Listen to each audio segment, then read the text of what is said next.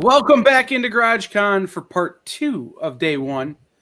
We are joined with Amanda Harvey, who is on that direction from me, Stephanie Menard, who is there, and Tara, who is there. I'm going to leave and let them have fun. But welcome back in to part 2 of GarageCon day 1.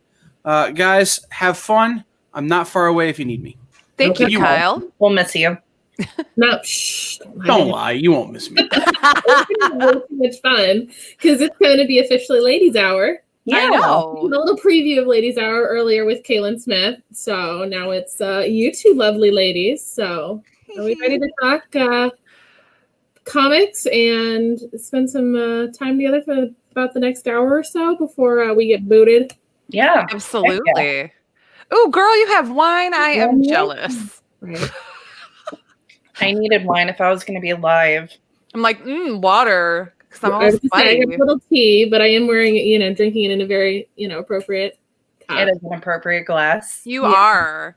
Oh my God. I am so bummed that we're not normally I would be at C4 right now with my people. We would have gotten crazy wrecked last night at the drink and draw. No, I'd be feeling exactly the same way I'm currently feeling. I would just probably go my way to the hotel room to take a little nap before, part 2 of the rest of the convention would happen, with dinner and after party and all of that. Because, you got to recharge.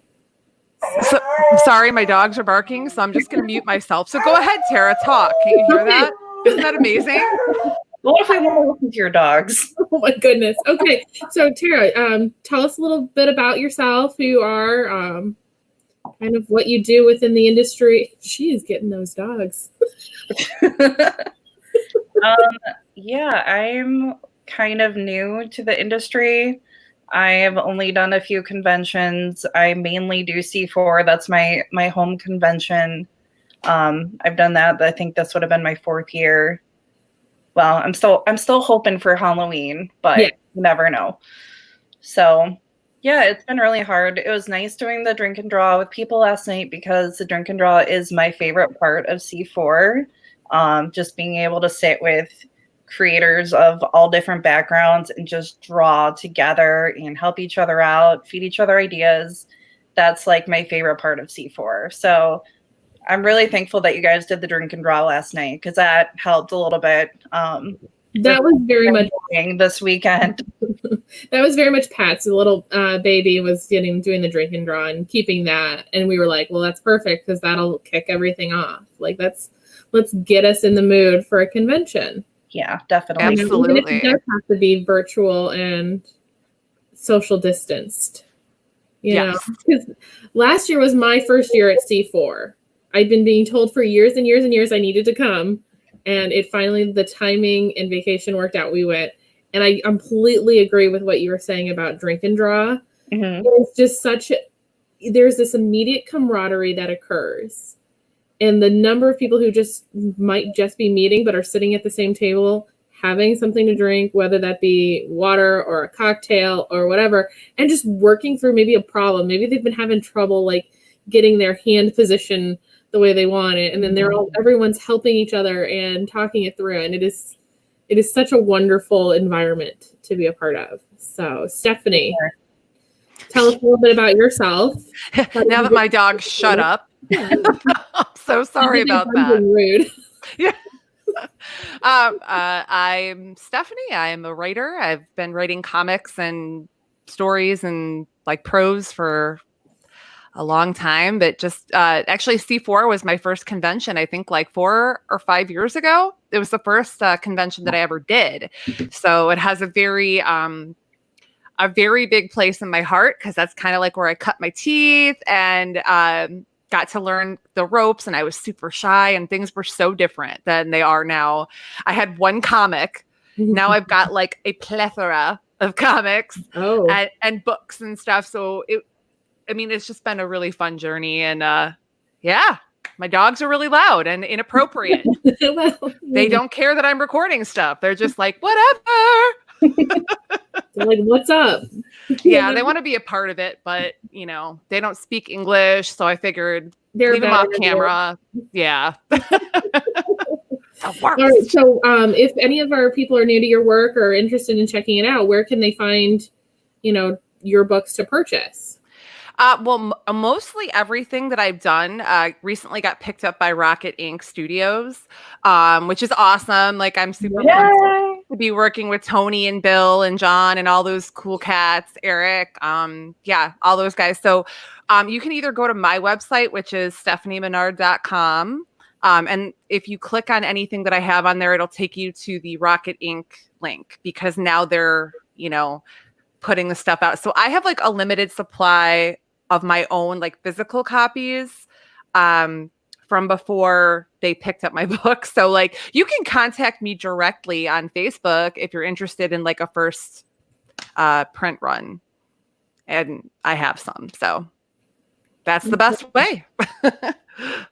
Now, I understand you two have a comic book together. We do. Well, we did a story in an anthology together, which I have ready. Oh. Woohoo! Mine's still in the plastic. Like I brought it down, but I was not as prepared as you. You got the wine. You're all prepared. I'm a sweaty mess. Like, okay. She's got like the cutest little face happening with her makeup. And I know. the rest of us are sporting quarantine face. It's fine. Yeah. In roots. Quarantine roots are like. Oh, girl. Yes. Yes. Well, and the funny thing is about our comic is Jason actually worked on it too, and he's a part of C4 as well. So that was our team, and I wrote it, and Tara did all the art, and Jason did like the lettering, and then he kind of did like the layout. He did the layout, right? Okay. And it's just a really short story about a dog, of course. Of course. We love dogs. We are both dog people. And so I wrote this really sappy, like hit you in the gut, sappy short story for this anthology. And Tara made the cutest dog ever. The cutest dog for the sappiest story. Yes. So what anthology is this a part of? And is there a website or place where we can find that? I have it available through my Etsy. Okay. You can find me pretty much anywhere, just at Tara Maslowski. Like Instagram, Etsy. My Facebook is Tara Maslowski Artist, but yeah, and I have like a couple of copies, but you can also get it from it was published through Behemoth. Yep. So you can go to their website, which I think is just behemoth.com, and you can pick up a copy through them as well. So yeah, it's all over the place. We're gonna throw some tickers up there with all of your info. So thank you. To find you. Look at all these beautiful words. Fancy up here. Like you were with us when we did this the first time. Yes, I was. World, and so now you're getting to see us. Now we've grown. Yeah, this is. You know what? Hold on a second. Sorry, guys. Well, they needed to put in their 2 cents. So, but you're joining us for the first time with us, Tara. So it was exciting. Last night was fun. It is exciting. So, what do we have coming for you on the horizon? Is there, do you have a specific creator you'd like to work with? Maybe a passion project that you're kind of been working on through quarantine? I haven't been as busy as I probably should be. Especially since I'm like trying to homeschool my 2 young children right now. But I do have a book I'm trying to kind of lay out. I'd love to do a book on like the history of ghosts. So that's what I'm working on right now. I'm about that life, girl. You know me. Really fun. Give me that creepy stuff. Right. So, would it be like people's personal ghost stories, or are we talking about just the history of the phenomenon in general? The history of the phenomena in general. Yeah, I'm talking about spiritualism, stuff like that. And would it be like a graphic novel, or would it be like an actual novel? I was thinking for a book for like older kids, like young adults. So it's going to be mainly words, but have some pictures in there too. Oh, that sounds really cool. That would be great. anything else that you're, kind of been, when you have a moment away from your two lovely children to, Yeah. well, I've been 4, right? Because you have a dog and then your husband. So Yeah. 4 Yeah. children. my 4 children. Yeah, I've done some commissions here and there during the lockdown. Otherwise, I've just been playing a lot of Animal Crossing. Yes. Yes. Listen, we're gonna have to get together and you're gonna have to teach me how to visit. I don't know how to do that. This is my first Animal Crossing game, so we'll have to do this at some point. For sure. So, Stephanie, what have you been working on during quarantine? Oh, I have like 5 million projects, and like this has kind of been a crazy time. Like I have more free time now, so I really don't have much of an excuse. I'm doing not as much writing as I usually do, but I think like I have several anthologies that I've written either prose for, or I'm editing or working on a story for. I'm working on a story for Tales. Gosh, let me look at my list. I have a whole list of things. Yeah, look at the list. I'm I'm writing Vigilance for Freestyle Comics. I'm working on that. And then I have, oh my gosh, so much stuff. I have a Kickstarter that's about to start. That's what I'm working on right now. I kind of had to put writing on hold because, Kickstarters, they take a lot, and I'm trying to keep it simple, but they're never simple. Like, I want to keep it simple, but it's my 3rd one, so it's not as stressful because I've done it twice now, and I kind of have it like down to a science. Oh my gosh.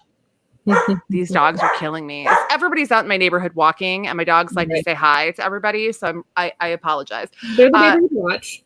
Yeah, they're monsters, cute little monsters. But anyway, so I'm going to be launching that June 1st, and that's for the 3rd issue of Aeonian. So once I get that going, then I'm going to go back to writing Vigilance. I'm writing some stuff for an anthology for Rocket Ink Studios. I have a cyberpunk graphic novel that I'm working on. Wow. I have 3 short stories that I'm working on for anthology, like prose anthologies. So yeah, there's a lot going on.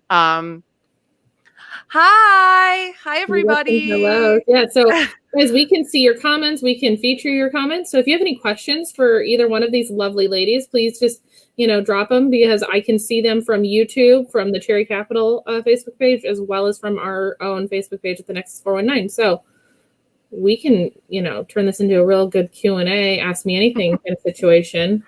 And that's always ask me anything within reason. So don't get weird, guys. Don't ask me why I'm sweaty. I'm not going to answer. No, you're not. That's inappropriate. Right. But we can ask Tara, Tara what kind of wine she's drinking. Yes, we can. I wish I knew, honestly. I don't even know what kind of wine this is. She's like, it's a white. It's a lovely white wine. White wine. Sweet, or is it, dry? I'm guessing it's local to Traverse City.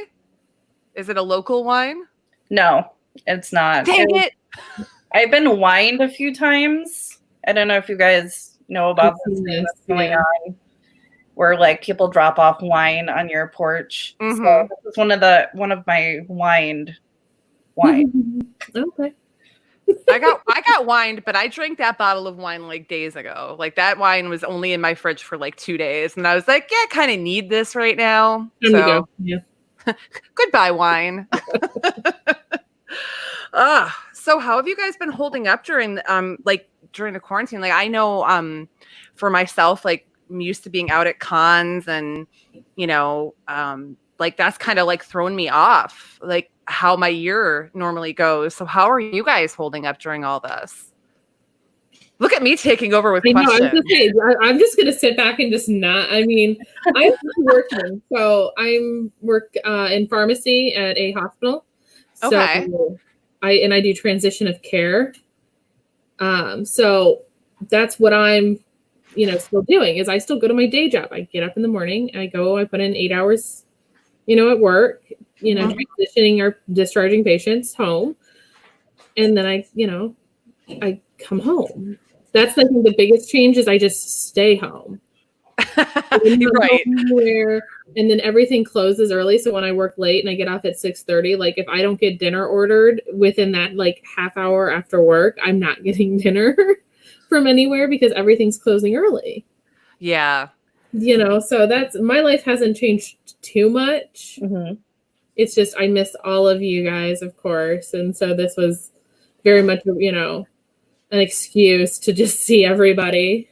And it's a good excuse. I mean, I know that I was talking with Jim and Tara on Facebook and just saying like I'm like was depressed over this weekend because we're so used to all seeing each other, and this was like the light at the end of the tunnel. And when things got extended and they had to put C4 out to October, like I'm glad that it's probably going to happen in October, but I was super bummed about it. For sure. We all need to see each other's faces. So thank you guys again for putting this on. We really appreciate it.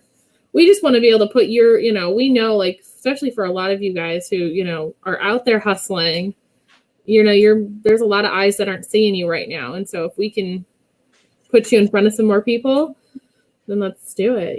We have the technology apparently. So right. Strollers and all kinds of stuff. So I know, and you've got a bunch of us crazy artists and writers that are willing to join you. So, I mean, why not? Right. It's always a good time. So what about you, Tara? How have you been holding up? I mean, you said you were homeschooling. Yeah, it's been rough. It's fair. Bad though until this week with the news of like Traverse City and like northern Michigan in general being opened up. There's been like just an influx of people, and it's scary. It's scary having so many people from out of town just invading your city with like no notice. So I've been kind of freaking out over that, but also it really hit me this week just that C4 isn't happening this weekend, and I've been like mourning it. I've been really sad. Hence the wine. Okay. But how would that be any different from if we were there at C4? Like it wouldn't. Yeah, like pretty much. So normally we get there Thursday night, and the first thing I do is I hit the bar in the lobby, and I just start drinking wine right away because like I'm in Traverse City. Like, what else do you do in Traverse City? You drink wine. It's it feels necessary. And then I don't drink while I'm working, but after the show every night, that's pretty much how it goes. It's good times. Yeah, like last year Thursday, I drove out to the resort on Thursday while like they're setting up, and Stephanie and we got dinner and we were drinking wine. Then we were plotting how we're gonna steal like a golf cart. Yes, we didn't do it though, but there's always next year. Like October. You never know. Like I feel like we can make this happen. Well, I mean, we now also have all of the internet as an accomplice to our shenanigans. So yeah, and I've also just invited myself along under this. So. Perfect. The more the merrier, because like I feel, like the more minds we have, the better the plan is, and the less likely we are to get caught. I mean, 11 taught us anything. We can get crazy. There we go. All right, here we go.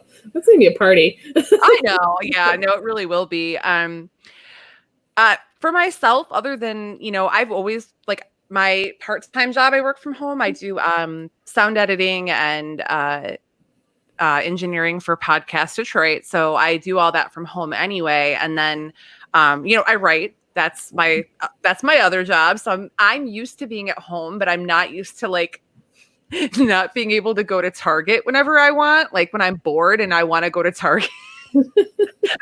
I really just need like a candle or something. I don't know. I'm gonna go wander around Target. We'll see. You need some fresh air, maybe some social interaction. Right. Yeah. Like just some. I just would show up at my friend's house and just be like, okay, I just needed to see a face today. So how's it going? And I'm here. Can't really do that right now, but as far as work has been, like, I've pretty much adapted to like doing the whole online thing. I've actually done pretty well online. Myself and Tom Hutchison have have a podcast that we do called Another Page Turner, and we talk about how the landscape is kind of changing for conventions right now because what's going on with the pandemic and how, we kind of have to change our game plan and how we're going to move forward with getting our work in front of people. So I've been talking about that a lot and learning a lot from him. He'll be on tomorrow, I think at 10 with Big Dog Inc. I think he's the first one on. Yep, he's kicking us off tomorrow. So I'm sure he's going to talk about it if you want to hear more. Yeah. But so I've just been kind of adjusting, like trying to do more things online. I haven't been as proactive as some people, but working on it, moving in the right direction. Hey, it all takes time. I mean, Kyle will tell you, web design is not easy. Right. It isn't. I mean, I finally just got like a real microphone.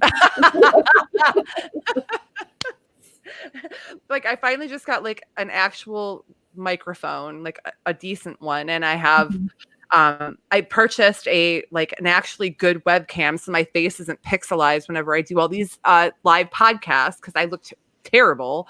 Because I figure, I know it's like the camera, like the webcams that come in your laptop they're terrible. It doesn't matter how good your laptop is. The camera is just crap. So I just got this set up yesterday, so I'm like really excited. I know I'm kind of in the dark. My lighting didn't come in. So that's what I have to, that's my next upgrade is I think green screen. So you're not just staring at my house.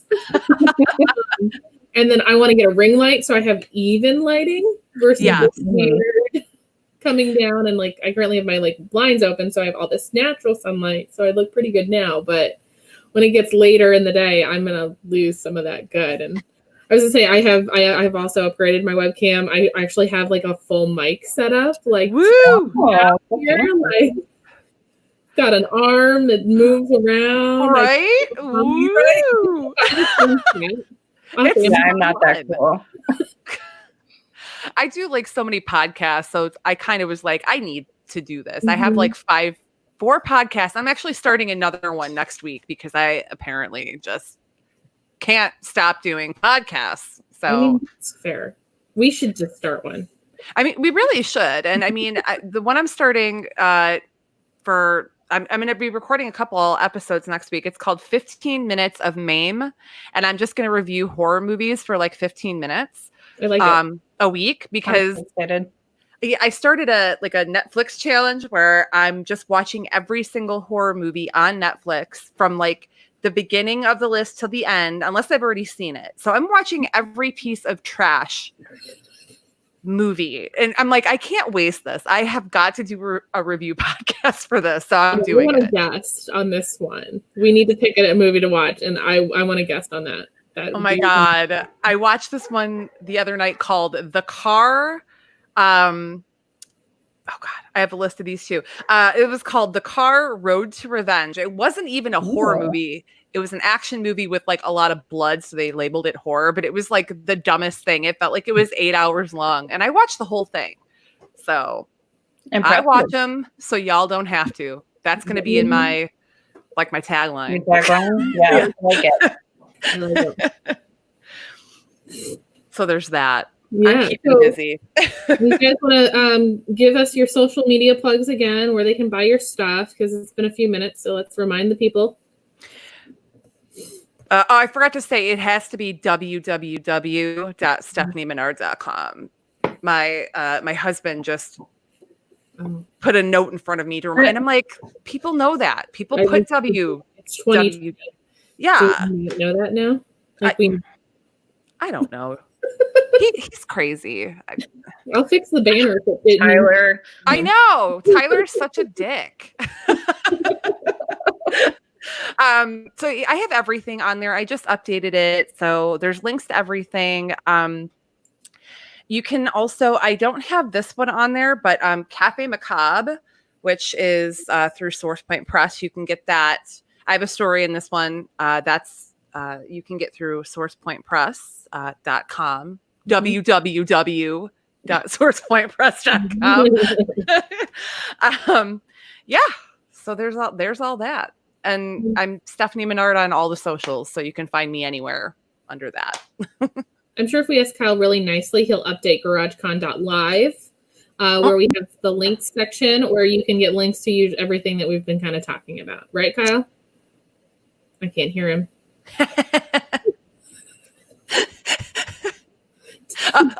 Oh yeah. You mean like I already did? Yes, I didn't know if you'd done it yet. I haven't been on there, so. Kyle is on it. Look at him. He's creeping in the background, just taking care of stuff. I love it. Yeah. I love me a good creep. We all need a good creepy Kyle, to handle our We do. media. Somebody's got to be creeping on somebody, or it's not C4 weekend. I'm just saying. That's fair. Last year, I think, was like the epic level of creepiness. Like, I was just being such a creep and like taking creepy photos of people from like across from my table. Yeah, I made a game of it because when it got slow, which didn't happen very often, but when it got slow, like I just kind of peek around a banner and take like weird photos of people that I was stalking. Was this the birth of the Ted Woods, Dave Herndon? Yes. I recall. Yep. It was a good time, and I'm gonna do it again. So Good. I hope you do.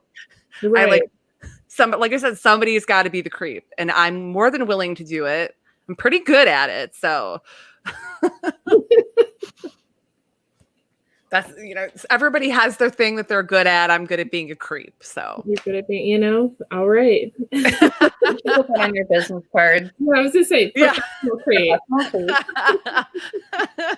I don't know if I can say professional, but I can definitely say amateur creep. You haven't been For paid sure. to creep yet? It'd be amazing.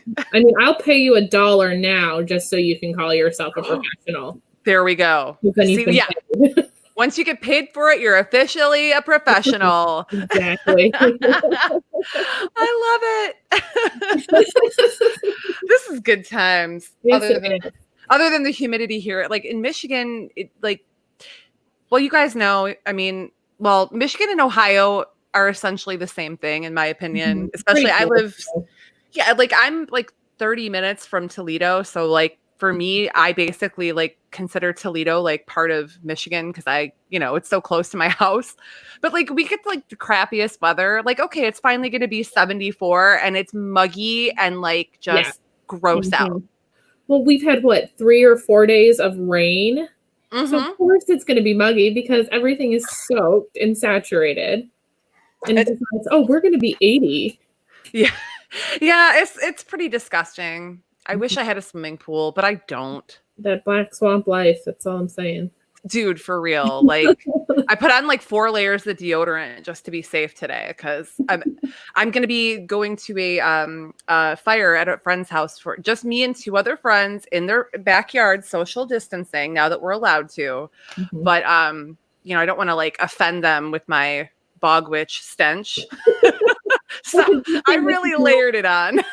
It's a good thing that there is no smelling aspect to this then. Yes. Yeah. Nope. I just look sweaty, but I do not smell bad. I was gonna say you don't even look that sweaty. I mean, at least from what I'm seeing on my. Yeah, you look fine. Yeah. Okay. I just feel like a big sweaty lump. So thank you guys. You're making me feel better about myself. It's highlights. There we go. Yeah. I'm yeah. glistening. Mm-hmm. Mm. Like a glazed donut. Yeah. Now I want a donut. Right. Donuts. I know I said that, and I'm like, it is Saturday, and so it's buy one get one free. Like buy a dozen get a dozen free at Krispy Kreme. So. Oh man. We don't have a Krispy Kreme up here. I think the nearest one is in Grand Rapids. Well, that's an That's easy one. crazy. That's worth it.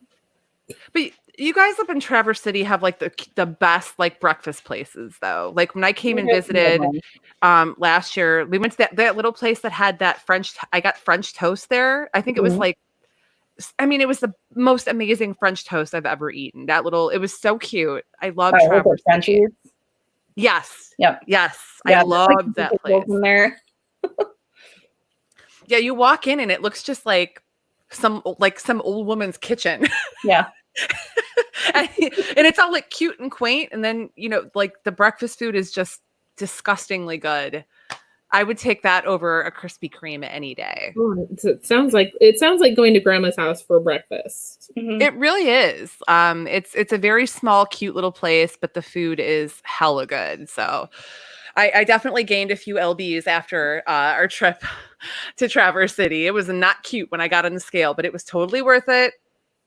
Worth every You pound I drank gained. a lot of wine and ate a lot of food. Yes. Because what else do you do in Traverse City? Yeah. I don't see anything wrong with what's happening. It sounds like you're just living your best life. So, Oh, we were. It's so much fun. So many good times. Now I'm just sad because I'm not there right now. we are. We're there in spirit. Okay, I'll accept that. Right. It's the closest we can get right now. Yeah, To keep everybody safe. It's the closest we can be. So, exactly. Oh, Tara. So I think Mike hit you up for a Spider-Man. Yeah. Okay. Did he tell you what he wanted, or do I have to bug him to? You didn't really give me that many details. Okay. All right. I'll tell him to message you. Okay. It was kind of like, just draw whatever you want. I just want a Spider-Man. Just give me a Spider-Man. Gosh. Man. Mike, you have to be a little bit, give her something here. a little You something know? to work with. Yeah, he saw the Spider-Man that you did for the auction while we were up in Traverse City, and I mean that was so amazing. It was a spider, like upside down Spider-Man on like his little like web, like hanging off his little string thing. Yeah, I did a blank sketch cover for one of the C4 comic auctions that they do. Mhm. The Monday Night Train Wrecks, I think it's dubbed now. It was awesome. It was really, really cool. And Mike was like obsessed with it, and he kept going, I'm gonna ask her. And I will draw him a Spider-Man. I'll maybe work on that this weekend. you know what? You should draw him a Spider-Man, but like you should give him a nickname of Tyler, because I feel like it's a really good way to personalize that, you know? I'll just sign it to Tyler. It's Tyler Man. It's not Spider-Man, it's Tyler Man. Speaking of art, this is a good time to remind everybody to go to the Cherry Capital Comic Con Facebook page and look at our charity art auction, including a really cool Ahsoka Tano It will be mine. drawn by Tara Maslowski. Yeah. I currently have the high bid last I checked. So, So, maybe people should go check that out. There's links for it at GarageCon.live. Yes, you should bid on all of those except for Seth's Sailor Moon, because that one will be mine, and I will fight people for it. oh, I turned on notifications for all the ones I wanted to take home. Tara, I'm looking at it and you bid yourself up on it, which is insane. Oh no, I didn't. Someone else was bidding. Oh, okay. Well, no, it's Yours there's was just in a one, weird. and there's you, and then there's you. Maybe seeing all the comments. Maybe they so- deleted your comments. I don't know. Or maybe the Oh, other well. person deleted their comment. They may have gotten I'm saying. intimidated by how quickly she was. Right. I'm just throwing that out there. They were So like, people we're, can check that out. I'm gonna go away again. Oh, bye. Bye. Once they saw how determined you were to get that, they were like, well, I might as well just erase my bid. I mean, Oh, right. Well, they put death up. That was Oh done. my god. Yeah, that was beautiful. Yeah. there's a lot of really cool art. I was bummed. I wanted to join the drink and draw last night, but I was just dealing with some family stuff, and it just made more sense to just deal with that so that I could have my day open today Mhm. for this and a fire later. So got to go see my mommy, my mama. But it sounded like it was a lot of fun. I don't draw, but I like to hang out with you guys and watch you draw. That's Because- kind of what I did. Was I just kind of joined in the banter and just watched the process unfold, and got obviously got a little bit of a preview of what people were going to be putting in. So I was like, wow, I know what to look out for. Oh yeah, no, I went in. I have notifications that I'm getting notifications when anybody comments on these pictures. So I know. You will not. But it's There like you go. when they do it as part of the C4 after party on Saturday night is usually when they do their charity art auction for that weekend. And so the number of times you'll make a lap around the room just to check your piece. Mhm. Oh yeah. Check. Well, I need to get a drink, so I'm just going to take the long way around to just make sure.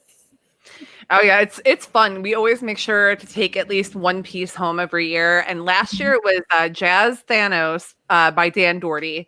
Nice. It was just, I mean, how can you pass that up? Jazz Thanos, like I took home a handful, but there was I took home a lot of ones that I was like really surprised. I think people just didn't see. They were hidden kind of in a corner. mhm. So there was a couple of like Jay Foskett pieces that like nobody had bid on, and I was like, that's mine. That came home to me. So I have like a bunch of those that I think they were just in a corner that nobody was venturing towards. Okay. That's probably it. I was just like, well, I lucked out on that one. It's your gain. Right. I mean, if people they're not busy or, they're not really looking around properly, then that's your gain. That's Kyle was also very insistent that I take him the Rob Hogan piece from last year. Yeah. So this is the Jazz Thanos. There he is. Oh, yeah. That was great. Yeah. I'm trying to get the whole thing in, but it's, Jazz Hands Thanos. And then we got the other piece we got was the year before, I think, was DJ Cochran, I think is how you pronounce his last name. Oh, yeah. And I absolutely fell in love with this because I love plant life, pen art. That's very cool. Yeah. It's very whimsical and it's just, it's a little odd. And I love creepy, odd stuff. Mm-hmm. That's why she likes me so much. Yes. That's why we get along so good. But yeah, I like the little eyeballs on the top of the tops of the stalks, and I love watching what people can do with a ballpoint pen. I had a friend in high school who used to draw in just ballpoint pen, and I was always so fascinated by it. So saw that one and was like, gotta have it. Well, in general, watching other people create art, it is kind of just a fascinating process. Absolutely. Especially for me, as someone who has no artistic ability. And you're lucky if you can get a stick figure out of me. It's amazing to see how easy they make it look. And I know, I know it's not easy for artists. I know they practice and practice and practice. And I have a lot of artist friends like Tara, and I know it's a struggle. A lot of time, they make it look easy, but it is not easy. And so I always give so much credit to the artists that I work with, because I'm amazed that they can take nothing and just create this beautiful thing with their hands, and it makes me so happy. I'm so glad there's artists in the world. I don't know what I'd do without art. It's so important. I do painting. I can't draw, so I do abstract painting because that's the only thing I can do that actually turns out good, because it's not I don't have to give it an actual physical form. I can just play around and have fun with color and imply, yeah, that's how I get my artistic stuff done. But I can't do what Tara does because she got skills. Yeah, she does. I feel like anyone can draw. You just have to be willing to suck at it for a long time. So I've sucked at it my whole life. Can I stop sucking at it now? Is that how that works? We just will it into existence. Think hard. I know. I totally get it though, because there's so much stuff I try and then I don't get it right away and I give up on it, like crocheting and stuff like that. I can't do. Yeah. I've had multiple people try to teach me, and I try it and I can't do it, and then I just give up. Screw it. Yeah. Yeah, you just have to have the will to keep doing it. And I can relate to that because I've picked up a lot of I'm mediocre at a lot of things. I can sew, but I'm mediocre at it. I can do sculpting, mediocre at it. I'll go in, I'll dig into it really deep for months and months, and then I'm just okay, next thing. And then I'll go back to it a year or two later, and it's I'm starting over again from the beginning. And I'm why didn't I just stick with it, But that's just the way I am. So I feel that. It's like, you know, things seem like a really good idea at the time, so I'll do it for a while, and then I'm like, oh, something else sounds more fun. I'm going to do that. So basically what I'm telling you is I have a ton of art supplies here. So if anybody ever wants to come over and do art when we're allowed to have visitors in our homes again, this is a good place to do it. I mean, there's dogs to pet. There's wine to drink. Yep. Yeah, no, that sounds I great. mean, what more do I need? We don't need it. I miss Dee's so much. Those pictures that you post every day. I bonded with her dog. Her and Corey were kind enough to let us stay with them when we went to Traverse City last year, and I'm a sucker for her dog. He's like the sweetest thing on the planet, and he like would sit on my lap, and I was just like, this is my happy place. Just a 60-pound dog on your lap. Oh yeah. Yep. I mean, my dogs are fatter than that, so like 60 pounds was nothing. I'm like, that's nothing. Yeah, when my 110-pound Rottweiler tries to sit on my lap, that's special. It's cute, but it hurts. I'm not gonna lie. I'm sure. And I bet they lean. Oh yeah. Do the lean, don't they? Like pit bulls do the lean? Yeah, she definitely is a leaner, and like she'll get up on the couch next to me.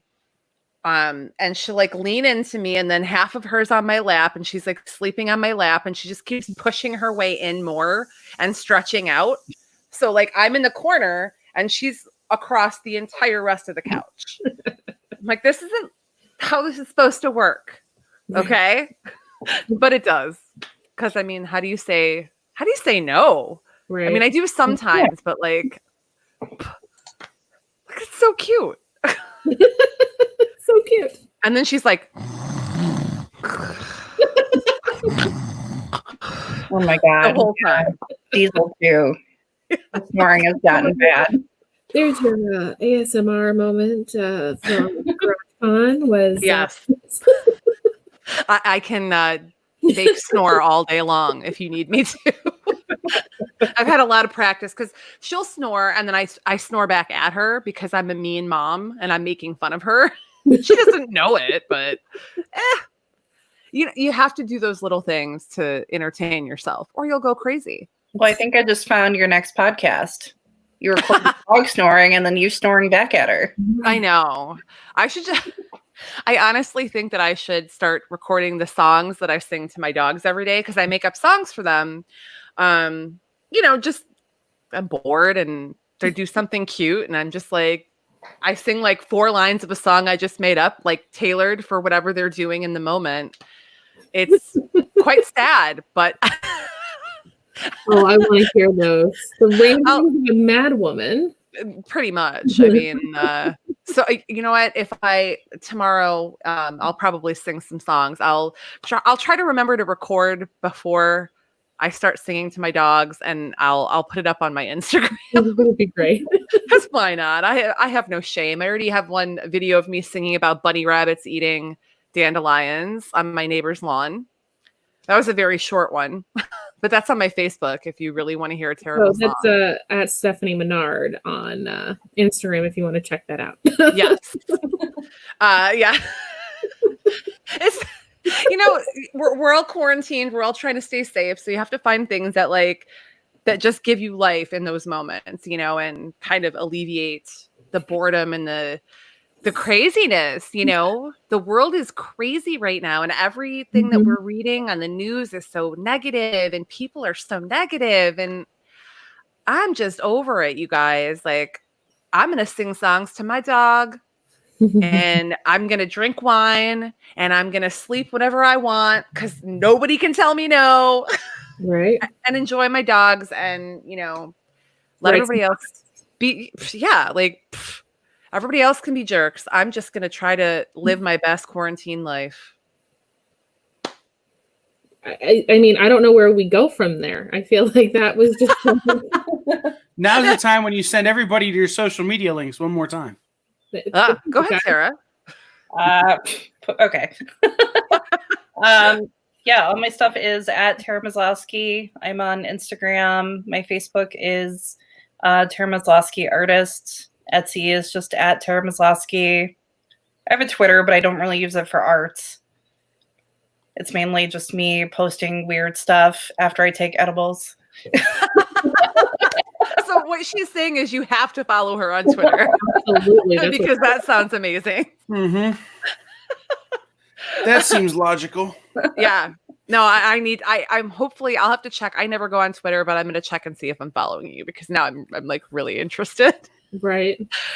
And all my social media is Stephanie Menard. So www.stephaniemenard.com. I'm Stephanie Menard on Facebook and on Instagram. I'm never on Twitter, so I have one, but it's not under that name, and I don't even remember what it's under. So that's how little I use it. I mean, kind of over it, but I'm gonna follow you, Tara.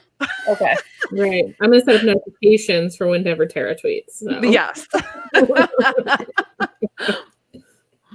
Hmm. All right. Well, thanks again, So- you guys. Yeah, for If you head having over, me. if you head over to GarageCon.live, there's a link on there that says GarageCon links. If you scroll down beyond, we have our 3 big publishers right there at the top. At the bottom is links for all of our guests. You can find there's a link to Stephanie's website and Tara's Etsy shop on there. Awesome. So check those out if Yeah. you would please, and support our friends. Yes, Yes. please support us. help, If we're you give them poor. money for things, Help me, I'm poor. Right. if you give them money for things, then they will make more things. That's how that works. That is That's exactly. usually how it works. It Mhm. allows us to make more things, and we Right. appreciate that. So, well, I want to thank you guys so much for putting this all together. It's been wonderful getting to see your faces, and we really appreciate all the time and effort you guys put into this. Like, I know, like with work and everything else you guys have going on, this is a lot. So, from my mouth to your faces, I appreciate you. Mwah. But it's a social distance kiss, so it's okay. It's all good. No cooties. Thanks, Fred. Right. No viruses here. Yes, we're keeping it clean. Keeping it clean. He just doesn't know what So, to do with us. He's just like, Well, Steph, where can people listen to your podcast with Tom?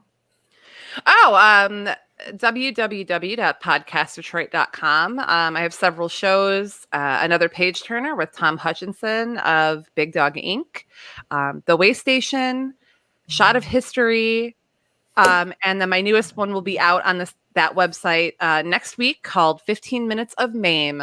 So if you want horror movie reviews in 15 minutes, there you go. A lot of podcasting. That's why I got this mic.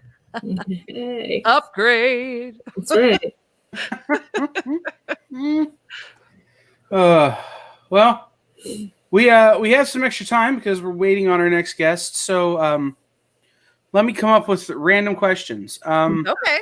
Ooh, if you could have dinner with any dead person you've never met, who would it be?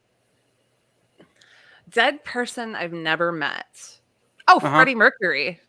Freddie Mercury is like my go-to, like for everything. If I could meet anyone, dead or alive, like I just feel like that would be some kind of wonderful, beautiful moment. Whatever it was, even if it was just to shake his hand and say, "Hey, dude, how's it going?" Nope, you get to have dinner. Well, So- then I would have dinner with Freddie You Mercury. can ask him about his cats Yes. because he had a lot of cats. Yes. So, Tara, Yeah. if you could have dinner with one dead person you've never met, who would it be? Well, the first person who popped in my head was Vincent Price. Ooh. Really. That's a good See, I one. knew you guys are particularly dark people sometimes, and I knew you guys would have a unique take on this question. Yep. I always want to say Edgar Allan Poe or H.P. Lovecraft, but then I'm like, well, but I really want to meet Freddie Mercury first. Like, he's got to be number one. Can't go Just- wrong. Like yeah. you can't go wrong with Freddie Mercury. If everybody said Freddie Mercury, I wouldn't fault anyone. Right. Right. It's a hard choice, but you got to pick one. Mhm. Them's the All right, rules. guys. Yeah, it's true. All right, guys. Thank you for being here. Thanks for I'm having gonna us. bring in our Thank you, next guys. guest. Thank you so much. I'm gonna bring in our next guest. Welcome in to GarageCon, Garrett Gunn from Source What Point up? Press. Hey, Garrett. What's going on? How are you Not guys? much. Good. How are you? I am fine. Just fine. That was like Which see, A build up for Seems- nothing. it seems to be the norm these days, right? Like right. we are I am fine. existing. It's the dog. What's that meme? Like the dog, like just in the house of fire. Like this is Mhm. fine. We're fine. Mhm. This is fine. This not a is big deal. fine. This is Right now. fine. Yeah. Yeah, this is normal. Yes. But I'm glad everybody else is doing good. I think the answer is fine. The silence there Yeah. was all you needed. Here. Right there. Let everyone else do it fine. Mhm. Mhm. Yeah. Yeah. Mhm. Mhm. Yeah, we're fine. Yeah, that's I'm an right. extrovert. I'm not okay. I am not all Social right. distancing is bad for me. There's a reason we did this. All of our I don't know. This is a pretty fucking like introvert way to do a convention. You're Yeah. like, oh, I'm uncomfortable. Turn your mic off. Right. No. Right. Take my video out. I don't want to be on camera anymore. Oh no! And I said a bad word. I'm not supposed to do that on here. My bad. This PG-13. Yeah, I it's a can't con, drop it's a F-bombs though. PG-13. It's like you can't drop F-bombs in a PG. I get one F-bomb this whole time. Yeah. Right. That's the PG-13 model, right? Mhm. I gotta make I sure I don't know. save it. Kitty cat. Oh yeah, the baby Aw. come over, so I got to rock her for a little Oh, while. real cool. Way to steal the spotlight with your cat. Yeah. I don't think people. Well, Garrett, just grab the unicorn behind you and it'll work. She I makes an appearance every time I sit at this like spot. Like I did, like had to do like teletherapy appointments, and she would just walk across. It's like I'm supposed to be like in a doctor's appointment, and you're just walking across my laptop. Like, so she's just, Amanda's got a cat. Garrett's got a unicorn. I have a Stanley Power Lock. I should have grabbed the Bulbasaur. That probably would have been the better. well, there the you better go. Yeah, the better choice You know they're all good. than the crocheted unicorn. makes me look super strange. Nah, Yeah. not at all. You know, That was very kind of you, but I know it does. Well, I mean, I know you well enough to know that you are strange. So, and that's a I'm compliment. gonna. Okay. Yeah. And I mean, I've seen the people you hang around. So come on, you know I mean, that I am. by default, you're weird. It's okay. Fact. Own Facts. it. Well, Big facts. I mean, Yeah. enough of us are associated with Source Point Press, so we know the weirdness Yeah, we're level all. is high. Yeah, we're all weird. Yeah. Yeah. So, They added it this I'm going to morning. try something. What does this look like? Okay. Ooh, I like that better. it looks much. Zoomed in. My Yeah, head zoomed got in. bigger. Ah. Right. Zoomed in. Everybody was so far apart. We were social distance on the stream. We need to be closer together. Right? You're like, hey guys, huddle up, huddle up. Right, get closer. So, Garrett, I'm gonna start actually interviewing you now. Oh no, I don't like Just- that. Oh no, right. what up? Why don't you tell everybody there how was you? talk of Freddie Mercury and all kinds of weird shit. I don't know, or Right. weird stuff. Well, we'll ask the question. You could say that one. That's a word Oh. you're allowed like 6 times. Oh, okay, pretty well, sure. that's one. Damn it, that's one. I Yeah. need a tally marks. I'm gonna So- skate out of here so I can Yeah, I'll bow out. So you guys if can. that's okay. Right. Oh, don't- real nice. Yeah, well, we thought this was your time anyway, so I'm trying to give you the spotlight. We just established this is an introverts convention. I don't want all the spotlight on me. Well, I'm really hungry and I need to go eat some chicken, okay? It's very important. Go get yourself some chicken. Well, Stephanie Go and Tara and feed Amanda yourself. were on. I may or may not have eaten 3 small pizzas. Ah, jealous. All right. Thank you guys again. It was good to see you, Garrett. Have fun. Bye, guys. Thank you. Bye. Bye. All right. So, okay, now this Oh my god, doesn't now work for it's me so anymore. close to our faces. That doesn't work for me anymore. I'm getting text from Frank Gogol that says the second we signed off with him, he lost power. Which is- Really? Yeah. Which is Oh, like jeez. sort of one of those things the comic gods must have wanted us to get through the interview. So, Garrett, for people who have not met you and heard who you are the creator of Franklin and Ghost, I am indeed that person. as well as a book that the excitement builds with each passing day because I think about this book every day for Warcorns. Every day. Right. I talk about it maybe an amount Yeah. that might only be rivaled by you. And I don't talk about it that much, so it's not a high standard to set. Right. I mean, I talk about that book a lot. I'm very excited for It's- that book. It's pretty great. I love it. So- I love it very much. Yeah. Do me a favor. Tell everyone how you came to be in comics. Oh God! Didn't we do this the last time I was on the show with you? This is such a boring story. It is a boring story. I but wish there was like some kind of cool like. this is a different audience, so it's different. I people who have a know. chance to I hear just the I feel story. so bad for them. Well, Um, and while you tell the boring story, I'm going to bespoke myself with some things that we're going to mention later. Oh, I thought you were gonna like eat more pizza. No, I'm Oh, okay. putting so- on jewelry, like which is what qualifies as jewelry.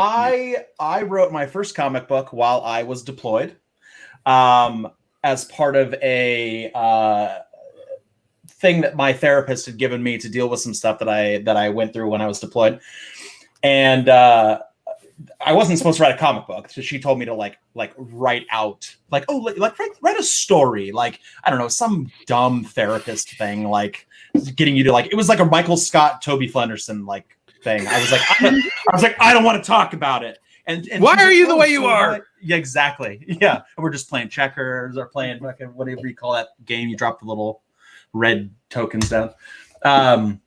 So Connect Four? I wrote. I was like, Is it Connect Four? I don't know. Maybe? I've never played it before. I think that's the game they're playing in that, right? When they're talking, he's like dropping the little like red and yellow tokens down in the slots. It sounds like Connect Four, but it also, the way you were describing it, it could have been Kerplunk.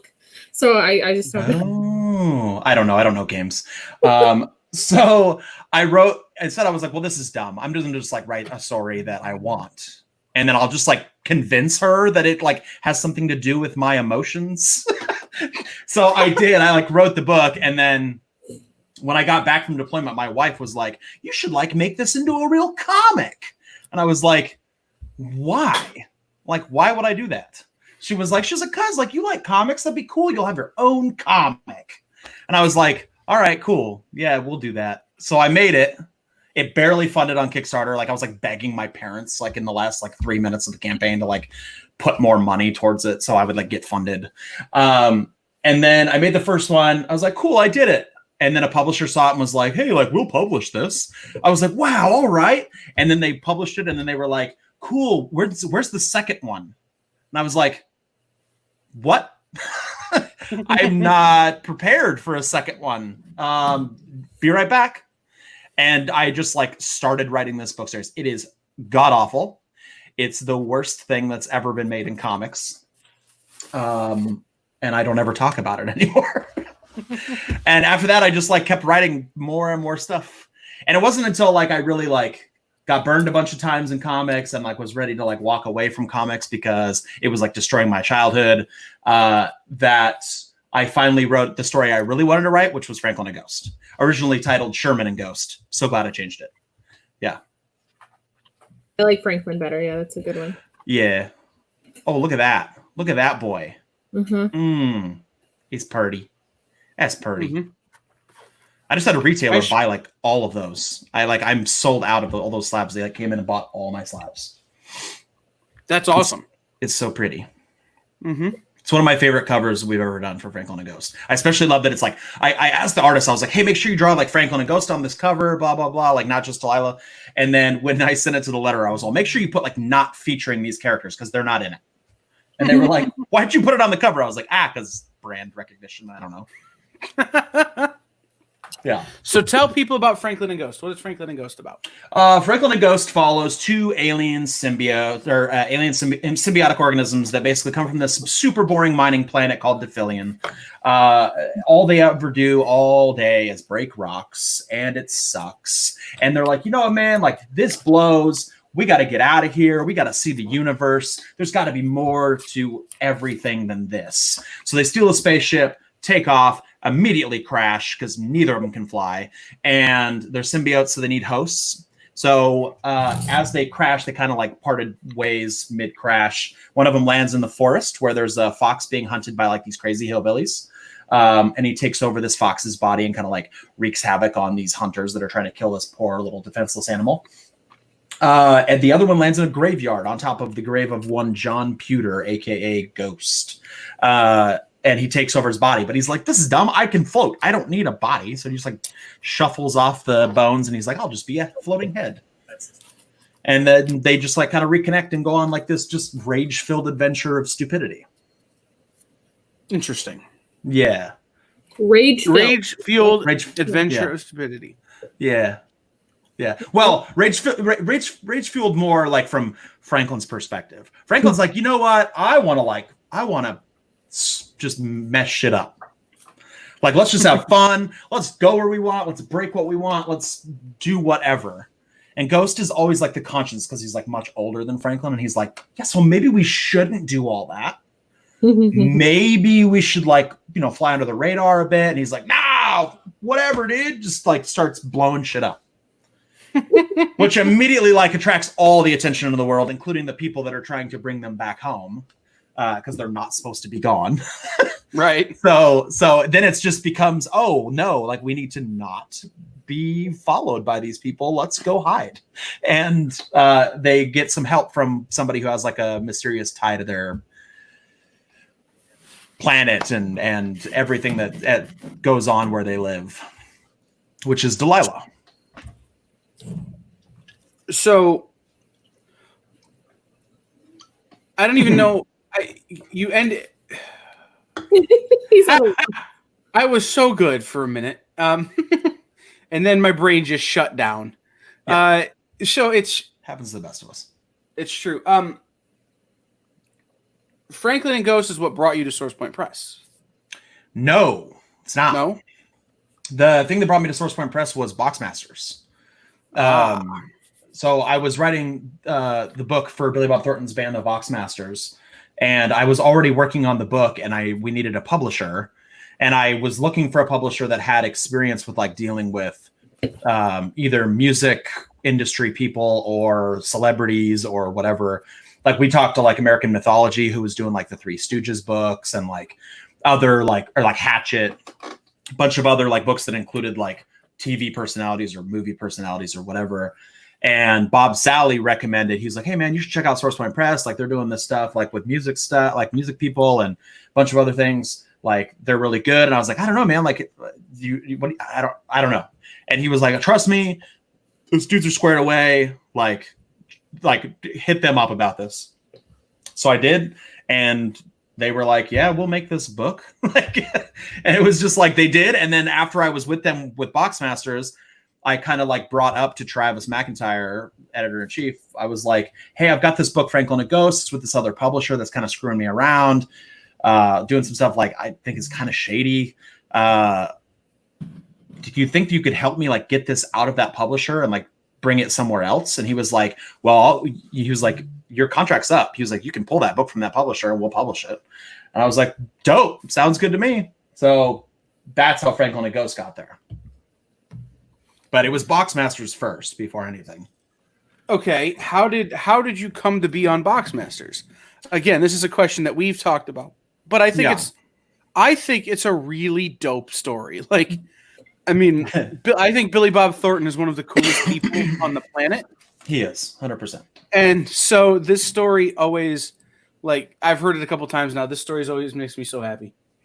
So I wrote a treatment for a book called Hardcore Mega Metal, which was kind of be like this multimedia comic experience where it was going to be like the old Power Records, where like you got like a book and like a record came with it. It was like Captain America Saves the Day, like that, like sort of like you're listening to stuff while you're reading stuff while like it's a whole thing. And then I wrote this whole book, and then I was like, one day I sat down to like do something with it. I was like, oh, I'm an idiot. I can't afford to like hire a fake band and record fake music and like do all this other shit. I was like, what was I thinking? This is so expensive. Like, this is so dumb. And I just immediately like shelved the project. And then I was talking to a buddy of mine who's a sound engineer for Rob Zombie, Korn, Cyndi Lauper, like a bunch of stuff. And I mentioned this book. I was like, yeah, if I had been able to make Hardcore Mega Metal, I think it'd be cool. And he asked about it, and he said, well, why don't you just pitch it to a band that already exists? And I was like, because I don't hang out with famous bands all day like you do. Like, I don't have those connects. And he was like, you know who'd really dig this is Billy Bob Thornton. He was like, his band, the Boxmasters, was like, this would be perfect. Like, he loves this kind of shit. And so I was like, okay, sure. I can like adapt it, like change the side. Like I basically like reworked the whole story to be set around their band, and just kind of pitched the idea to Billy. And it was like 2 days later, he called me and he was like, hey Garrett, I love this idea. And I was like, and I was like, all right, cool. I'll make it. and like, I didn't know anything about the band, like personality wise, like I didn't know them as people. I knew them as like, obviously everyone knows Billy as a movie star or roles he's played. I didn't know like what he was like backstage or in person, like when he's not putting it on for a show or whatever. And same with the other band members. And so I wrote this book completely blind, just of like, I would watch interviews with them. I'd watch like videos they'd post like of them like at concerts and whatever. And I just kind of wrote what I thought their personalities were like. And I wrote the whole book. And they emailed me back. They're like, hey, we have a couple notes. And I was like, fuck. I was like, I'm sure there's gonna be tons of notes. Like, it's crazy. And all like their notes were like, Billy said, hey, I wouldn't call him Buddy. I'd call him Bud. And I'm like, we could change that. Like, that's fine. And that was it. Like, after that, it was just like a couple words they wanted to change. And they were like, man, this is so great. And like, we love it. The book looks great. It like, we really enjoy it. They take it on tour with them every year. They sell copies of the book. They promote it on their like Instagram and Twitter and like, oh, that one time Garrett wrote us into a comic book.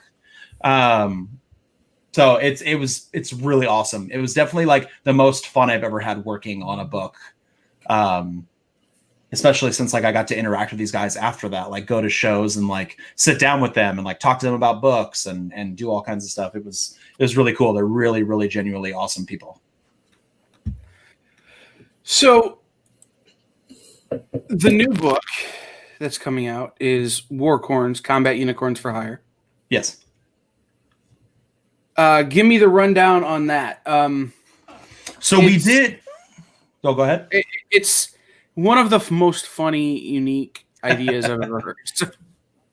So we have a one shot coming out.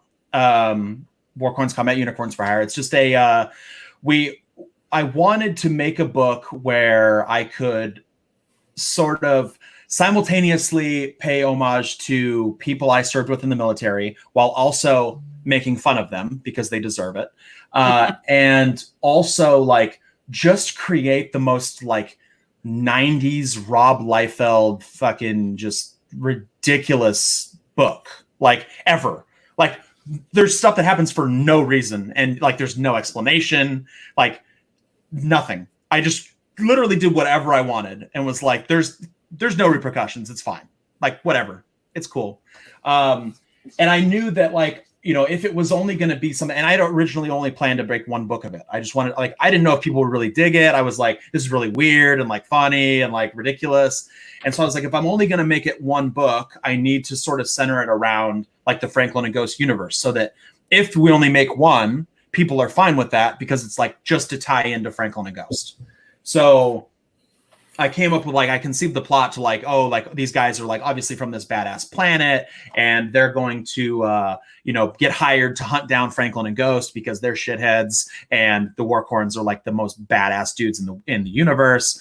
And like, obviously if you wanted somebody taken care of, these are the dudes you call. And so I just like wrote this book and all the characters are based on like different aspects of different personalities of like real people that I worked with, that I deployed with, everything. They're all mentioned like in the beginning of the book, like as a thanks. Like I intentionally left them off like who they are in the book, just to like let them figure it out, like fight amongst themselves. But it's so fun and so ridiculous. And it's just, God, it's just so dumb. We got a Facebook message. Garrett, cursies. Oh, I cursed. You got to start putting money in the swear jar. Is there a swear jar? I'll put money in this. I'll just give you $100 now because there's no way I'm going to keep up with that. Yeah, there's no way. No, it's so.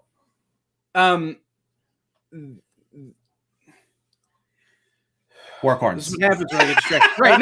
No, I got it. So no, you're not wrong. And then the next thing up is behind that is you're working on Spiro, correct? Yeah. Which Yep. is Yeah, look at those beautiful pins you've got Swag. on. My goodness. Those are Right, just the so swag. so beautiful. Yeah. Yeah. Am I supposed to get one of those, Kyle? yeah, it's still sitting on my desk. Okay. Okay, good. I was like, what? I was like, did I not Yeah. send somebody one that I was supposed to? No, it's here. It's just sitting on my desk. It's like it's a thing. But no. So tell us about Spiro. Yeah, so I every once in a while, like when I'm like writing stuff, I write a lot of books, and so like I feel kind of bad because I have 2 young kids, and like a lot of the times they want to like obviously see what I'm working on, and they rarely can because I'm like there's no way, dude. Like my 8-year-old, I just like I'm gonna let him read Franklin and Ghost for the first time because he's like obsessed about it, even though it's probably way too mature for him. So I like to try to like challenge myself and keep myself like on my toes by like totally switching it up in the middle of anything. Like I went from writing and right now I'm simultaneously writing more Warcorns while also writing Spiro. So like I'm simultaneously writing very R-rated action-packed comics with this like all ages fantasy book. The other thing, I really wanted to write a book, like an actual book. It was a suggestion that like Travis McIntyre and some other people had like told me, like, because I have like 40 comics that I've written that aren't out or even in production yet. And so they're like, instead of doing all that, why don't you just like write a book, like put all that energy into writing like one big book. So I was like, I don't know, man, I've never written a book before. It seems weird. Like it's very different. Like it's so different. And I was like, well, whatever, I'll give it a shot. So Spiro kind of follows. It's I forget what my editor Drina used. Like she was like, it's like Highlander meets something crazy. It's like it's not like anything really like that I've ever read. So it kind of follows this this hero who gets thrown into the mix of this world where there's like this mass plot to sort of like consolidate the power of this like region into, you know, the hands of this one like really big like crappy individual. And this hero doesn't really know, he doesn't know who he is, like he doesn't understand how he fits into all of this, you know, how to stop this from happening, until he runs into this little guy who's like, hey, like, oh my gosh, like you're this chosen one. Like I've read about you in books and like whatever. And he's like, what are you talking about? And he shows him sort of like these books that they have that show images of him holding this giant sword called the Heartbreaker. And sort of the whole story revolves around this legend of this sword that has the ability to purify the heart of like any evil being in the world. And basically that there's someone that's going to come that's going to be able to wield this weapon and basically like bring peace and balance back to the universe, right? Like a real Jedi, like Last Jedi situation. So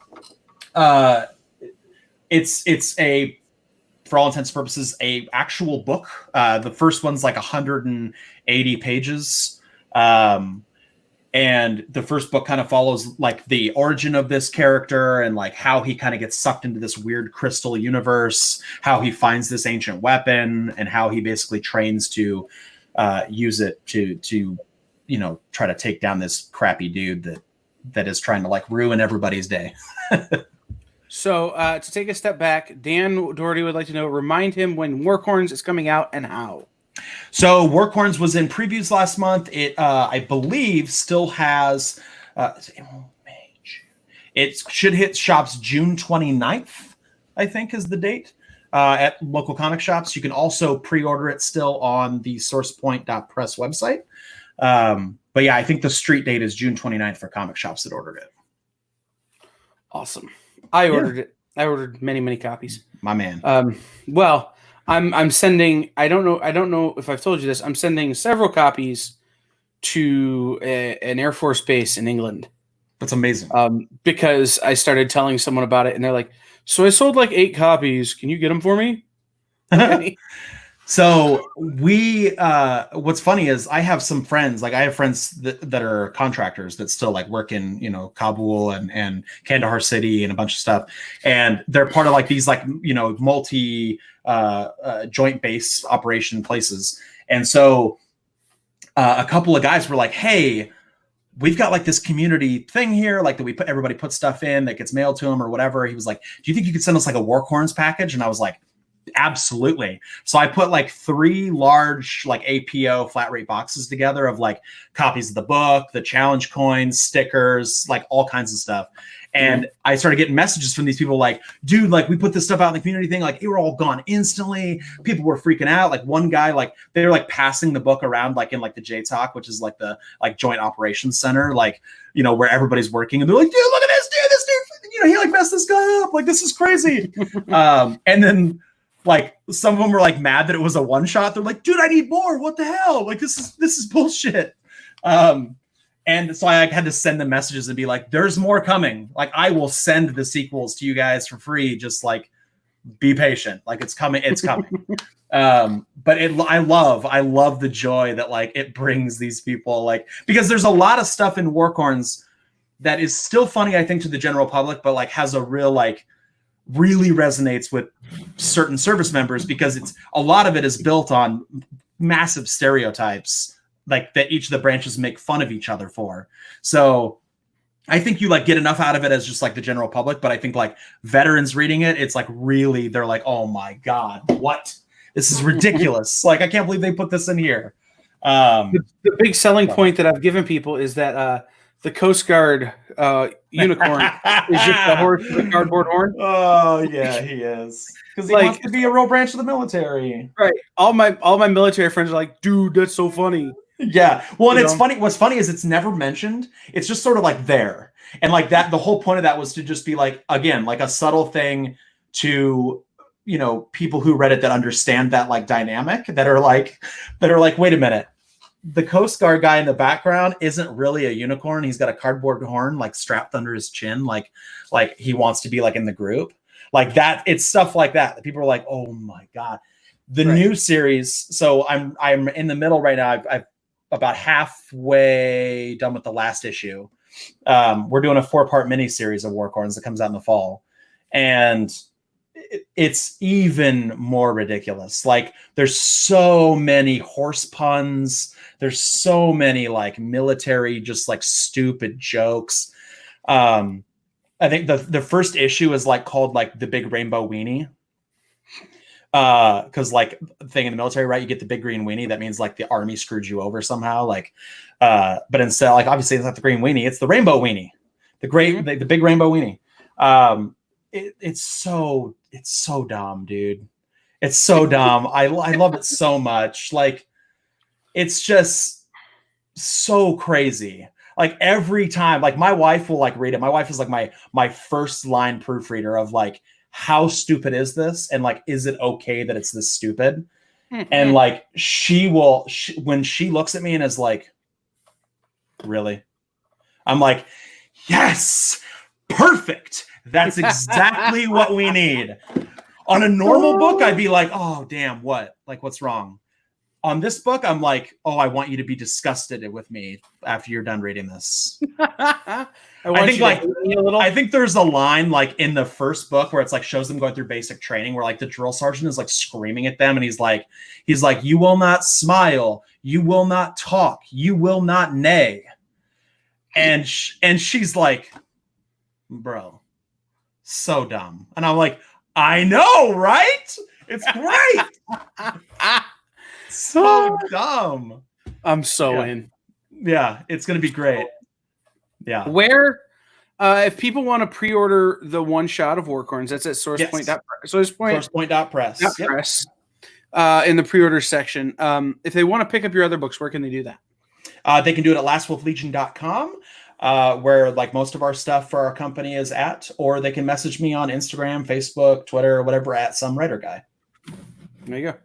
So if you go to garagecon.live, there is a link to lastwolflegion.com. Ooh. There, it says find out more about Garrett. I will say too, if people really want Like if people, there's a lot of people want variants of stuff. I have a lot of like the original, like the Kickstarter variants and stuff for the book. So like I've got like the dual signed Ryan Kincaid cover. Give me a second. There you go. Boom. Boom. Where they're all like the selfie cover where they're all like flipping off the camera. Dual signed by me and Ryan. I've got the Kickstarter variant, and I've got like sketch covers. A lot of people want sketch covers because they want to get like just the dumbest unicorns drawn on their stuff.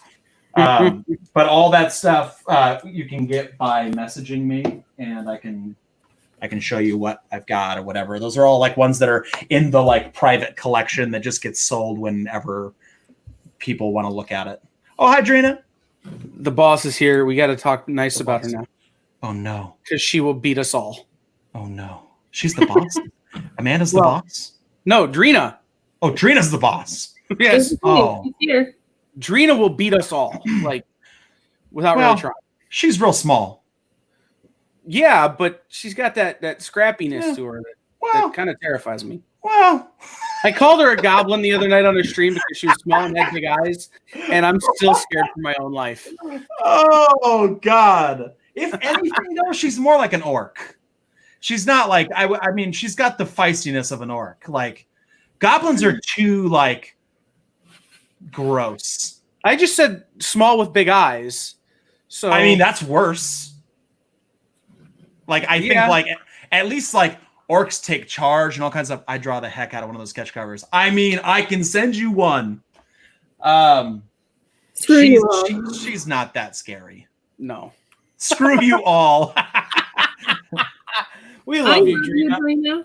Actually, if we're being completely honest, she's more like a hobbit. Like that's like her attitude, her personality, like everything. Like she's Bilbo, like trying to tell Gandalf, like you just want it for yourself, like, and like then someone like yells at her, and she's like, I didn't mean it. Yeah. Oh, Gelfling, I like that one too. That's good. No.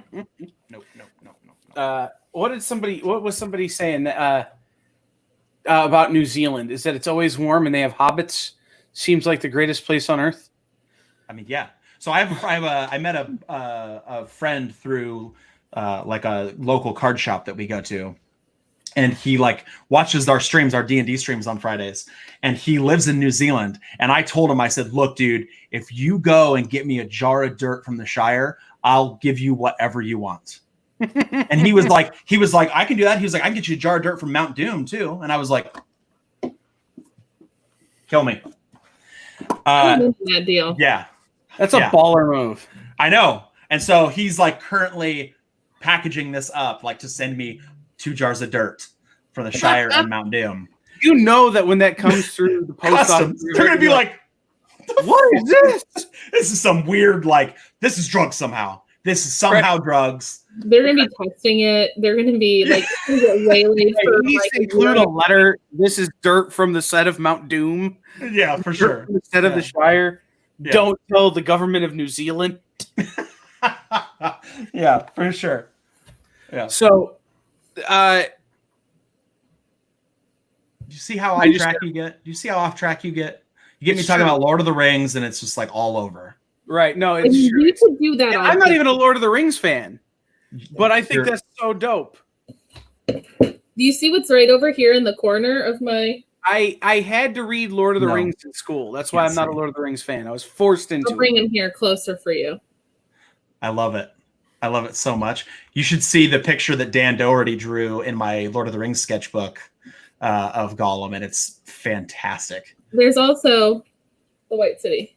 That's fantastic. I love it so much. I want to get like a gigantic, like, I want to build my house to look like Rohan. Like I want to just like buy property and just like be a millionaire so that I can afford to just like bring people in and be like, make me the finest halls and like make them like, just like totally model them after Rohan. I want to be King Theoden. Like that's. No, see, I think I want to go hang out with the elves. I want to go to Rivendell.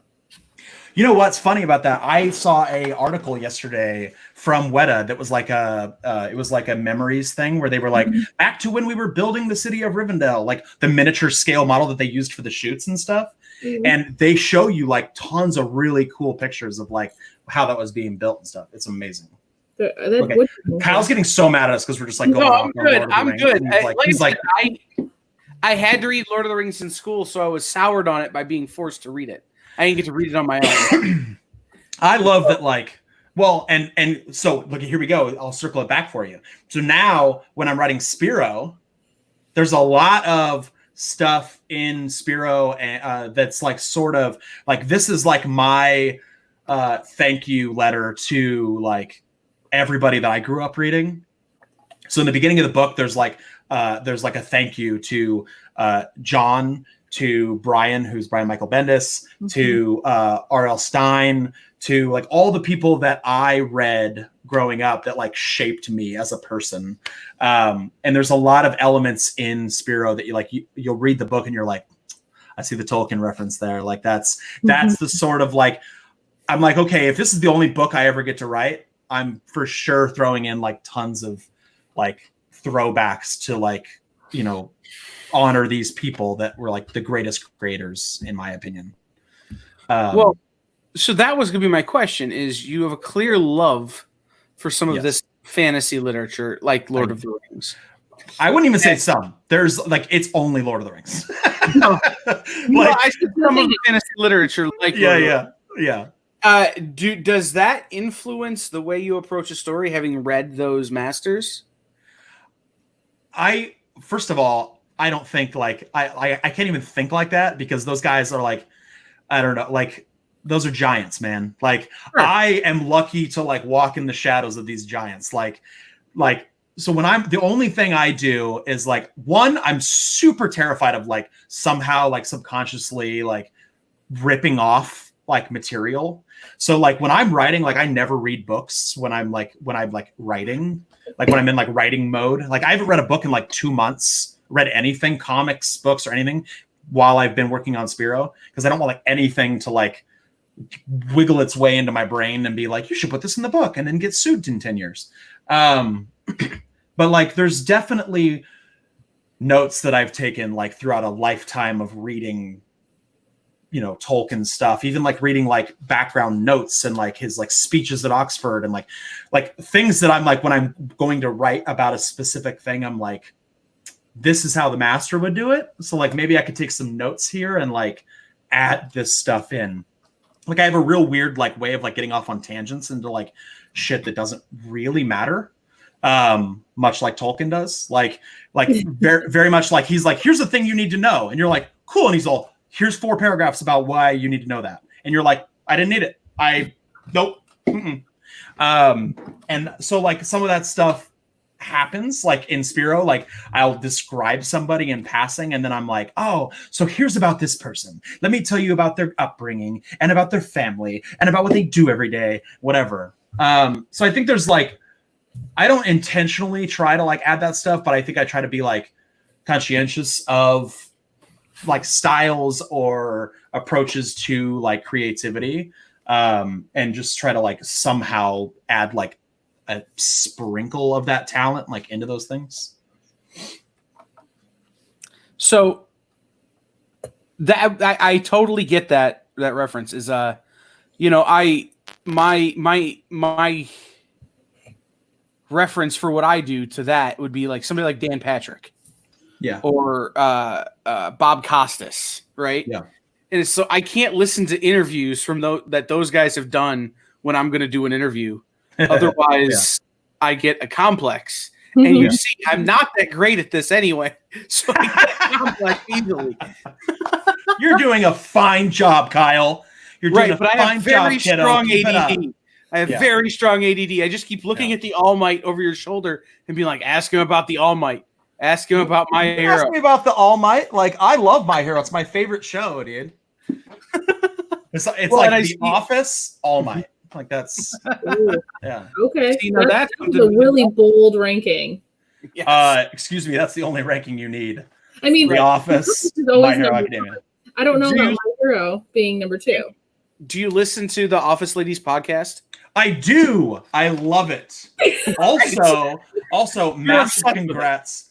I'm not obsessed with it, but I like it a lot. Amanda and I are obsessed with it. Yeah. Oh, so I also congrats on John Krasinski for like signing Some Good News to like CBS. You hear about that? Right. Yeah. Amazing. Even though everybody wants to shit on him, but whatever. That was why the last episode on YouTube happened. Is that CBS wants it? Yeah. Everybody. Yeah.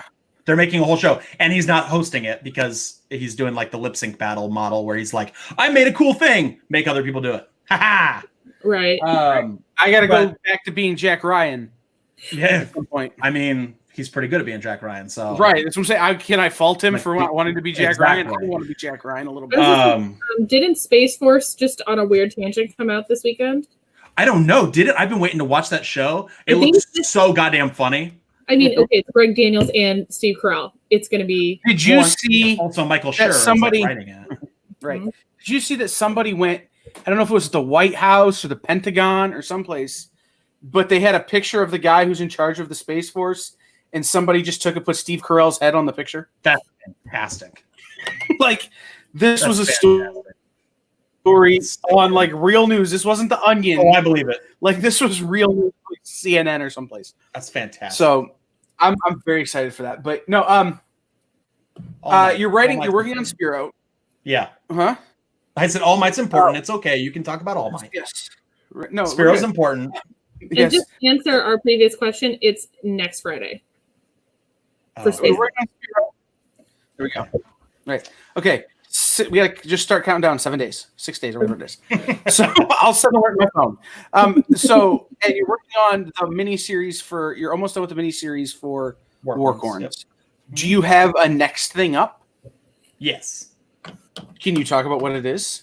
I can tell you a little bit about it. I'm on some like NDA stuff with like we're waiting on like some stuff to finalize before I can tell everybody about it.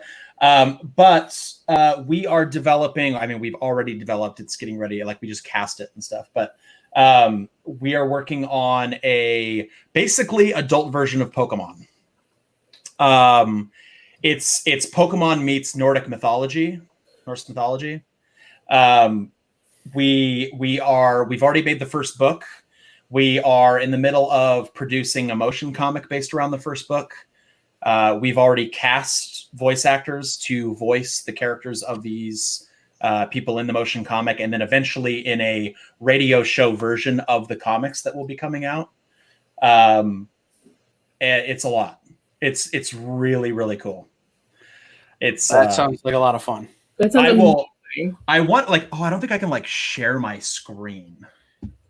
You can share your screen. Technically, you are technically able to share your screen. Whether you're legally able to share your screen is a different. Well, I can show you one. Let me a second. I'm gonna show you like the picture of. Oh, I don't know. I probably shouldn't show you this, but that's okay. We'll show you anyway. So I'm gonna show. Right. I'm gonna show you like the main character right now of this. All right, of this. so I don't even know how to make. Like, let me see here. At the bottom, you see where it Share says share screen. Yeah. Okay. I want to share this one. Okay. Well, we're in Inception right now. Can you guys see my stuff? No, because I have to throw it up. Oh, okay. Look at we're in Inception. Whoa. Wow. So this is the main character of our show. Can you guys see this? Very cool looking. I'm Mhm. trying to figure out how to make it bigger. Hold on. Boom. We can make it bigger.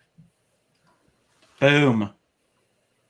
And is that a giant teal and magenta chicken type thing? It's an owlbear. An owl bear. Yeah, like from Dungeons and Dragons, mythological animal. Right. I'm with you. I Yeah. just you say owl bear and I immediately go man bear pig, but yeah, we're good. Yeah. So this is our main character, Ace Katsu, and her familiar Grizzle, the owlbear. I love that that's her familiar. Yes. It's fantastic. So yeah, it's Street Fighter meets Pokemon meets Norse mythology. It's going to be super, super awesome. And I will say that there's going to be some very exciting people. Like we've cast some very exciting people to be the voices of these characters. including some original Pokemon cast voice actors and like My Hero Academia voice actors and all kinds of stuff. It's going to be really, really dope. Yeah. We're low-key friends with one of the original Pokemon voice actors. Are you? Who is it? Oh, you don't even know. I'm gonna forget her name. That's why I said low-key. Amanda's met her more than I have, but she was the original voice of Ash. Yeah, Veronica Taylor.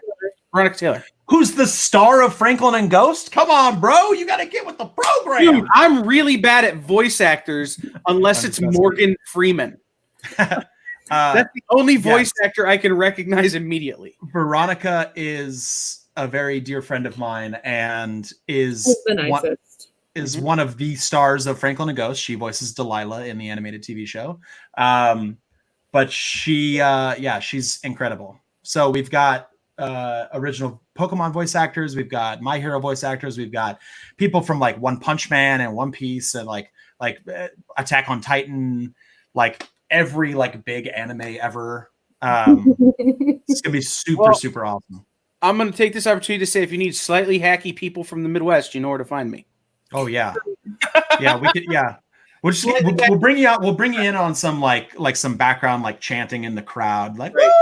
I can scream, I can scream in terror. As they get killed. You just need somebody to grunt as they get killed. I can do that. You know? Yeah. That's also like one of the first times I've ever talked about that ever to anyone. It's the first time I've talked to anybody like live about it. That Woo, that's you got like first look exclusive. Yeah. Exclusive. Yeah.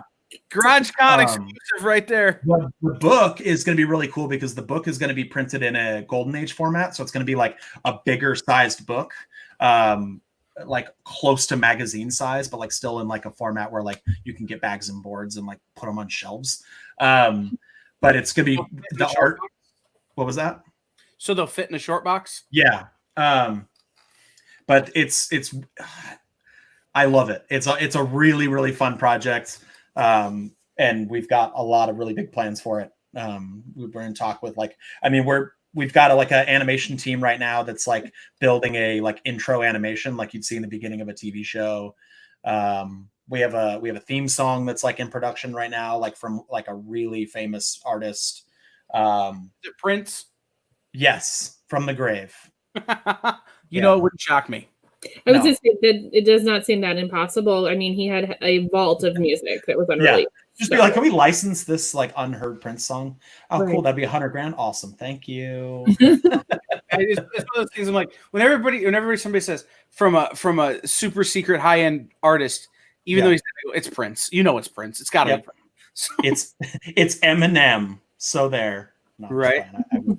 That one's pretty easy to be honest. But excuse me. Yeah, I mean, Don't be talking shit on my boy, dude. No, he's easy to, you can get a hold of him. He's not dead. Go. Yeah, but yeah, he's living, so it's feasible. A little bit easier than getting Prince. Right. You mentioned it, and I wanted to come back around to it.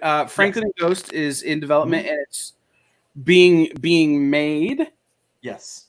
Can you give us an update on that? What does that look like right now?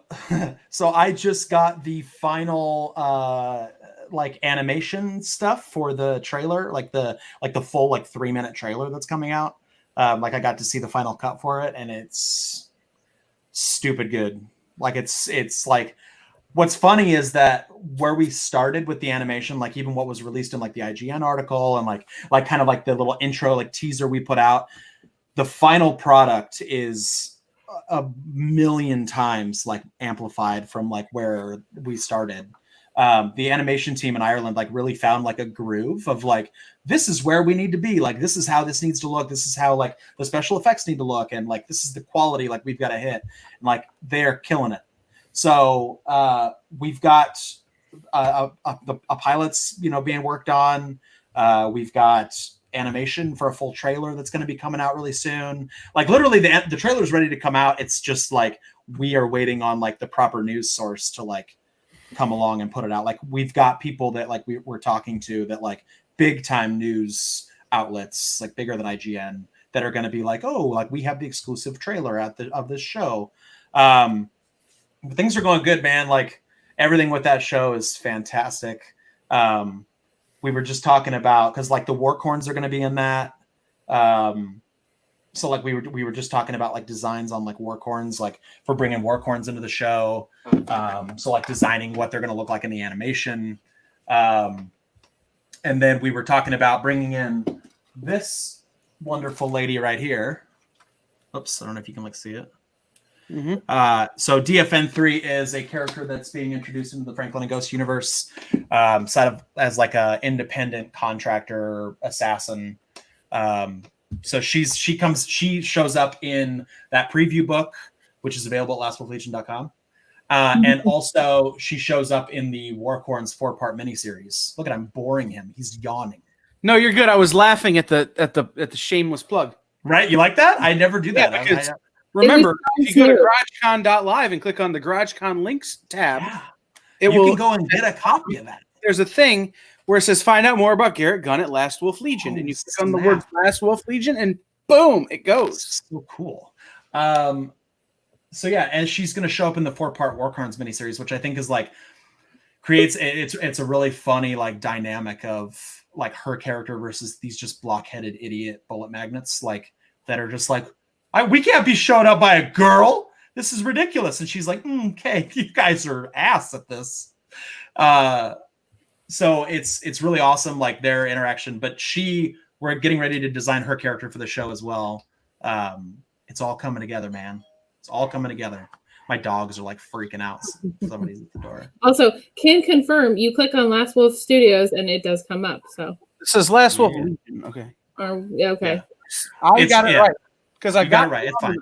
Originally, the company was called Last Wolf Studios. It's included in the tab. Back when it was just me. And then when it became an actual company, I was like, oh no, I have to this has to be a real thing. So it became Last Wolf Legion. And you became a legion of people. Yeah. Exactly. So, all right. One more time, Garrett, where can everyone find you on the socials and on the interwebs and buy things from you? I can be found on Facebook, Instagram, Twitter, at Some Writer Guy. If you can't remember who wrote some dumb book, I don't know, man. It's Some Writer Guy. That's smart. I feel like eventually someone's going to come to you and try and buy that username for things. You know what's funny is I got a beef with this guy that's got thatwriterguy.com. Him and he doesn't even know this beef exists, but it's like one for the ages. And I'm going to someday find him and I'm going to be like, so I tell people at cons, like people are like, what's your handle? I'm like, oh, Some Writer Guy. And I'm like, I'm not that writer guy. I'm Some Writer Guy. That writer guy, he's not up to that's a whole mess. Yeah. I'm not that writer guy. I'm Some Writer Guy. Okay. That's very funny. I mean, It's like your feud with him is like my feud with Kevin Sorbo. Yes. It's very one-sided, but it exists. Yeah. Also, that was the most patronizing way to be like, oh, yeah, it's so funny. No, it is. You sounded like you're like, oh, that's so funny. Well, obviously, we have to tell them. Very exhausted. Before we bring on our next guest, you need to tell the story of how you have a blood feud with Kevin Sorbo. Yeah. Oh God. So Kevin Sorbo was behind those movies. God's Not Dead. Yeah. The super Christian movies, and they announced they were doing a second one, and I had seen the first one. Like, I had seen it, and I go, what do you need to rehash? So I go, God's Not Dead 2, Enter the Thunderdome with The Rock as Satan and Kevin Sorbo reprising his role as Hercules.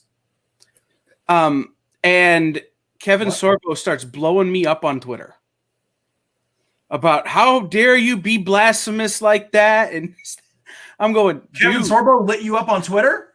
Yeah, he blew me up on Twitter. Oh, and no. I run into him at a con not a month later, and he's like, you're not allowed to talk to me. That's what he said to you? Yeah. That's fantastic. Blood feud with Hercules. That's fantastic. I know. It's right. Oh my God. So I'm not allowed near Kevin Sorbo. So when he blew up on Twitter by now. When he blew you up on Twitter, was this before or after he blew up his career with all of his dumb shit? After. Before. Ooh. Around the same time as. That was just a cheap jab. That's all that was. Yep. All right. we're gonna bring on our next guest. Oh no, who is it? Garrett, thank you for being here. Somebody much more important than me. Oh my god, Hey, what's up? this guy, dude. Well, I mean, you weren't wrong about that. So You're the best, Ming. you're the best too. It's so funny. Mike dug up. So Garrett actually wrote a comic book about me and Mike called Mighty Men, and it's illustrated by our friend Michael Cassinger. It's about me and Mike fighting Killer Corn in the middle of nowhere, Illinois. It's great. Yeah. But, Much like we did at the convention that it was based around. yes. I would have loved to fight some Killer Corn. I drank some beers and I think I ate like a chicken fried steak, and that was pretty much it. But Ming, I want you to know. So Kyle messaged me and he said, "Hey, I was originally supposed to be on right now." He messaged me and he was like, "Hey man, I got to move you. I got a guest that needs to like move the time up." I was like, "Oh, okay, sure." And he was like, "It's Ming," and I was like, "Son of a bitch." yeah, screw that. Hey, I was like, anything for that guy, man. That's You're Garrett king. Judd moves for no one, man. He's like Paulie and Goodfellas, man. No one, he doesn't move for anybody. But Mike, I will bow out. It was a pleasure, everybody. Thank you so much, Ming. It was great to see you, buddy. my friend GarageCon, everybody. Absolutely. All right. Peace out, guys. Thank you. Later. I love it. You guys are machines, man. So you're doing this for 2 solid days? Yeah, today we went 9:45 this morning through it'll be 9 o'clock tonight, and then 9:45 tomorrow morning through 8 o'clock tomorrow night. That's awesome. That's like from the Ming Chen School of Podcasting, man. It's like don't Well, sleep unless I stole it from somebody, man. I never. don't have new ideas. Where's Patrick Koala? He was supposed to take over. Pat is supposed to be here. He probably fell asleep, which is fair. Which means we'll just hang out with Ming and let Pat sleep. I just saw Mike because I just did an unboxing maybe about an hour ago or so ish, and I think he was on there. So he's live at the very least. They're also remodeling his house right now, so he may have been told by his wife to paint something. Is he remodeling himself, or does he have people helping him? I think he did the work himself. At this point, I think it's more or less just replace some drywall that needed replaced and paint. Okay, So- is he skilled in this manner? Because I hear He's like 9 feet tall, so he doesn't really need a ladder. So I imagine that comes with a skill. I hear from Mike Zapsik all the time. It's like, oh yeah, I can build this, or I can do that. I'm like, really? I don't remember you having any carpentry skills. He's like, oh yeah, putting out drywall, that can't be that hard. And I know what's gonna happen is like when Homer bought that outdoor grill and he like screwed it all up, and he's like, this looks nothing like the picture. I think that's probably his level of construction skill. So I applaud anyone trying to do anything themselves. And I always love the reason it's like, oh, I'll do it myself. I'll save a bunch of money. and then you screw it up so bad that you have to hire in experts and it ends up costing more. Yeah, I will say this: I can hang sheetrock and drywall and do all that kind of stuff. So it's not that hard because I can do it. But at the same time, if you do it wrong, you can tell it's bad. So. Oh yeah, absolutely. And did you build out most of your store by yourself? The original store we did. So the location on Monroe Street that you were in, there by the Tony Pacos, I had built most of myself. Then the new one, the landlord wouldn't let us. They did most of the work on that one because You know why they wouldn't let you? Because they wanted to charge you an arm and a leg for it. So they're like, oh, well, as it turns out, they had just bought the building. okay. And so they had to go through and like they were checking to make sure things were code and it wasn't going to burn down and insurance. Like, whatever, man. I'm not going to argue with you. You know, That's awesome. I don't want to. Hello, Drina. I saw you. I told Drina to jump in with me if I know she's coming up next, but She has the link. She can join us. I It just means awesome. yeah, Amanda, thank you for breaking up the sausage party like for 2 days. I always highly appreciate that. Someone has to. I mean usually it's like, all right, this is fun and all, but it's like 6 dudes. Like, come on, somebody. Well, you know, we're trying. I mean, we had a whole hour earlier where it was Stephanie Menard that. and I saw that. I awesome. tuned in. yeah, like ladies' hour, and Right.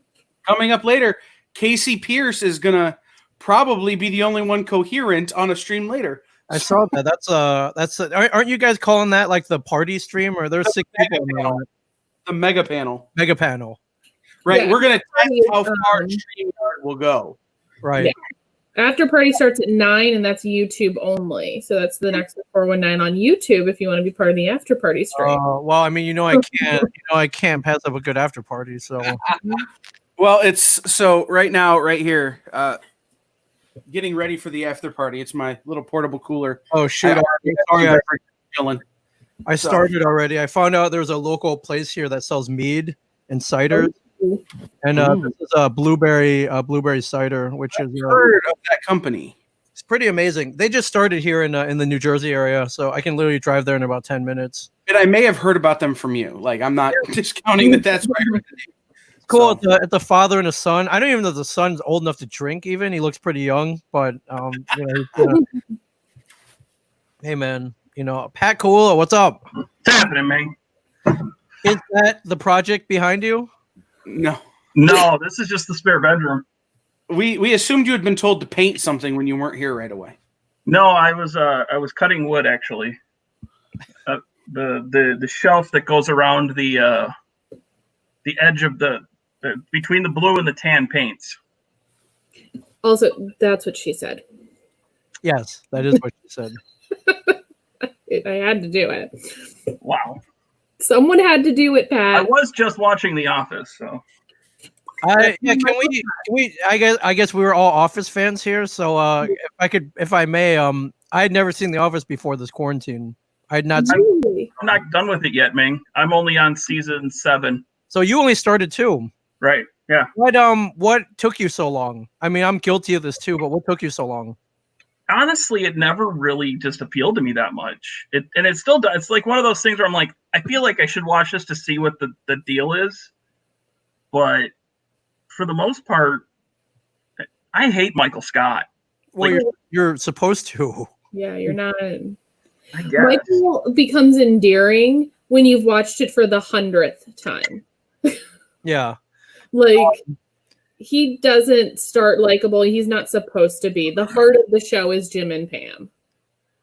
Yeah, I'm loving it. I don't know why it took me this long. I think when it was big, I guess in the mid 2000s, and everyone was like, "Oh man, this is so great," and I'd given up on all network sitcoms at that point. I was like, at that point, I think HBO had kind of taken off, like The Sopranos. I was like, well, why would I watch a sitcom where they can't curse and they can't get really, they can't, where there's so many restrictions. How could this possibly be as funny as it could be if it were on like an HBO or something? So I was like, screw that, I'm not watching it. No, why would I? I'm not watching that. So what's up?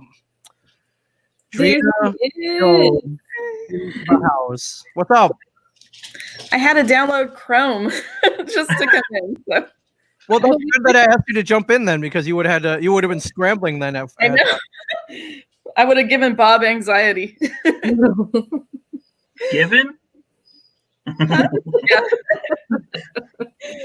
Hi guys. Hi. We were just talking about The Office. Are you a fan of the TV show?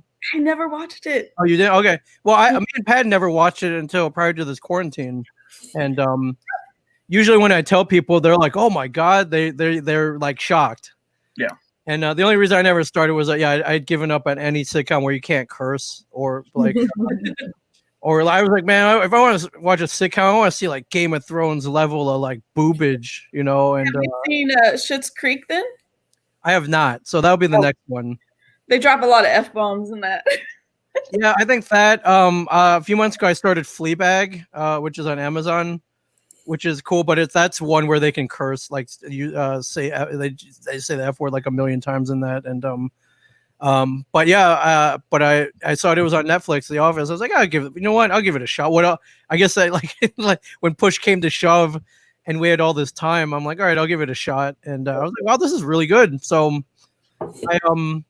count me in as a fan. I guess if you write it well enough, you don't have to curse all that much, and you can write a good sitcom. So, Well, and then if you watched Community or not.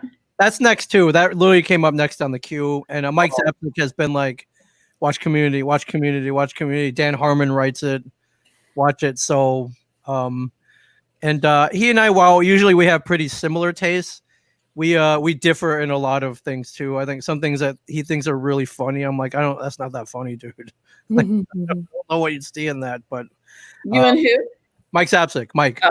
I'll see. Yeah. I mean, I haven't watched Community. I haven't watched Parks and Rec. I Parks and haven't Rec. watched The Walking Dead, for crying out loud. Well, I read The Walking Dead, which was good enough for me.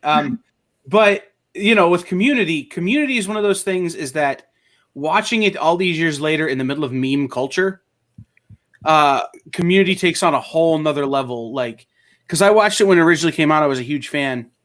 And now I'm watching it again, and I'm like, oh, this whole show is a meme.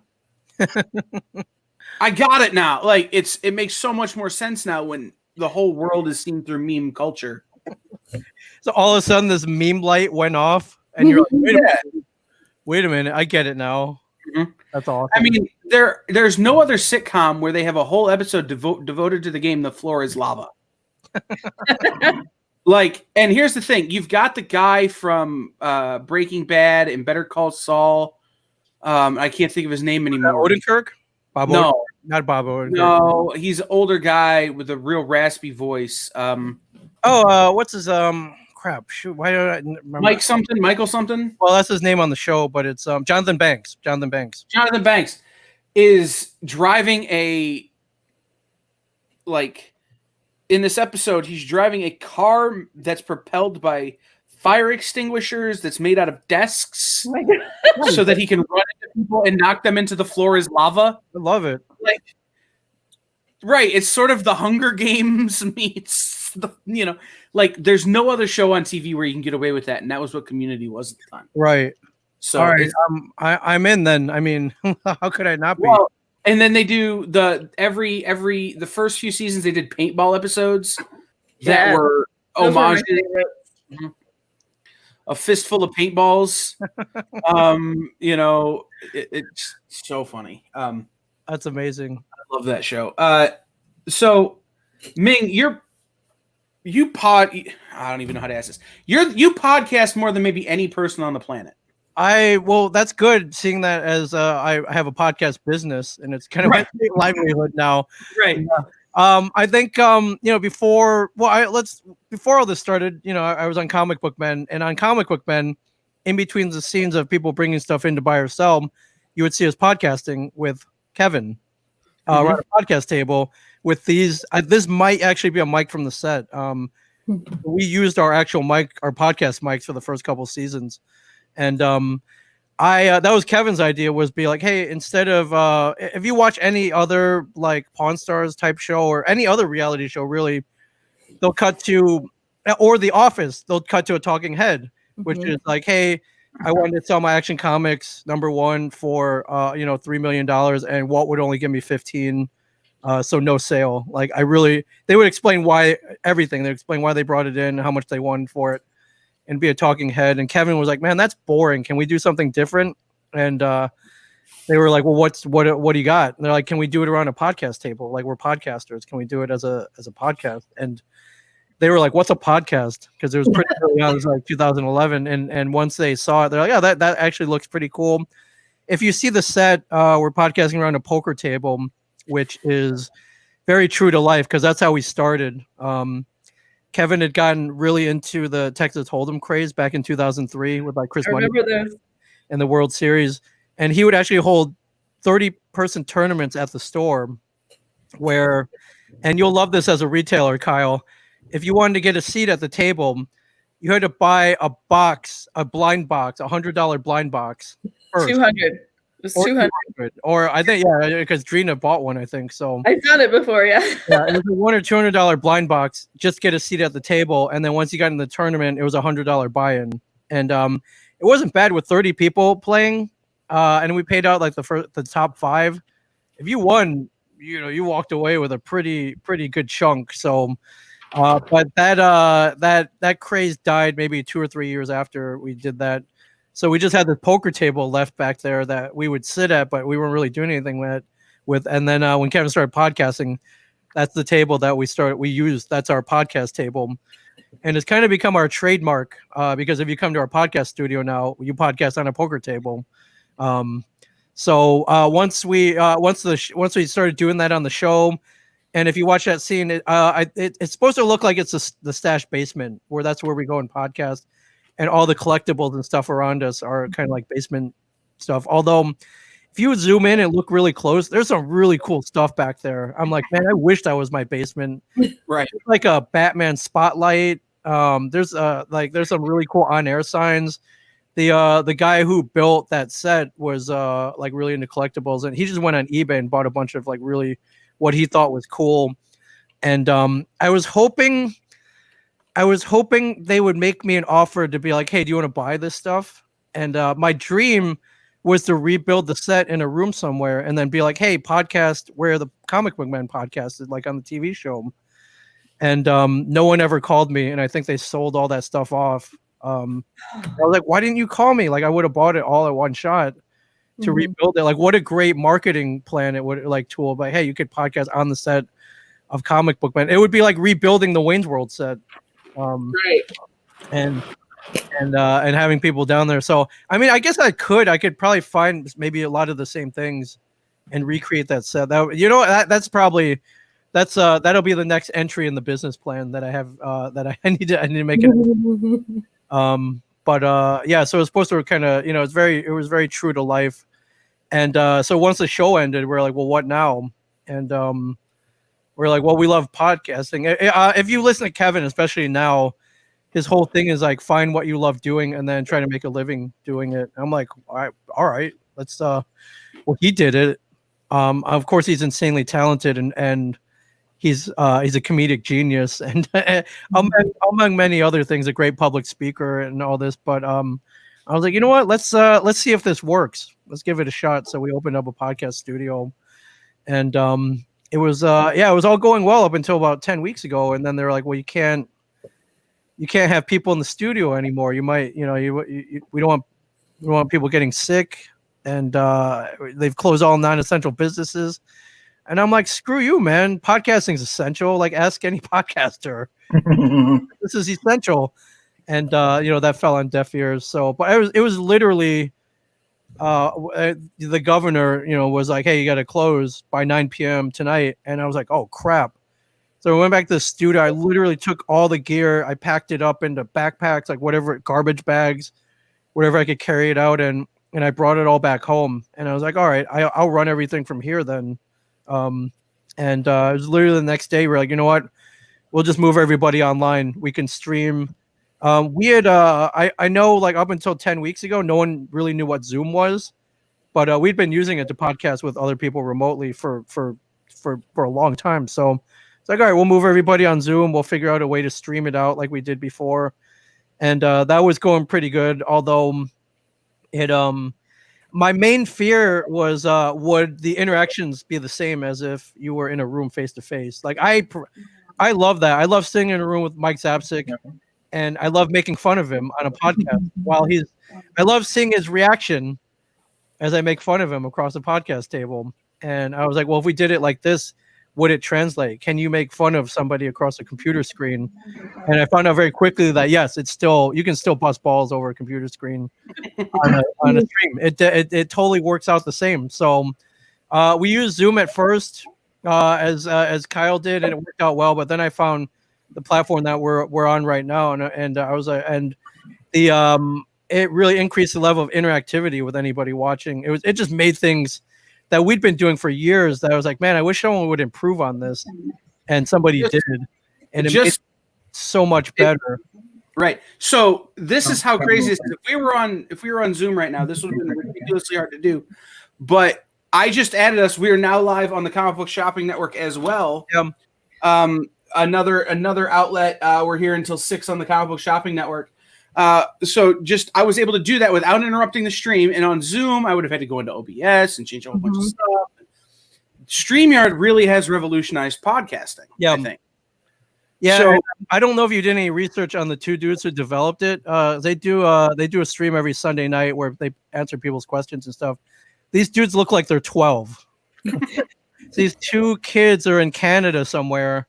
And I guess they must be geniuses because they've really changed everything. So I don't know if I can buy stock in these two kids or like take them out for ice cream or something. But I want in on this. I want in on whatever their song is. I think they've really hit on something here.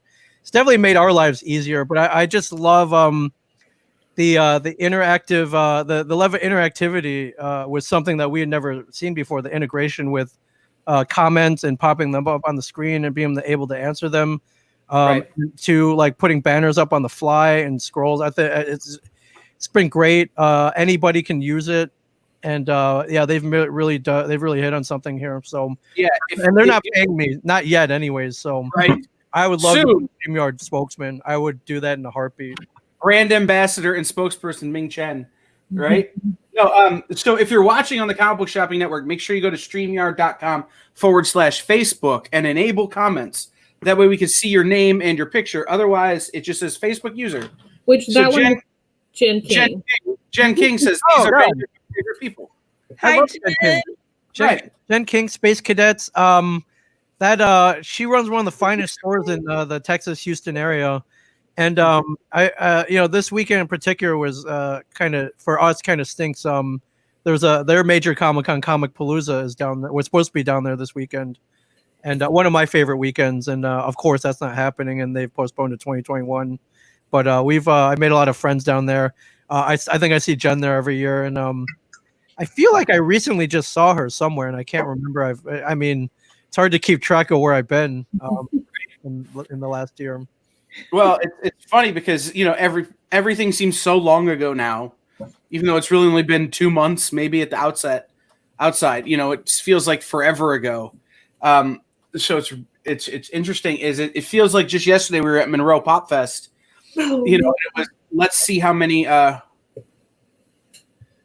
man, that was fun. I have to I gotta give Monroe a big shout out. I didn't even know there was a con there, and then our friend Jimmy Louis, who owns China Express in Monroe, was like, "Hey, there's a con here. You should come out for it." And I'm like, "No, Monroe." I'm like, "There's a Comic-Con in Monroe." I'm like, "Dude, whatever. If you can put in a good word for me, I'll come down in a heartbeat. I'll stay at my parents' house. I'll just drive. It's only 40 minutes away. I'll come down." And I had such a great time there. And I think the big thing was if you talk to anybody at Monroe while they're there, and there's a big comment for the con. They're like, "Oh man, I wish this was a 2-day con. Everybody wants to come back the next day." And I know, the people behind Monroe have always been like, "Nah, we're I just want to do 1 day, man." And I'm like, "All right, I can totally get behind that." But we all are like itching to come back for the Sunday. And but I love, they keep it small, they keep it simple, book some really great guests and vendors, and just like one very memorable day is what I had in Monroe. So Right. It feels like just like a minute ago, but so let me ask you this, Ming, and this is a question for everybody and for you in the comments. ask away. Answered it well. When shows start up again, how are you going to approach it? Are you going to approach it differently than you did before? I mean, obviously we're going to have to, but what are you thinking in terms of? So there, the initial, the Ming Chen that you guys know that doesn't sleep and goes like 24/7 at a con. I'm ready to start tomorrow. But with that being said, I ultimately, and whether it goes for me and anyone else going to a con, attendees, vendors, whatever, you want people to go there without fear, without any fear of getting sick or contaminated. You want them to go into it without any fear of maybe infecting other people. They might be asymptomatic. You just want any of this to happen without fear. And I think we're a long way off from that. I think the first thing that probably needs to happen is some kind of vaccine where if you get it, that you can take a shot or a pill or something and it goes away in a couple of days. And I think that's going to be pretty far off. I know nothing about drug trials and all that, but until they find something that won't melt your face off and cure the virus, that's going to be tough. And I can't see meeting people and having to wear masks the whole time. It really, kills the interaction. Like I go to cons to meet people and hang out with people and see old friends, make new friends. It's tough to do behind a mask. I think it's tough to do without hugging. It's tough to do without handshakes. It's tough to do not being side by side in a group at a bar. So that's going to be tough. And I think I don't know if there are going to be any cons this year, and if anybody tries, they're definitely not going to get the crowd that they're going to get a fraction of the crowd that they were supposed to get. And God forbid anyone gets sick from that going to that con, then that'll just set everything back for a while. So yeah, I don't know. I mean, I guess they could put hand sanitizer stations everywhere. They can do temperature checks, whatever, but that just ruins the whole experience. So it's it's going to be tough. I know that I just saw like Tampa Bay's trying to make a go of it in July. I guess somebody's got to be the first, but at what cost? It's gonna July is an interesting one. Like I think come September, October, you'll see that there'll be more that'll try it. I mean, we're still planning Cherry for Halloween weekend. Okay. But we're constantly reviewing that decision. We'll look at it again in August and September, and we'll make those calls based on the information that's available to us. Yeah. That being said, I was just talking to relatives in Ohio, and they were like, "Oh yeah, we went out to a restaurant last night." I'm like, "What?" What? Yeah. Being here in New Jersey, that just seems so unfathomable because they haven't opened anything here yet. Well, restaurants being open in Ohio are not what you would expect restaurants being open to look like. They have to provide 6 feet. Right. Tables. 25% occupancy at yours, right? Yeah. There's a restaurant downtown where if you want to go eat, you basically sit in a penalty box. It's plexiglass box. It's kind of been an optional opening. They were allowed to start reopening on Thursday night. But I know that there's a lot of like smaller local places like Calvino's, which is one of my favorite places. They're choosing to wait to reopen until closer to June 1st. Like they're waiting to kind of smart and just play out. Now they don't have a big space either. So for them probably to provide the social distancing that is required between wait staff and guests, and then also between like guests at tables would be harder for them. So it makes sense to do what's best for your business. They're still doing takeout, and they have a really good takeout business. So I'll go get my Stromboli that way. I've found some great takeout specials up here at some great restaurants that are just crushing it with the specials. Like Cinco de Mayo, we got like 80 pounds of food for a screaming good deal. It was insane. We ate for like 3 days. You're still eating it? That was like a month ago. We were still eating the rice. Darn near. I mean, the same way. Somebody should open up a hockey themed restaurant called the Penalty Box, and you have to eat in a penalty box. Oh, I'm sure it's out there. I would do it. I would totally do that. I feel like Detroit would be the perfect market, anywhere in New Jersey. Yeah, Hockey Town, we're rough. I don't know what to tell you. Hockey Town, man. But I'm dying to get back, man. Like Astronomicon was the last con that I was at, which was in early February until everything shut down.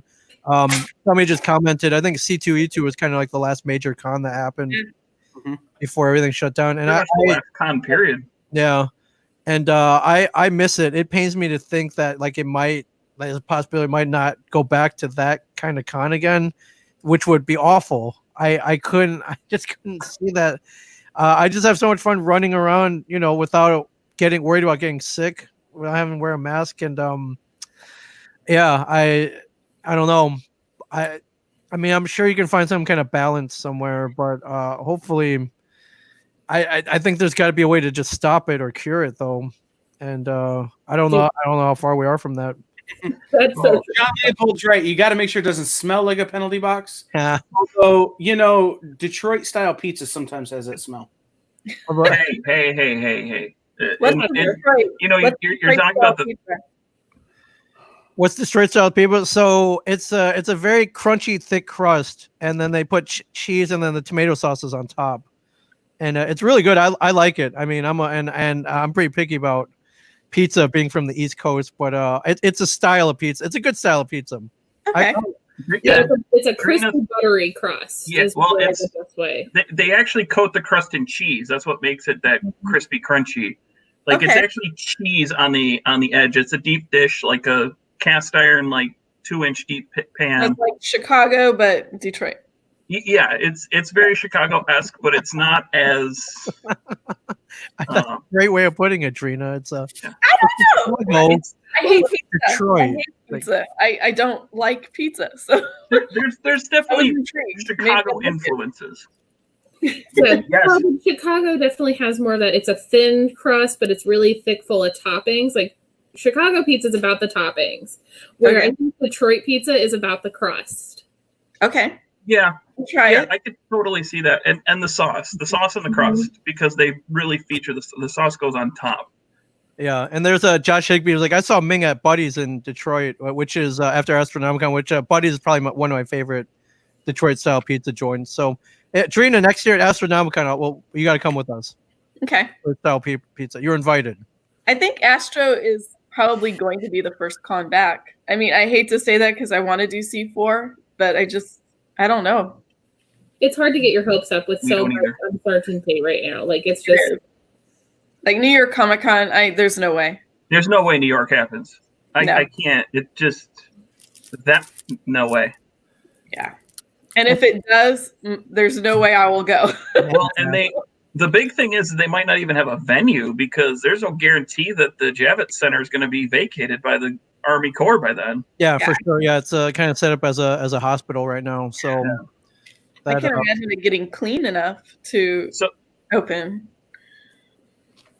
Well, I think technically they also had their lease till October 1st on the Javits Center. right. So, which is the same thing that they had on the PNC Center, Cobo Hall in Detroit, Cobo Arena. They have, because there's a big con that happens Halloween weekend at oh shoot, it's an anime con. I just lost the name. Yomacon. Yomacon. Yomacon. Yeah, but I mean, so with all these cons being wiped out, yeah, I feel bad for. I have a lot of vendor friends, I have a lot of artist friends, and I know that was a big part of their livelihood, and it's pretty much been wiped out. There's not much they can sell online and do commissions online, but of course, it's not the same. You don't have as many eyeballs coming by your booth, and you come to cons with money in your pocket to spend, specifically. And that whole experience has just been wiped out, and you can't replicate it online. And I feel bad for them. I mean, I know those artists, you creators out there, you vendors. Like I know you hustle. You're hauling all that gear, all those prints. Most of the time your travel hotel isn't even paid for, so you're at those cons and you're in a big hole already that you're already digging out of. And I know it's a hustle. I've heard these stories about staying in crappy hotels and eating bad food and maybe sleeping in your car sometimes. Yeah. And that's people are always like, wow, why are you so happy at a con? Why do you love going so much? It's like, well, I'm lucky. I don't have to worry about a lot of that. I bring a box of 8x10s and some Sharpies and myself, and I'm pretty lucky. Like you'll never see me complaining about setting up or anything at a con. Or you'll never see me in a bad mood at a con. You'll never see me complaining at a con because I know all the other people around me like have hustled and it's back-breaking work, and then they pack it up and they go do it again the next weekend in a city like 1,000 miles away.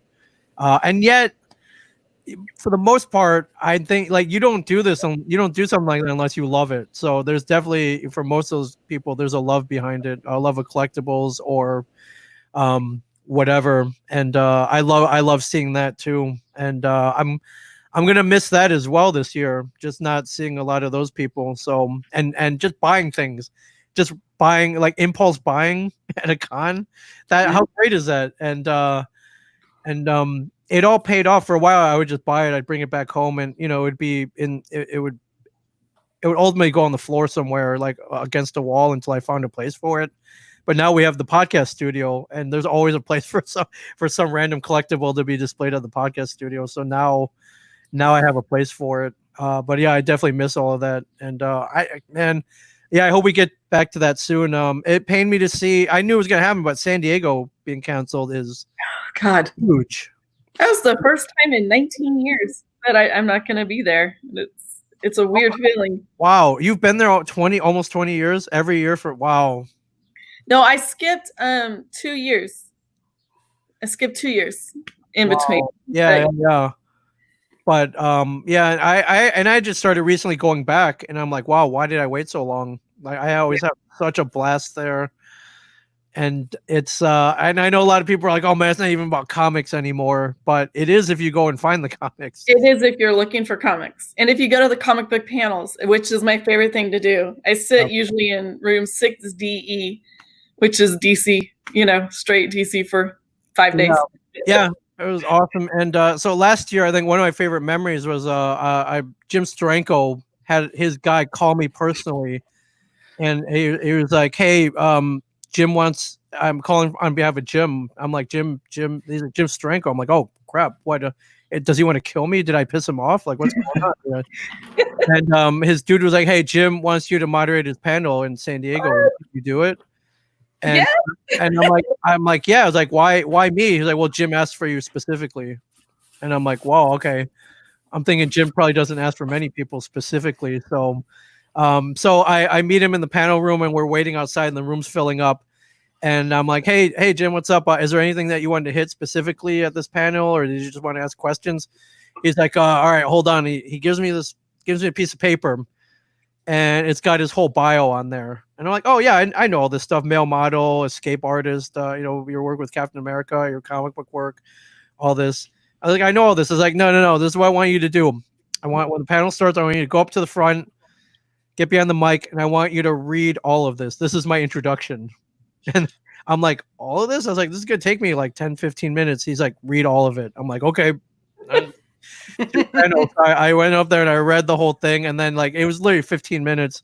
And then I was like, ladies and gentlemen, Jim Steranko. And he comes and he's got like a strut. He's like one of the coolest dudes still in comics, even though he's like 70 or whatever. And he's got that hair, and he got a bone crushing handshake. But I was reading through the thing. I was like, hey, you got a lot of stuff on here. Is there anything you wanted to focus on? He's like, you know what? I've never really talked about my days as an escape artist. I'm like, dude, I would love to hear about that. So we barely talked about comics. He wanted to talk about being an escape artist. So that's what we did. And then at the end, he sent me a nice little note after through his guy. And it was cool. And I didn't know this about him. I guess he doesn't like getting his picture taken. But there was somebody snapped a photo of me and him at the panel, at the end of the panel, like shaking hands, and it was pretty cool. And he was like, "Yeah, you can post that. I like that one." So I'm like, "All right, cool." So you never know, and that's just one. That's just 1 hour of San Diego Comic-Con out of like a 6-day extravaganza. So it's a marathon. Yeah, it is. That one, and a lot of people are like, well, what else are you gonna miss? I'm like, dude, definitely Dragon Con. Dragon Con's if you guys have not been, it's an experience for sure.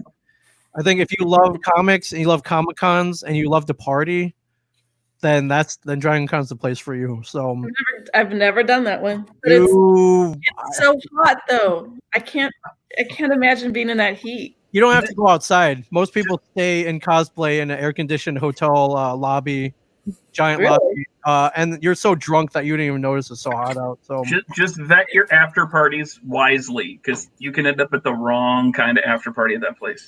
Trina's pretty open. If you end up at the Smurf furry like after party, I'm sure. You and me, Trina. I've never done Dragon Con either. So you and me, girls' weekend and Dragon Con. You want to get some trouble? Because we can get into some trouble. You're gonna get in some trouble in Dragon.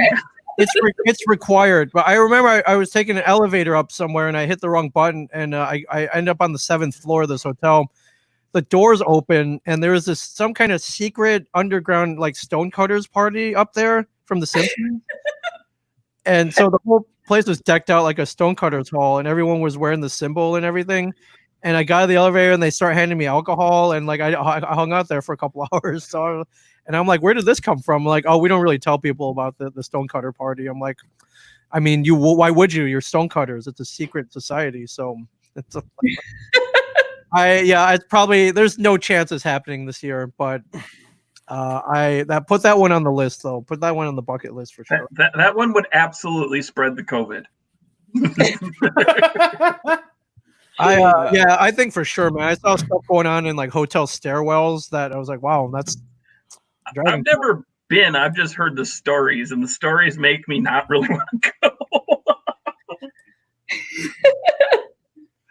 I mean, ultimately, like anything in life, you choose your own adventure there. So yeah. Oh yeah. You choose your own adventure.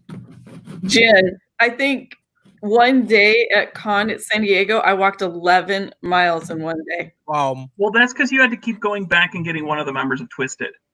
They killed me. They killed me. I was honestly waiting for you to make a short joke. No, it's It was because 11 miles for Drina, but 5 miles for the rest of us. shut up. I feel like Jet Li in the movie Expendables. Like I should get paid more because I have to walk twice as fast and Right. twice as far, and I have to run. I have to climb twice as high. Dirk says COVID is the least infectious thing at Dragon Con. Pretty much. Oh my god! He's not wrong about that. And guys, Bob You guys are not Sally gonna is see a little us worried go. about his panel. Bob Sally's a little worried about coming up after this. Oh, Bob! I'm so ready for Bob. If Bob's drinking whiskey, that means I need to go get some. I've got a goblet of wine. Nice. And that's the other thing I love going to cons. I know that certain artists will have alcohol be on their table at all times, and they'll be willing to share it. So, Or you just come to Cherry and it's behind your table. oh yeah, exactly. Yeah, I love being. I got to my table at Cherry Capital Common, kind of right behind it was a cooler full of Faygo and Rock and Rye, and I'm like, all right, I'm home. This is they know me, and I love these guys. And Kyle introduced me to my first Faygo. I don't remember which flavor it was. Yeah. I still haven't had anything other than that. Rock and Rye. I think it Rock had to and be Rock and Rye, or might have been red. No, it was. I think it Red was cream the. soda. You wanted to start me off at the beginning, make me beginner level. I don't remember. I don't But- remember. That was a long time ago. Was it Moon Mist? It was a year and a wasn't half Moon ago. Mist. Yeah, it was like a long time ago. Speaking of Faygo, I think I saw that they're bringing back Pineapple Orange. I saw that too. Yeah, they're making like these weird sexual innuendo posts on Instagram where they're kind of trying to mate a pineapple and an orange and be like, well, all right, it's back, everybody. So Can I get a diet pineapple orange, please? Just if Faygo is listening, if Ming has any swing with the people at Faygo, whatever. I'm Drina trying, has any man. swing with the people at Faygo. I'm Can I trying. get a diet, please? I think Twisted has something with Faygo, don't they? Or Yes. Okay. I will send an email. Okay. Oh, maybe I can get a contact then. All right, I'm gonna hit them up. So I love seeing Twisted in San Diego though. When I found out you guys were there, I was like, holy crap. So It was the most nerve-wracking experience I've ever been through at how San Diego so? Con. Well, because we didn't even decide to bring them in until 2 weeks before the show. Right. And secretly, I had fears that no one would know who they were. And then I found out that they were also scared no one would know who they were because it's West Coast, not East Coast. And of course, the trolley that you got to get on and so much that you got to do. And then we get off the trolley and everyone, like within seconds, are like, whoop, whoop, just going nuts over Twisted. Right. Yeah. And the only people who have more ADD at a con than me are Jamie and Paul. Yeah. Well, then we go to, we went to, what are they called? The Funko? Yeah. And it was like red carpet treatment.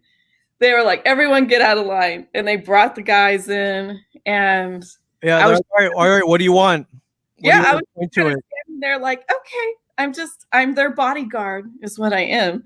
And they were like, what do you want? And I'm like, I want to make sure they get what they want. And they're like, well, what do you want? And I was like, I was like, that's not what we asked you. It was like, what do you want? you always That's make it so pretty. Yeah, Funko has been very generous to a lot of us. So God bless them. Yeah. For sure. But they did. They gave us whatever. I don't think they gave it to us, but I think they bought stuff. I don't know. Actually, I think Madrox and Monoxide spend enough money with Funko every year that they probably just gave them to you. Well, I They know made- the only thing I saw that I wanted was the HR Puffin stuff. And Right. they were like, really? That's all you want? And I'm like, just give me. And they just gave it to me and I walked away. And That was probably my favorite story that you told about San Diego at Astro, was how that's all you wanted was your little HR Puffin stuff, but they put it in a bag twice your size. oh, those bags are 4 feet tall. You could literally kidnap Trina in one of those bags. Well, I had it over my shoulder and it just was dragging behind me because like it was touching the ground. And I hear Dustin go, excuse my language, give me that fucking bag. I was like, why? He goes, because you tripped like 15 people. I was like, I didn't even know it was dragging on the ground, but there it was. So he took my bag and stuck it with Jamie and Paul's, and I just kept going and checking on him to make sure he was safe. So That's a good story. I love that you those were. bags are huge, and they give you a bag for one little Funko. Right. Yeah. Well, because they expect you to get 30 Funkos at San Diego, not one. Right. I did get 3, but it was. Trina not taking advantage of the opportunity presented to her. I'll send you with my wish list next year. If nothing else, flip them. Well, I mean, I was overwhelmed because I was leading them, but then they couldn't see me because I get lost in a crowd very quickly at San Diego. And so I was like, grab onto my belt loop. Hold on to me, because they just literally kept losing me in the crowd. And it was very nerve-wracking, but it ended up being fantastic. And I had a lot of fun with them. And now they listen to everything I tell them to do because they're scared of me. There's a lot of people that are scared of you, Drina. For good reason. Yeah. It's this fake persona I've like convinced you guys of, but no one's scared of me. There's I there's was a lot of- terrified of you. yeah. So I am I. literally watched Pat jump back when you stomped your foot at him. So that's right. That was adorable. Thank you for doing that. It filled me with a sense of pride. We did 10 minutes with Garrett Gunn about being scared of you. So Oh well, he called me a Orc. what better than a goblin? called you an orc. I don't know that an orc is better than a goblin, but What I don't even know what an orc is. Drina, you need to play more Dungeons and Dragons. I'm a gelfling. I agree that I need to play more Dungeons and Dragons. I haven't Yeah. played in like 25 years. Oh, I know what's happening Halloween weekend. It needs to happen before that. I don't Well, have you time need to to get play a characters round of to Dungeons and use Dragons that weekend. No, but I'm gonna come with the Dungeons and Dragons game. It's happening. So Get your character sheets ready. yeah, I'd much rather do clockwork. we'll figure something out. But no, so Ming, we've been here this whole time and we haven't talked that much about a shared universe, Oh, thank you. Yes. which is important because a shared universe is where I'm stealing all my ideas from.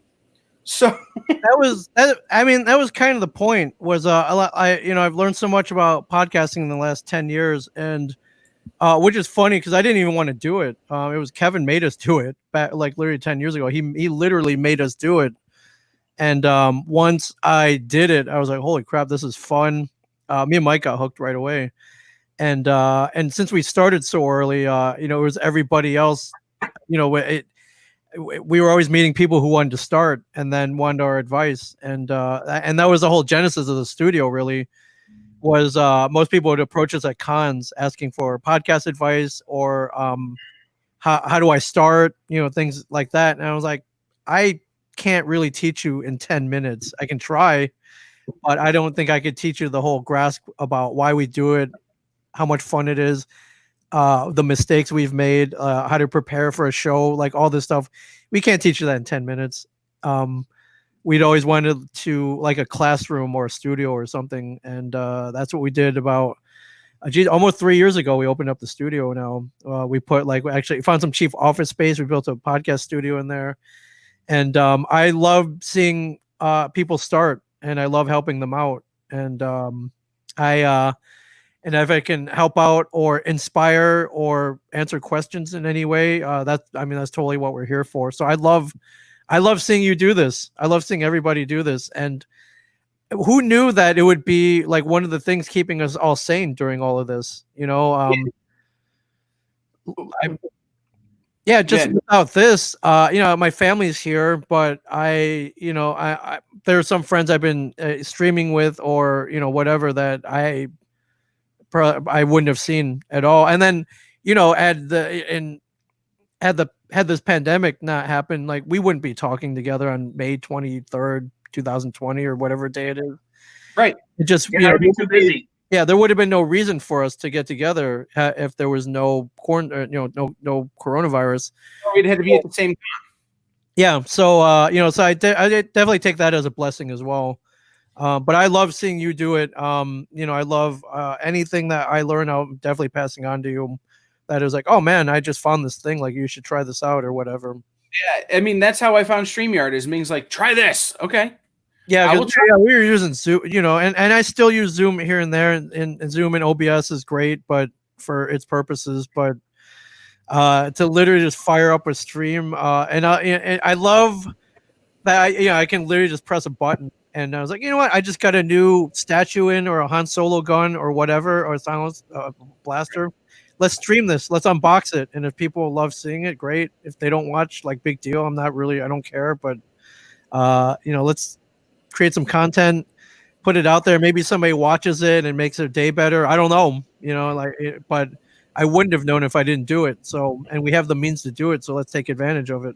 One of the weird highlights of this all for me is, one, learning, or, talking to Dave Phillips from Podcast Detroit, those guys, you guys, about podcasting. And then I'll get links sent to me from my friends who do record production and who are studio technicians, going, hey, these people are giving away this free plugin for audio editing software and video editing software in here, and so I can send that on to you guys. Yeah, and it's one of those to download that. It's here's some free mastering software. Here's some of this other stuff, and it's really turned into the community that we've built of podcasters and streamers in this weird nerd community. Has it's really turned into a very what's the word I'm looking for? Communal, I guess, is the only word I can think of. Communal sharing of this tech and learning, and what we learned and what we figured out. Yeah, I love that. And that was the other reason we built the studio, was when we started, we didn't know any other podcasters other than Kevin. So we were looking around our area. It was like, we were like, is anybody doing this? And eventually we found maybe one or two people in the area that had also had podcasts, and that was cool. But I was like, man, wouldn't it be cool to have like a place where we could do like meetups or whatever? Like, we could meet up maybe once a month or once a week or whatever, and meet other podcasters, and and trade ideas, like like plugins and software and advice, and or just hang out, even, because obviously we're all cut from the same cloth. So and that was a cool thing about this. The shared universe was eventually people would pass each other in the halls. Maybe one podcast was leaving, another one was coming in, or they'd be waiting, and they're like, "Hey, what's your podcast about?" "Oh man, that's cool. I do a podcast about this." It's like, "Hey, you know what? You want to come on as a guest next week?" "Yeah, okay, great." And the other podcasts would have other podcasters on as guests, and I was like, "Man, this is cool. Like, this is awesome." Yeah. It's like it's like we want to be like the Justice League of podcasting, man, where we all, we're all just like meet at the shared universe Hall of Justice, or Avengers Mansion or whatever, and we all just kind of hang out. And it's starting to happen, which is really cool. So, the Boardwalk location, which is that open this weekend? No, well, the Boardwalk location is awesome. First of all, it's literally like 30 feet from the beach, and then another, a couple hundred feet to the actual ocean, and our windows face out onto this incredible view of the Atlantic Ocean in Asbury Park. And that really came about. And for anyone listening or anybody wanting to do anything, sometimes if you see something that you think might be out of reach, it might not be that out of reach. Like, sometimes all you have to do is ask, and I had seen this vacant storefront on the boardwalk that I've passed a million times. Traditionally, it would be like a seasonal business would move in there. Before us, it was a store selling Brazilian flip-flops. And so you don't sell a lot of Brazilian flip-flops between, say, Thanksgiving and like Easter. So what is a Brazilian flip-flop compared to a regular flip-flop? Brazilian rubber is apparently awesome. So and I was walking by, I saw it was vacant, and I was like, hey, I started asking around. I was like, how long is this vacant for? And they're like, probably until the summer, until Memorial Day weekend when the beach crowds come in. And I'm like, really? I'm like, well, what do you do with it until then? And they're like, well, we don't do anything with it. I'm like, oh. So, I started thinking, and I couldn't get this thought out of my head. I was like, well, if it's just going to sit there, like maybe we could put a podcast studio in there before someone takes it for the summer. What a great location. And, it's not like we're trucking in like deep fat fryers or an inventory. We don't have anything. I wrote up this whole pitch. I was like, hey, listen, we're going to put in a table. We're going to podcast in there. If you guys need any podcasting help for the city, we'll help out. If you need us to promote any charity events, whatever, like we're here to help. And lo and behold, they're like, yeah, actually, that would be kind of cool. This sounds cool. And literally, I think like less than a week later, they hand me the keys. And I remember sitting in that empty storefront facing the ocean, and I'm just like, holy crap, how did this happen? Like it literally just happened. And I'm like, all because you just ask, all you have to do is ask. If they say no, big deal. But if they say yes, that's where the magic happens. And so we were meant to have it only for about 2 months. January and February was contractually what we were supposed to have it for. And then when March rolled around, they're like, hey, no one's really interested in it for the month of March. So they kind of let us stay in there. And then as March started to come to a close, so did the rest of the world, unfortunately. And so we're still in there right now. And I can't imagine anyone's really interested in beachfront real estate at the moment because the beach is open, but it's limited. The crowd is limited in there. The boardwalk itself is open, but it's limited as well. They have arrows marking like you have to travel all in one direction. You have to wear a mask. They took out all the benches, so you can't sit. They don't want anybody congregating. And the business itself, like us, like you're not supposed to have anybody inside of a business right now, unless it's food or grocery related. So as of now, our stuff is still in there. I've done some live streams from there. And I'm just waiting to see what the status is. It could be possible that we'll be there for a while. I do whatever they tell me, and because I can have all that stuff out in one day if a tenant moves in. I just can't imagine anybody wanting to invest in a seasonal business right now, not with so much uncertainty. So, yeah, we did a lot of cool stuff out of there though. We podcasted with people, same thing we did in the other studio, but we held an opening night party with some karaoke. But I had plans to do like open mic stand up in there. Because once I realized, like, wow, we have like a storefront, like we could do stuff here, events, and a lot of our podcasters were comedians. So I was like, hey man, would this help you if we did an open mic? And my idea was to live stream it as well and podcast it, like record it for a podcast. And I had all this other stuff planned. So, yeah, we'll see what happens. But I think the city and the people who own the building know that, we do cool stuff in there. We're not, we're not making food in there. And, our operations are pretty low maintenance. And I think they appreciate that. So we'll see what happens. But it's cool. If you're going to podcast, do it by the ocean if you can. Because it's awesome. Pat, what are we drinking? Mammoth Distilling bourbon. That is good stuff. The last time I had that, Jimmy Louie brought it to San Diego, and Jimmy brought Mammoth out. He did. Jimmy? I love Jimmy. Yeah.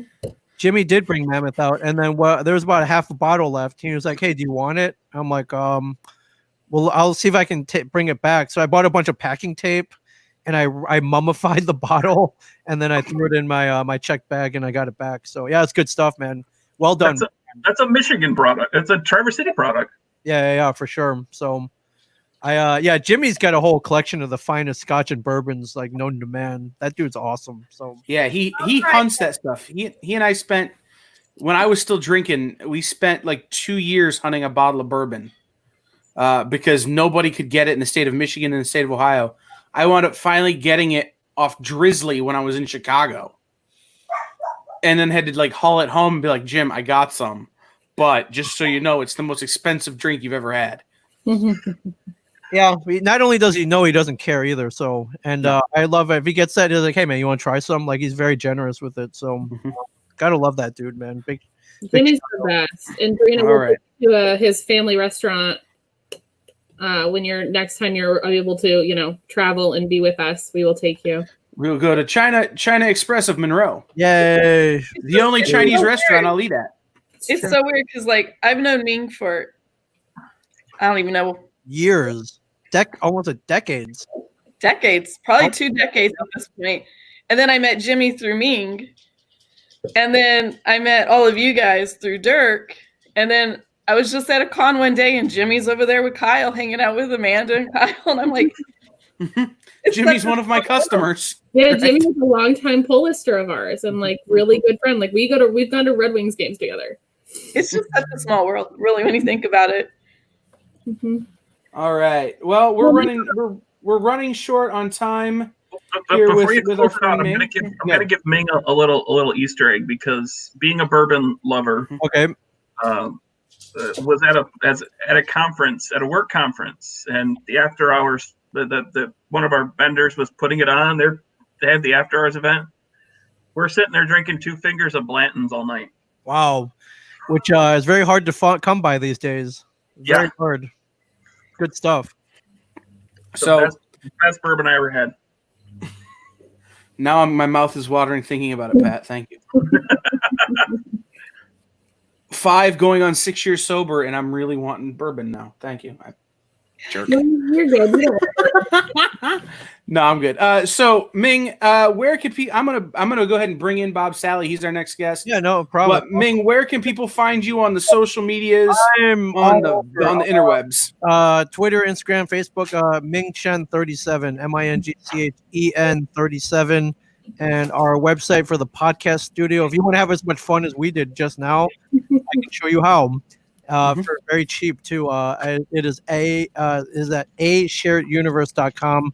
Also, if you're a fan of Comic Book Men and you have a podcast or you want to start one and you want me and Mike on as guests, me and Mike will come on and podcast with you for an hour for $40.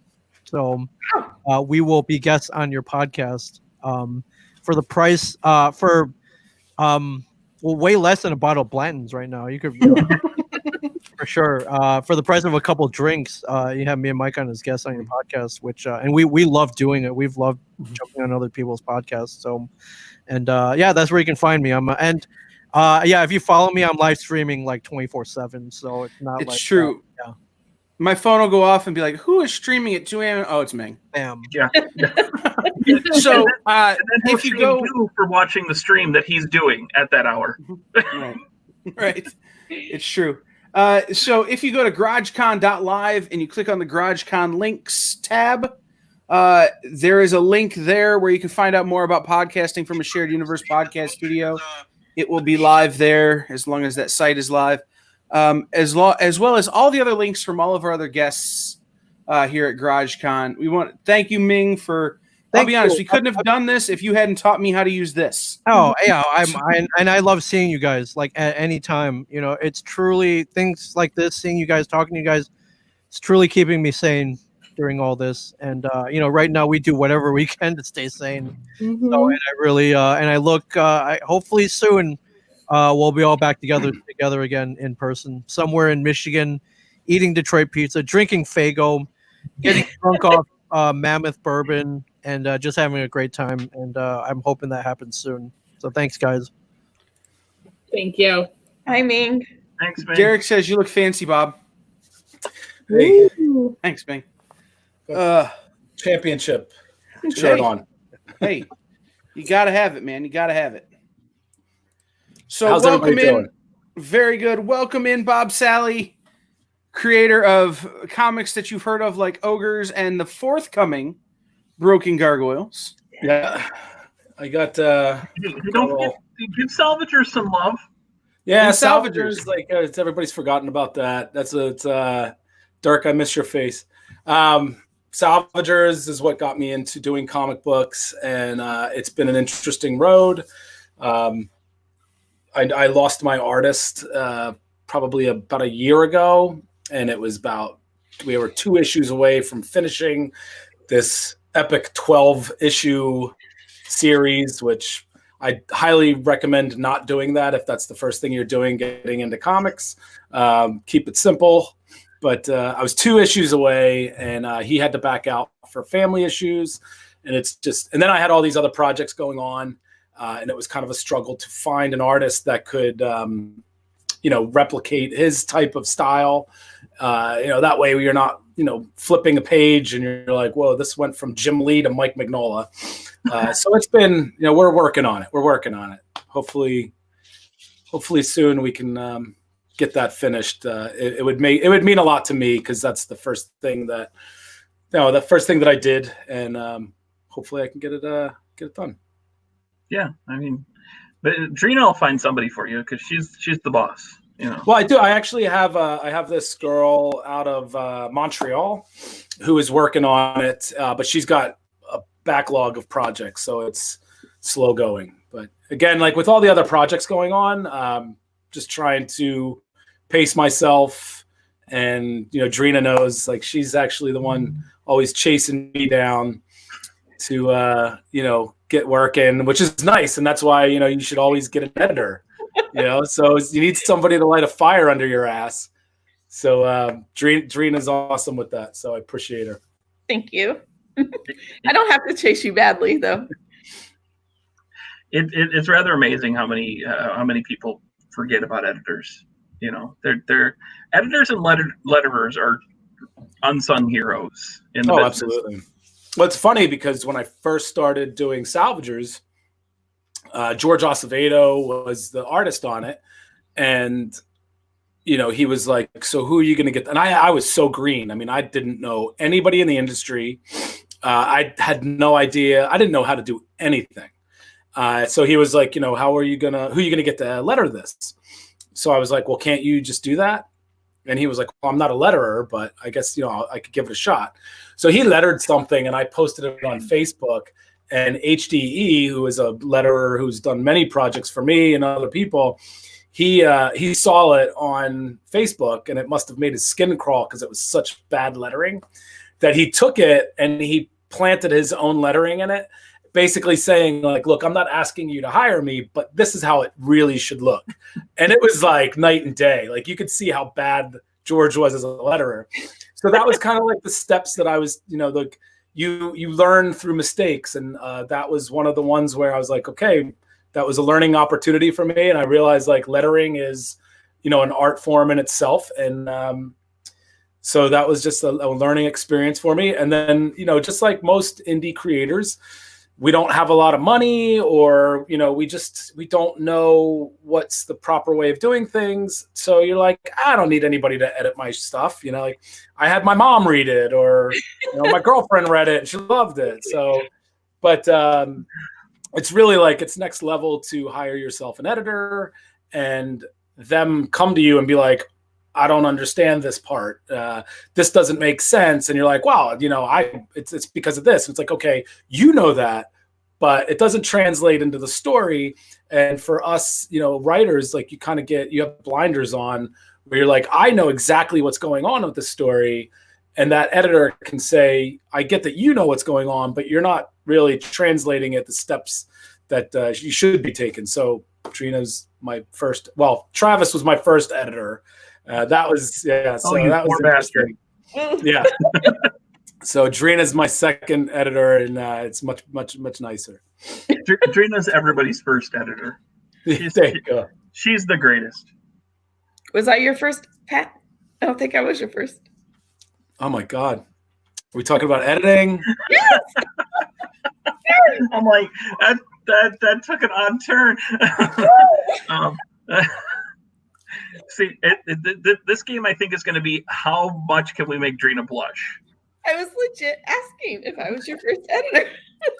You got to finish the sentence. As an No, editor, I you guess need to technically finish no. the sentence, put the commas in the right places. Yeah, I would technically say that Jay Cott was my first editor because I had another script that I haven't shown to a lot of people yet, but it felt wrong and I couldn't figure out what it was. Like I knew there was something wrong with the script, that's why I wasn't really pushing it and I wasn't trying to find an artist and stuff. And I had Jay Cott review it and he's like, this, and Bob, it's funny you say that you're like, you talk about how you know what's going on, but the audience doesn't because you haven't explained it. It was the opposite for me. It was like the characters knew too much. They were too aware of things that they shouldn't know in the story. So I think those are sins that happen often. That's why editing is such a thing. Right. I think I got most of my my learning through reviews of my comics and people just like ripping on it, and then I was like, taking notes from like, and somebody saying like Bob Sally knows nothing about pacing. So I was like, all right, time to learn everything I can about pacing. So then the next review was like, this book is beautifully paced. And I was like, this is how we're going to do it. We're just going to do it by failing. It's about right. I mean, that's where, so I guess I'm curious. Unfortunately, Bob and I haven't met in person yet, which makes me very sad. It makes me very sad. There's many cons that I was supposed to go to, especially this year, and I think that's the overall consensus for us creators. Is I know Jason Clark says it all the time. Like 2020, he had it mapped out where like this was going to be his traveling year, and it all went to hell. Yeah. Stupid Corona. I think Drina brought it over. From where? I don't know. Wherever you go. Middle Earth. Did she just call herself a hobbit? She's been a goblin, an ogre, and a hobbit today. Drina's having a banner day from a fantasy perspective. Good Lord, you guys are just... I think, but yeah, not all short people are me. So keep that in mind. I just realized hey Kyle, I pulled a Kyle. Yeah, you forgot to click on the comments. And here is an absolute reason for people like Drina. What are you? Apparently, Dirk Manning needs you to edit his comments. We've made that joke many times. At least once a day, I'm like, dude, could you please fix your post? Right. You're giving me anxiety. Right. Can you just download Grammarly, so I don't have to work all the time? He always says job security. Why aren't you happy? It's job security. I love when people screw up and say, "Well, it's your job security." I'm like, no. It's true. Though. It is true. Well, the best thing about Drina, she goes down and she edits punctuation and misspelled words that are just in the description of the panel. And I'm like, forget about don't waste your time with that. Nobody's gonna see that. The artist is gonna figure that out. Yeah, but you can't count on that. She's programmed into it. I'm like, I'm not sitting there trying to, I don't care if Staniak, he translates that into Russian anyway. So who knows how that goes over. Well, you know what? Okay, I'll tell you why. Because, Mariana is from Italy, speaks Italian. Italian. Californian.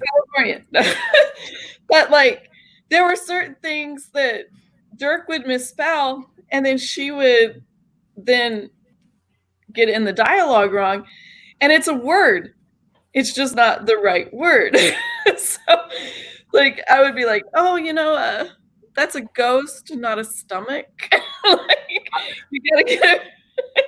And it like had passed so many people, they had never even noticed that it was there. And I was like, how did that go? How did that get by you guys? Because it was spelled properly, it just was the wrong thing. So I'm always worried that like your artist is going to interpret it differently, or your letterer might interpret it differently. And you know, you don't like to go back and like have to tell them, no, redo the whole thing. And no one likes that. And I know artists really hate it. And I'm really particular about art too. If there's a mix up in the art, it's like, oh, hate to be the bearer of bad news, guys, but you're gonna redo it. Yeah. When something important for the story is missing from a page or something like that. Oh man, I got handed, Travis handed me my butt the other day because I've been editing Sparrow. And for me, it's my first book, and it's not a comic, it's not a screenplay, it's a book. And Garrett and I are like wavelength, we're pretty good. And like when he writes something, I can see what he's trying to say, but it wasn't descriptive enough. I'm not gonna lie, Spiro's prose? Yeah, it's a book. I did not know that. Yeah. So much I pay attention. It's a fantastic book. Broken Gargoyles is a comic, right? I love the book. And I was like, man, Travis had such great points. And I'm like, I need to learn more from Travis. Oh, don't let him hear you say that, please. No, I'm dead serious. He already looks like a pineapple. Dead serious. Like, yeah. The red hair pineapple. Yeah, he already looks like a pineapple. If his head gets any bigger, it's gonna start to look like, I don't know, Wilson from that movie Castaway. No, but like he was like, you know, you just gotta describe it a little bit more. And you know, he's right, because I read everything in a comic book form, and I could see exactly what he was trying to say, and it was like, okay, I get what you're saying. But I find Travis invaluable. Yeah, and I tease Travis, but man, that dude's smart. Oh God. I hate to admit that people are smarter than me, but everyone is. Oh, ouch. So I'm just getting woke up, Pat. I've been at this all day. I'm finally getting woke up, and I can be snappy. So we're here to actually talk about Broken Gargoyles, which is that still going to be June, or is that going to be July now? But that's going to be July now, isn't it? Now it's.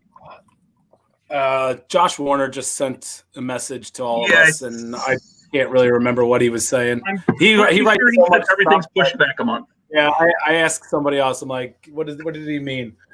But so right now, Broken Gargoyles is on Source Point Press's website. You can pre-order it there, and I believe, and if anybody's watching this that knows the answer, I think that it's going to be hitting previews in June.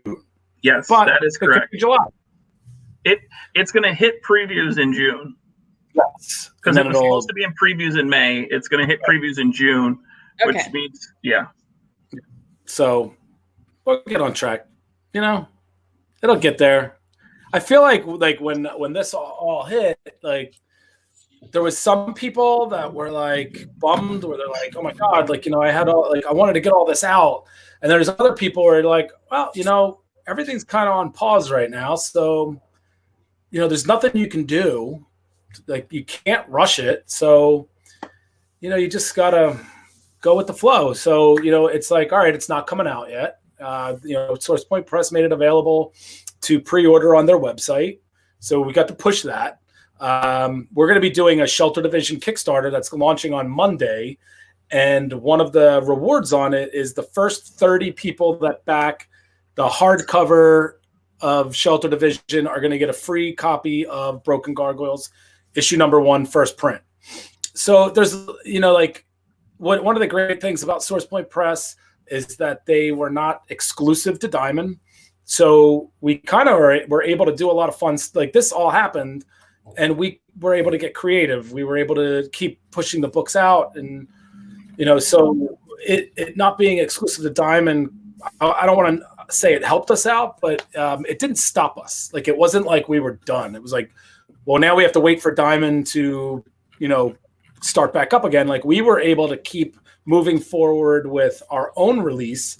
So it's available right now to pre-order on oximedia.com, which is SourcePoint Press's new website that kind of, brings together all of their. It's like an umbrella company for SourcePoint Press, Deepwater Games, and N3, which is gaming mats. So, if you are looking for it, I think if you put in sourcepointpress.com, it'll redirect you to Oxeye Media. And so all the books that we were supposed to have coming out in previews, you can go and you can pre-order it, at their website.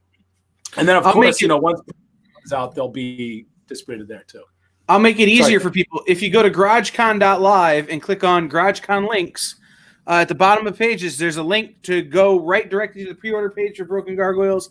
And below that is the link to go and order the premium, awesome slabbed cover and what is it, Jay Fosgett? Jay Fosgett to the cover and Josh Warner to the cover. And the Josh Warner covers. The links will be right there. In fact, I'm just going to set a whole link to go to everything Broken Gargoyle. You're like a freaking internet wizard. I'm a ninja. If you did that would have taken me like a day and 5 other people to do. I would have to make calls, send emails, got on people's asses, and you're like, good job, Kyle. Thank you. Done. If you head to, like I said, GarageCon.live, click on GarageCon links. There's stuff for everybody there. Including crap. I got paid. I need to order some stuff. Hold on. You guys go about your business. I gotta buy some stuff. I already rated all the May pre-orders on the SourcePoint Press website. So, well, I was holding off on ordering my slab copies. Yeah, that's my problem. Right now, I'm trying to resist the urge to go with all the variants and the premiums and all that stuff that's going on. Like Josh Warner's cover, he didn't show me. I'm usually when somebody's doing some artwork for me, or if they're doing covers, they'll show you little, this is how it's gonna look. Or Josh didn't show me anything until it was done, and it's amazing. His cover is just gorgeous. It is, and it is just so fitting for the book. Once you when you look at the cover and then when you read the book, you're just it's so fitting for it. He's an artistic genius in his own right. So I hope I get a cover. I hope I get one of those. I don't get anything. I get nothing. It's not mine. And if I do get anything, I give it all away. I have this. This is I have that.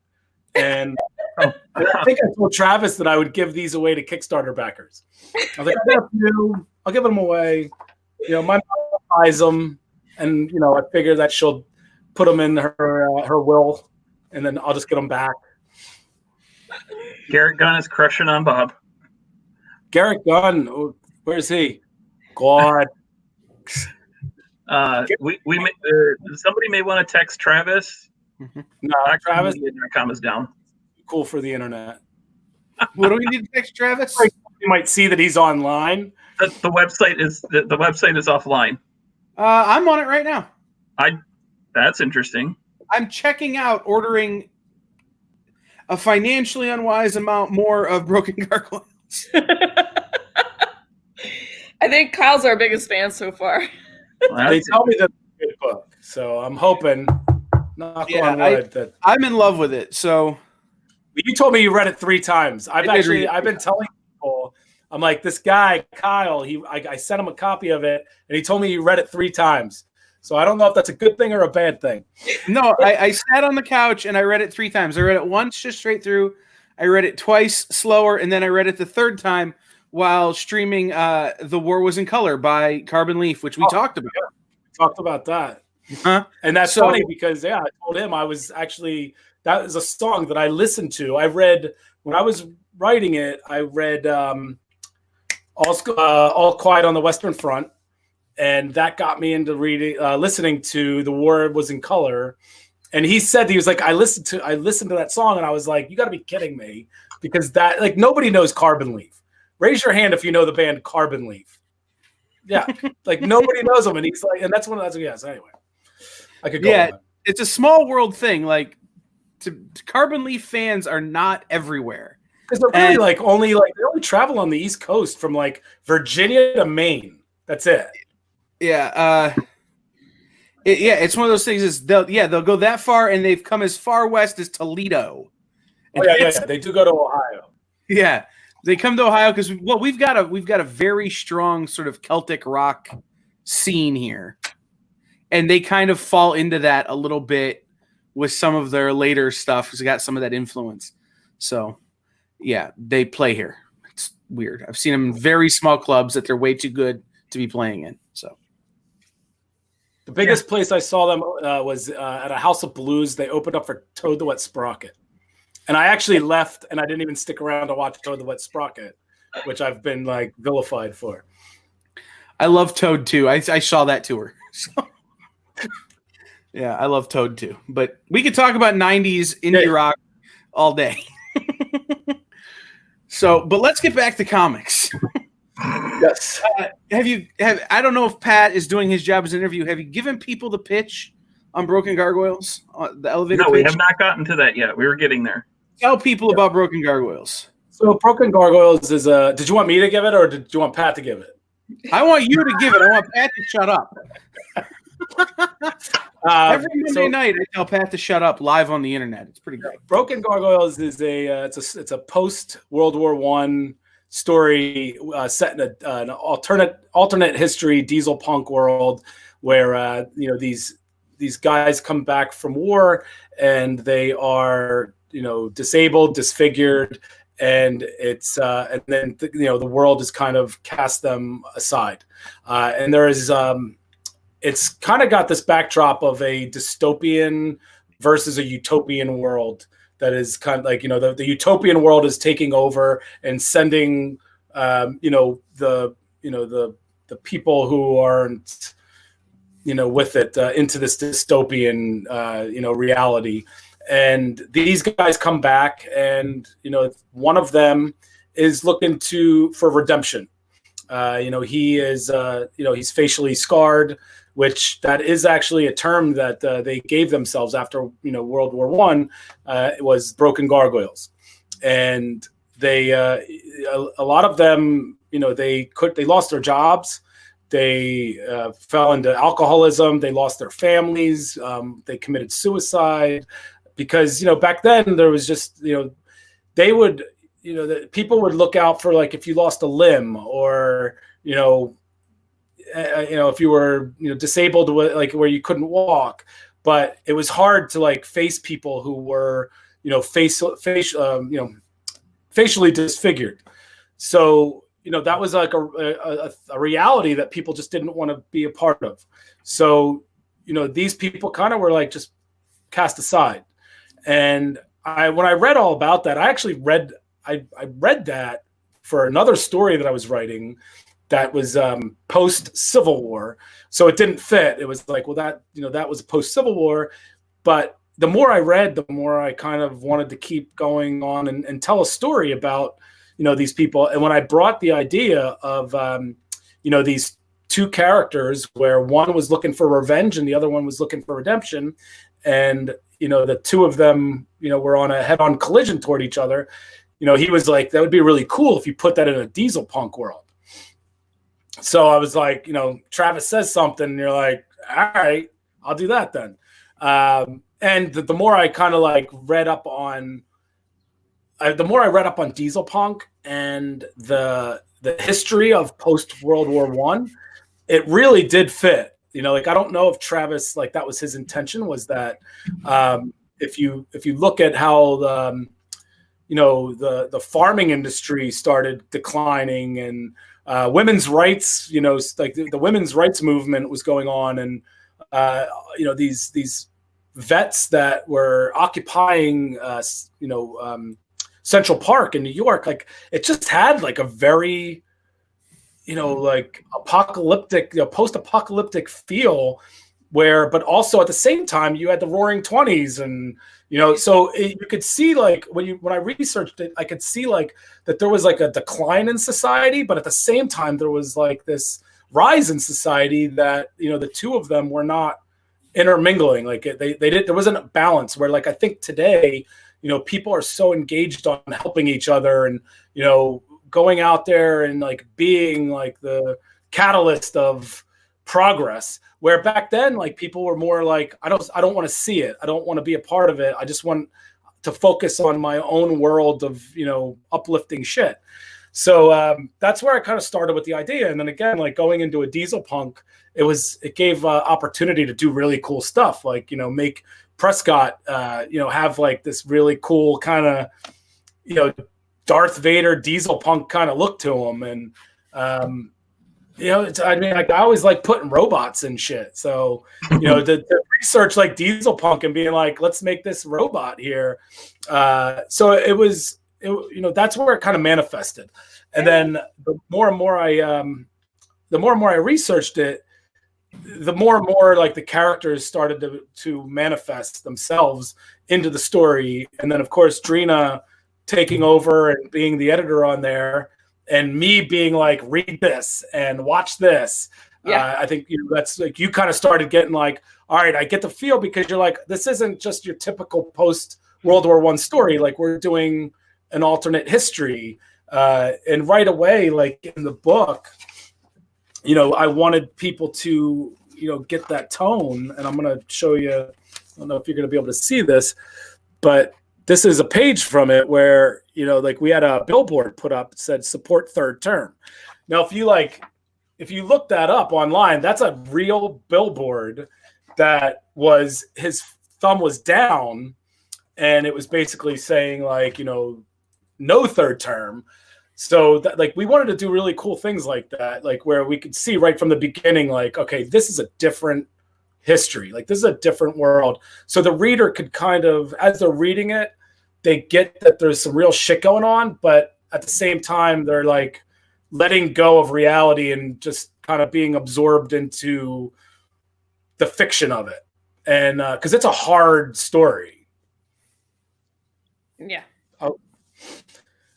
So I don't know if I gave that, if that was the good pitch on it or not, but it's basically a story about these two, you know, World War I vets who come home to an America that is on the decline for them, and they've done some horrible things in France, and one of them is about to lose his family. He's lost his job, and he is looking to redeem himself for the things he's done. And the other one has lost everything, and he is looking for revenge, you know, from the people that have taken it away from him.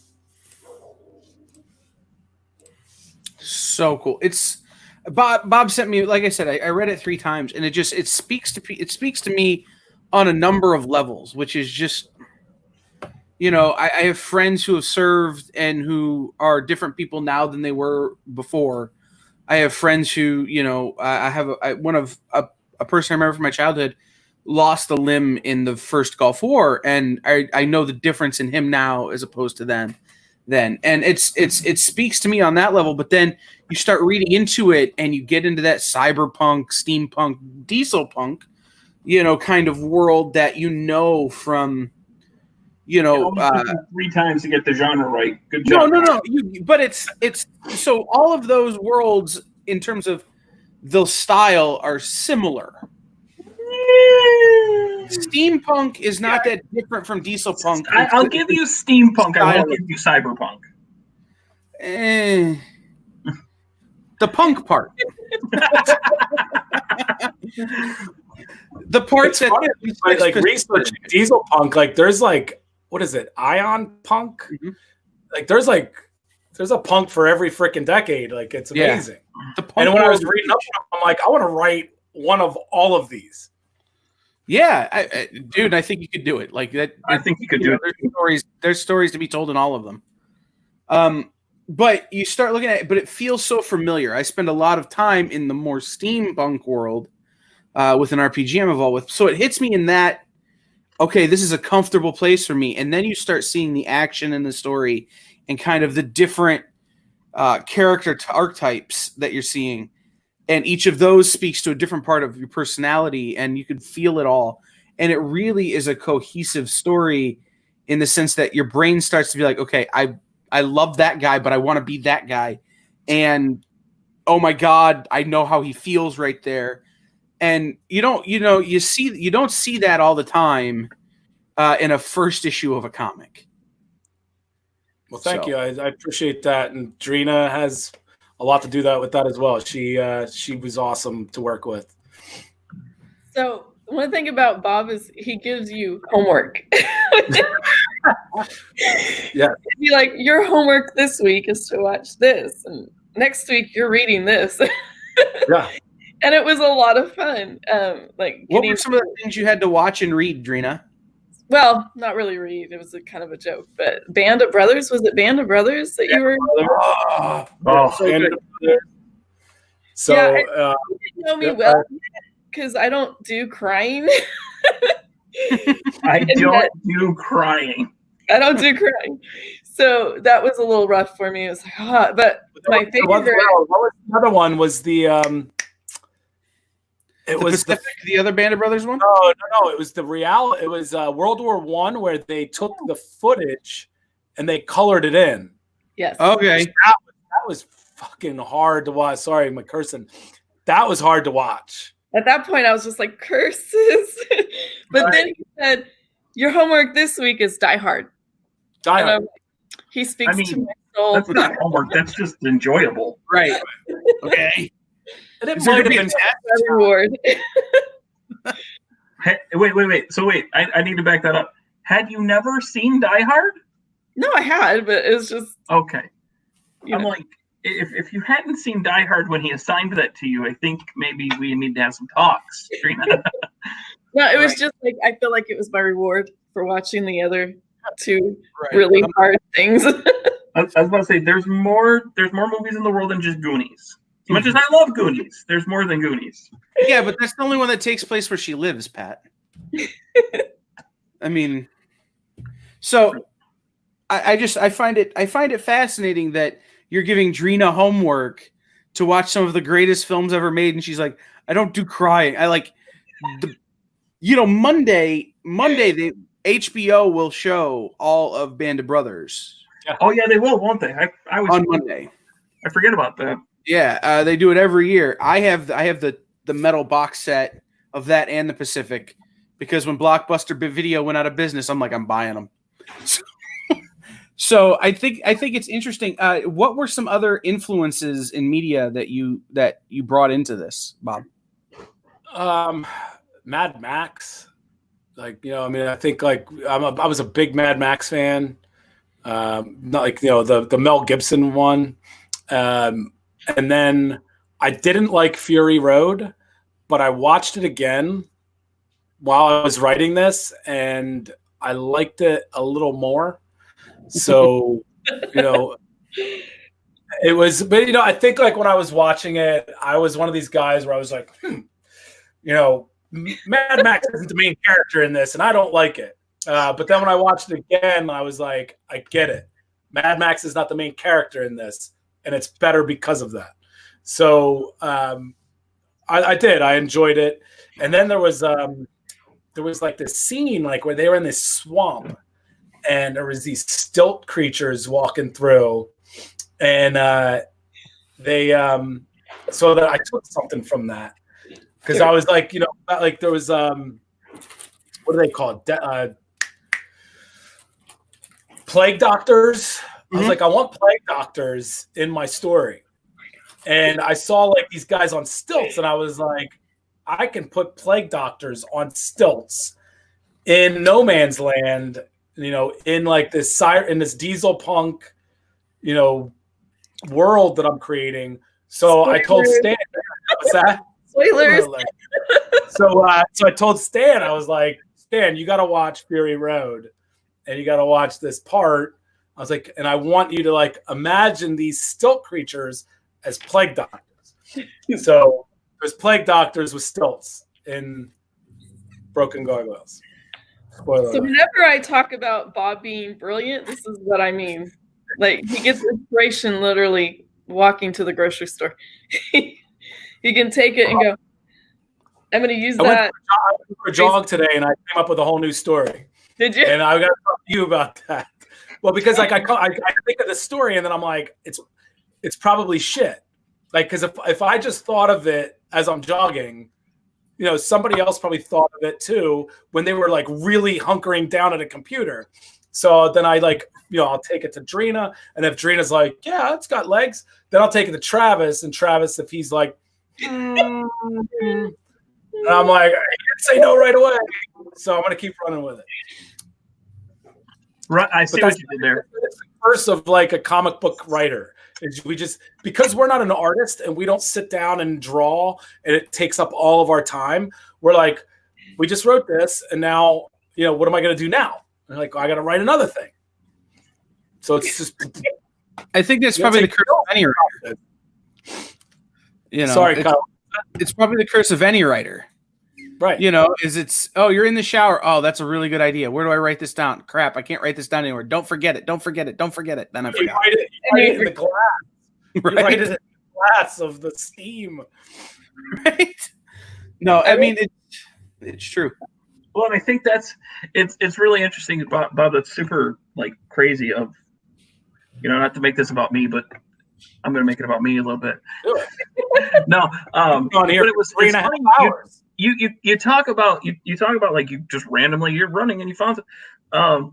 When the other script I was talking about that I haven't really shown to too many people, the title I came up with it, I literally just driving up the road, and I'm like.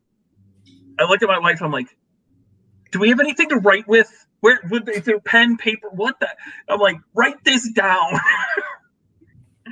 Literally, we're just on a stretch of empty road. Yeah, I'm never more than about 1.5 feet from a Sharpie, and a bottle of Gojo is in my bathroom for a reason, because I'll write my idea on my hand and be like, "All right, that's terrible. Just get rid of it." It's like it's like dry erase, except it's flesh. So it's true. At work, I'll think of an idea and I'll just grab the Sharpie that I'm using to, for my job and just scribble it out on my hand and come back and be like, okay, I can't do anything with this, but it was a really good idea at the time. I guess got to get rid of it now. Well, I know like everybody has like the story of like, they wrote down this on a napkin, but like Salvagers, I literally did. I was at a bar in Boston, and it was like this whole long story I'm not going to get into, but they would always play classic movies on this like tube TV up on the other side of the bar, but the volume would be off. And my buddy and I would go in there all the time. You'd go in there and like Wizard of Oz would be on, Gone with the Wind would be on. And it was just like the background, And one night we were in there and Star Wars was on, and the Death Star blew up. And like, I'm sitting there and like, I'm in a funk because I'm like, I can't write anything. And I'm looking at it and I'm like that's probably a lot of valuable shit now floating around in space. And that's where I was like, so I started writing down like Salvagers. I was like, this would like, if there was a salvage company, this would be the occupations on the ship, and it would be like a captain. So that started on a napkin, which I don't have anymore. So it's like, obviously like it's not true, but that's where that whole thing started, was on a napkin. And I did that. I asked the bartender for a pen and I started writing it down, and then took that napkin and, took it to like your composition notepad. And then eventually it ended up in a Word doc. And that's the life of a story, the progress. I can't wait for Shelter Division. Me too. That's like a love affair that's like a long distance relationship that finally like the two people finally are like, let's move like to the same city. And that's where I feel like I am now with Shelter Division. And artist Ken Perry, he's actually the one that motivated me to finish it. Ken Perry is the artist on Wretched Things, which is a book with Swords Point Press. It's a story about this abandoned house where this vermin and these insects all are living in, and these people finally buy it and move into it, and these vermin who were against each other have to band together to save their own lives. And he did that with writer Devin Wong, and that was through Comics Experience. It was one of the first Comics Experience books. And then through doing the cons, like I met Ken. Ken actually lives in Fall River, which is in Massachusetts. So he and I are both up this way. And so we've done a lot of conventions together. And he was, he wanted to do a book. And he was I was like, all right, and he was like looking through what I had. And he was like, what about the Shelter Division? And I was like, I don't even want to touch that right now. But he and I just kept talking about it, and he was drawing some things up, and so finally I was like, all right, let's do it. And I lost my artist on that, which is one of the reasons why I was so jaded with the project. But now it's almost finished, and again, I think this is the third time that I'm slipping a plug in. Kickstarter with SourcePoint Press launches Monday at 9 a.m. And if you back it early, you can get a free copy of Broken Gargoyles. I feel kind of bad about it because I remember hearing about Shelter Division forever ago. It was a long time ago that I started and stopped it. Yeah, because I'm like, you mentioned this the Shelter Division Kickstarter. I'm like, man, I completely forgot about that. But I felt bad because I'm like, I totally knew the book. I love the typeset title on it and all that. It's super super fun. Like how just like spy type of like feel to that. Just that, which is what's so interesting about like title graphics. That just gives that like initial feel of like, what's this book about? Oh, well, it looks like an old like FBI CIA dossier type, feel. So what's funny, if Travis McIntyre was watching this right now, right, he would probably be loving what you're saying, because that logo was his idea. I had a different idea. Oh, I hate that logo then. So my idea for the logo, which I had somebody do a mock-up of, was Shelter Division in like the like that red classified top secret font. And I showed it to him. I was like, this is the logo I want to go with. And he was like, no, that's crap.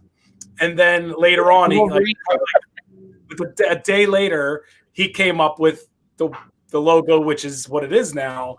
And you look at it and you're like, you want to hate it because he hated yours. And you're like, that's good. Good. So I have a serious question, and then I have a terrible joke. So which one do you want first, the serious question or the terrible joke? Oh, let's do the serious question first. All Let right. Dreen answer. Well, I think Shelter Division was probably when you first came across my radar, when that was originally kind of out there. So I guess my serious question is, give the people who haven't heard about it the pitch for Shelter Division. So Shelter Division, I was always a big fan of the X-Files. And Shelter Division was kind of like, there was 3 different stories that I was working on that none of them were really working out. So at one point, I put all 3 of them together.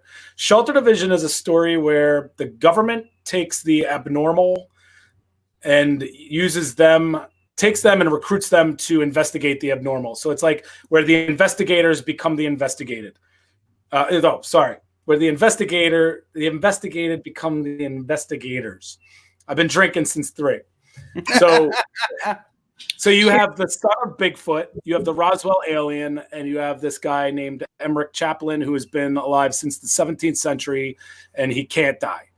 And they work for this government organization that they have dubbed Shelter Division because they don't have a place in our society. So this division, this government organization, which as the book goes on, you start realizing like does not have their best interest.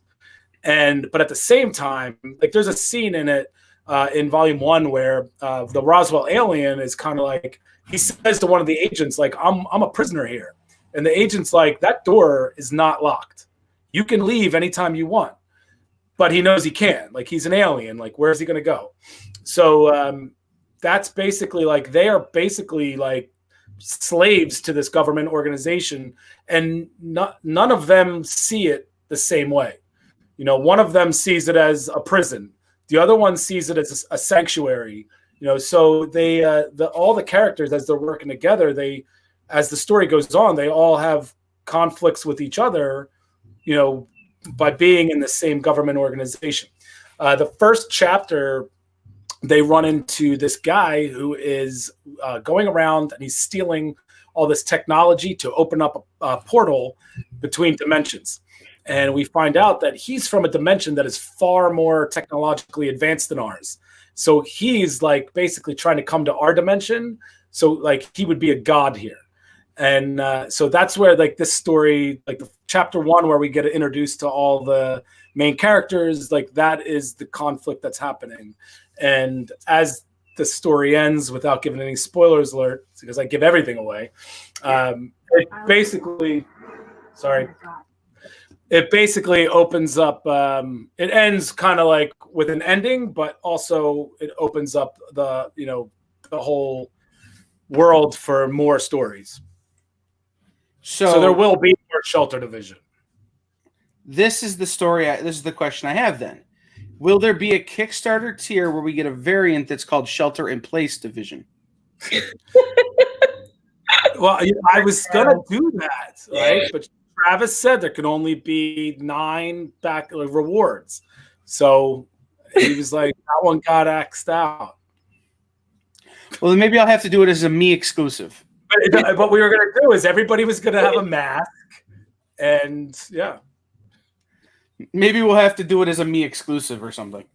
I like it. I do like it. Everybody's going to get you with a mask, toilet paper, bottled water. Right. Shelter in Place Division. I wear a Shelter Division mask. I would wear that with the yes. on it. Or just be you with like this suntan, no masks, suntan. So if you go to GarageConLive.com and click on the GarageCon Live links. Try that one more time, Kyle. GarageCon.live. Yes, GarageCon.live. I could smell dinner cooking because Pat's panel is next, and I'm going to walk away for Pat's panel. But I could smell dinner cooking, and I got distracted. So GarageCon.live, you click on GarageCon links. At the bottom, there are links for where you pre-order all of Broken Gargoyles, including the premium stuff, where you can find out more about Ogres, find out more about Salvagers, all from SourcePoint Press. All those links are there and available. I wanted to get another plug in real quick. I appreciate it. We've already discussed the next question that I ask everybody. So, which is what's up next, and it sounds like it's a lot of stuff that you've been working on for a while that you're bringing back. Well, I mean, again, like I'm trying to finish Salvagers because that was my baby, and like it's this thing I feel like that's unfinished, and I don't like having things unfinished. So 2 more issues and we're done. But it was fun because like Stan Yak, who's doing Broken Gargoyles, and David Hayes, who did the Rot and Rotten Tail, like the 2 of them like got together and they did a Salvagers one-shot, which I edited, and it was awesome. I love doing that. So I feel like I want to finish the story of Salvagers so SourcePoint Press can take that and kind of run with it and do more with it. But I don't know. Like you said, like it's like I'm not going to stop doing this. I enjoy doing it. So you have Beholden. Yeah. Well, then we got the Beholden, which Tom Cooper and Becca Kinsey with Drina Joe doing the editing on it. It's a story about kind of like this supernatural warehouse. And it's about this guy who is like the superintendent of this warehouse, and the cleaning lady open up Solomon's they unlock the seal of Solomon on this thing and release 72 demons into this warehouse, and they have to basically like fight them and get them back in before they leave the warehouse and are unleashed on the world, which has been super fun to work on with these two upstarts. Like this Becca Kinsey's this up and coming writer, and Tom Cooper is an up and coming artist. So I'm really excited to get them out there. And Drina, it's actually been fun because Drina's the editor on it, but I've been doing editing on it as well because I wrote the outline for it. So we're both kind of working together on it. And it's awesome to see Tom and Becca, like how excited they are to be working on this thing, because it's already been greenlit for publication. So the two of them are working on it where they're like, this is a book that's going to be published with Source Point Press, which, nowadays that's a freaking huge thing. So I'm excited to see them be excited. And you get to a point where, you're like, it's awesome to kind of, nurture that in another person. So, so there's that. The pictures from Tom, like Tom's got a whole different way of presenting his art, where like he gives it to you like in a layout, and you're like, all right, what the fuck is this? And then like when you start putting it together, I'm like, oh, like that's gorgeous. But it's been very interesting doing that, and I'm excited about that book too, because Becca Kinsey, like I met her in Toronto, and she's a beautiful writer. She knows she really knows how to express the characters and bring them out.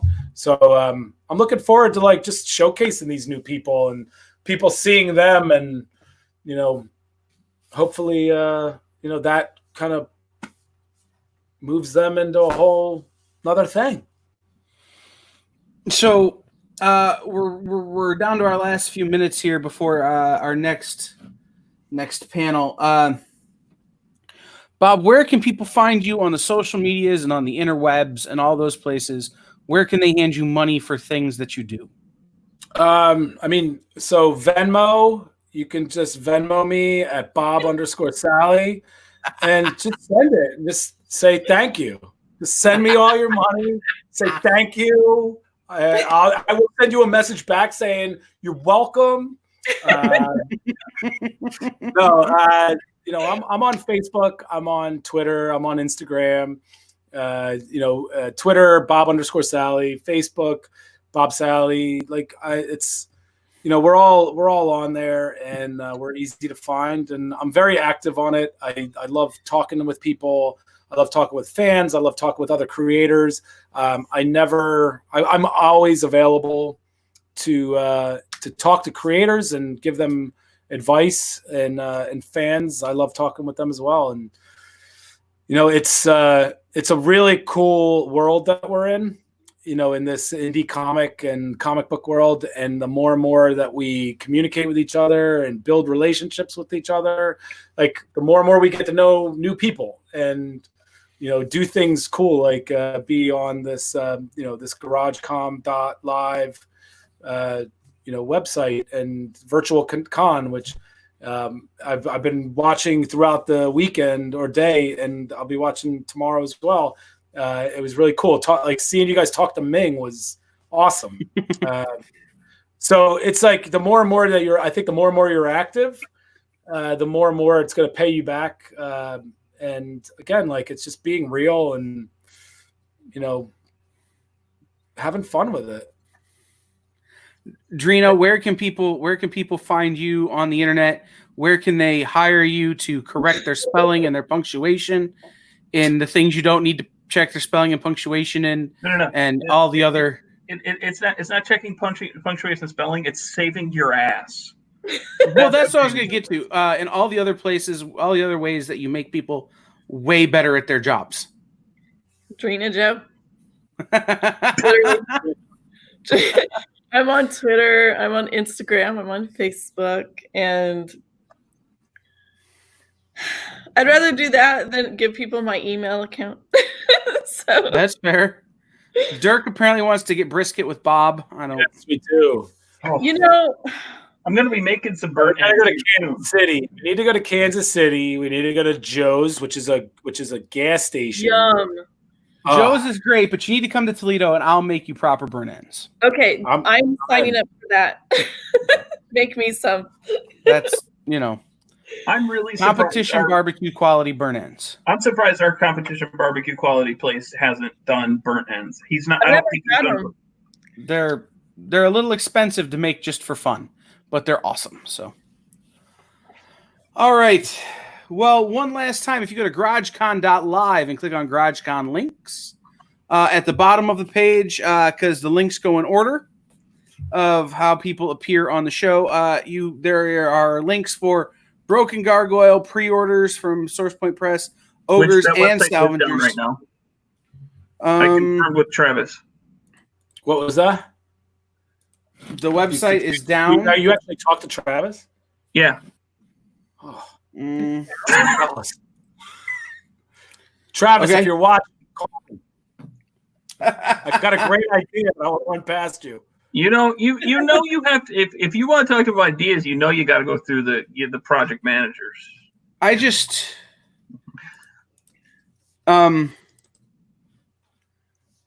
There it is. Oh, must have just come back up then because it was down. yeah. Well, if you Or you're all I getting know is back page. if you click on the link from GarageCon.live, it goes there. That Uh-huh. cover. I So- mean, those covers are so Or gorgeous. So and then you got thank you. Staniak one. Yes, and then you have So the this- regular Staniak. Staniak one. That's a different one. That's not on the website. I need that one. No, this is a limited edition Anomaly Comics, and there Got might it. be some left. I got this one that I think my mom wants. Mom, I'm sending it to you. Just one. My mom has my entire collection. She shows it to like the neighbors. See, that's what I get. Your Wi-Fi's down. No, it's obviously it's not because I'm on the stream. You're on you're getting cellular. a cached page, Kyle. Huh? You're getting a cached page. It's possible. I mean, I'm not saying I'm not, but what I am saying is that I was totally able to check out from their website. So I'm not. Yeah. I confirmed with Travis that it is down. Well, okay. Whatever. So we're going to thank you to Bob and Drina. I'm not going to argue with Pat about technical issues right now. We all know Pat is the far inferior tech support person on this stream right now. Wow. As I've been building a website live on the internet all day. So Jay Pat. Ferguson's cover is also awesome too. Yes, Jay Pretty Ferguson. That's a Black Cape Comics. So if you go to blackcapecomics.com, Jay Ferguson, actually, Sterling there, he's got a mask. He wears a mask that is, and I think you can see it from his avatar, but he did a Black Cape. Yeah. So Black Cape Comics did a mask from the Jay Ferguson cover, which That's I want to cool. get one of them. Nice. One of those. So we're going to get out of the way here for the Get in the Game panel, which is our next panel up here on GarageCon. They're up for the next hour. So we welcome in. I'm going to have to take myself out to do that. Thank you guys so much. for But we having can me. add Emily and Travis, and then I'm going to take myself out and Trina, you're add welcome to Isaac. stay, if you'd like. Oh no, I was just gonna tell you good luck with the Thanks. with the panel and tell everyone hi for me. We'll do. Well, I mean, I'm kicking Kyle out, and then we'll bring in Isaac, and now you can say hi to everybody. Hi, Travis. Thank you guys for having me. Enjoyed the rest of the night. I'll be watching from my phone. Bye, From your Bob. phone. All All right. right, Drake, I'll be talking to you soon. Bye. Pat, thank you very much again. Kyle, if you're watching, thank you. Thanks, Good luck, Bob. guys. It's great to see you, and I hope we get to meet in person soon. Absolutely. It was great chatting with you. We'll talk to you Good later. Hi, Emily. Hi, guys. I just wanted to say hi Hi. and meet you guys finally. I think Isaac is the artist. Weren't you the artist for Solid State? No, I did the coloring for Okay, Solid State. but you were on it. Isaac's What's the name? super quiet. Oh, I don't know. Maybe my mic is a little funny. Oh, I think that's better. It sounded a little better. But I'll leave you guys. Have fun with your panel. Bye, Drina. Bye. All right. Before we dig into our panel real quick, I'm going to do a quick recap on something. Give me just a second here because I want to go through and I want to show the. We're going to make this all. We're going to go through and we're going to show all the art that's up for auction. We're doing an art auction. This was upgraded last night during the drink and draw, or a couple people donated beforehand because they weren't able to join us for the drink and draw last night. And there is a bunch of art up for auction on the Cherry Capital Comic Con website or Facebook page in a GarageCon 2020 art auction website. Or man, I can't stop saying website. Photo album. So we've got, I think it's about 25 different pieces in here. So we've got Imani Latif, who will be on tomorrow, did a awesome blade. This is a patch by Hopper Arts. A Dune by Brian Mazzani. And then we have a mini Ghost Rider by Seth the Moose. Silver Surfer by Seth the Moose. Sailor Moon by Seth the Moose, because Seth's so ridiculously quick, he like cranked out 3 in like no time. Tara Maslowski doing an Ahsoka. We don't need to talk about that one. Nebula by Adam Ferris. A Wonderful Mermaid done by Tara Maslowski. Rogue by Teresa Mork. Constantine by Teresa Mork.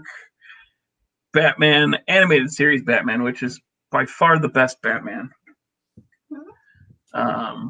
These are all by John Garavaglia, Jerry Seinfeld in the puffy shirt, a Joaquin Phoenix Joker, and a Yoda, Baby Yoda, Mr. Miyagi hybrid, as we talked about last night.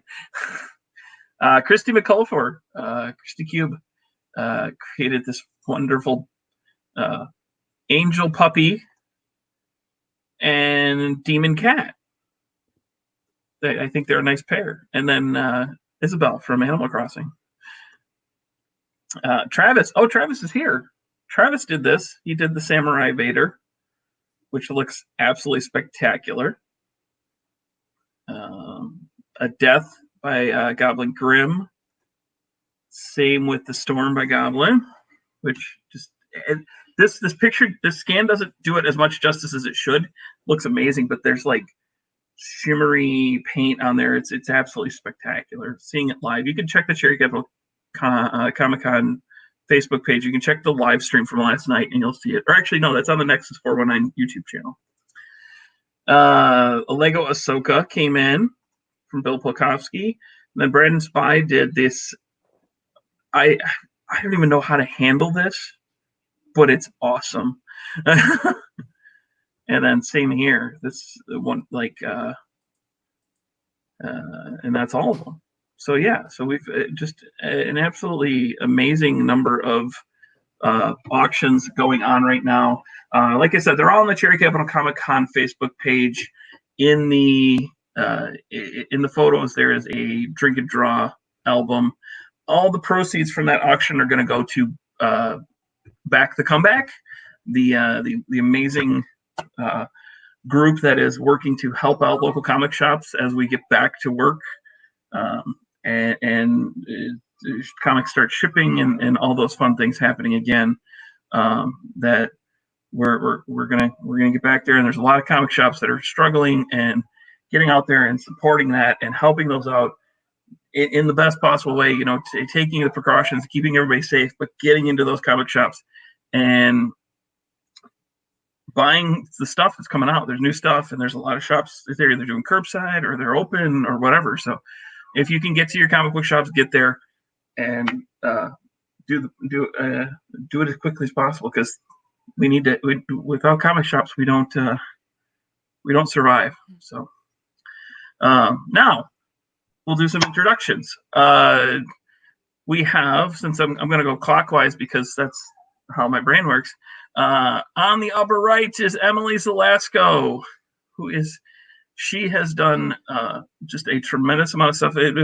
All three of these artists have worked on Get in the Game, which is a comic anthology about video games. And Emily did the Under the Root story in there. I'm ill prepared because I've been doing a bunch of other things, but I know there's got a other picture here projects, if you wanted it. and we'll have you all go through your projects here shortly.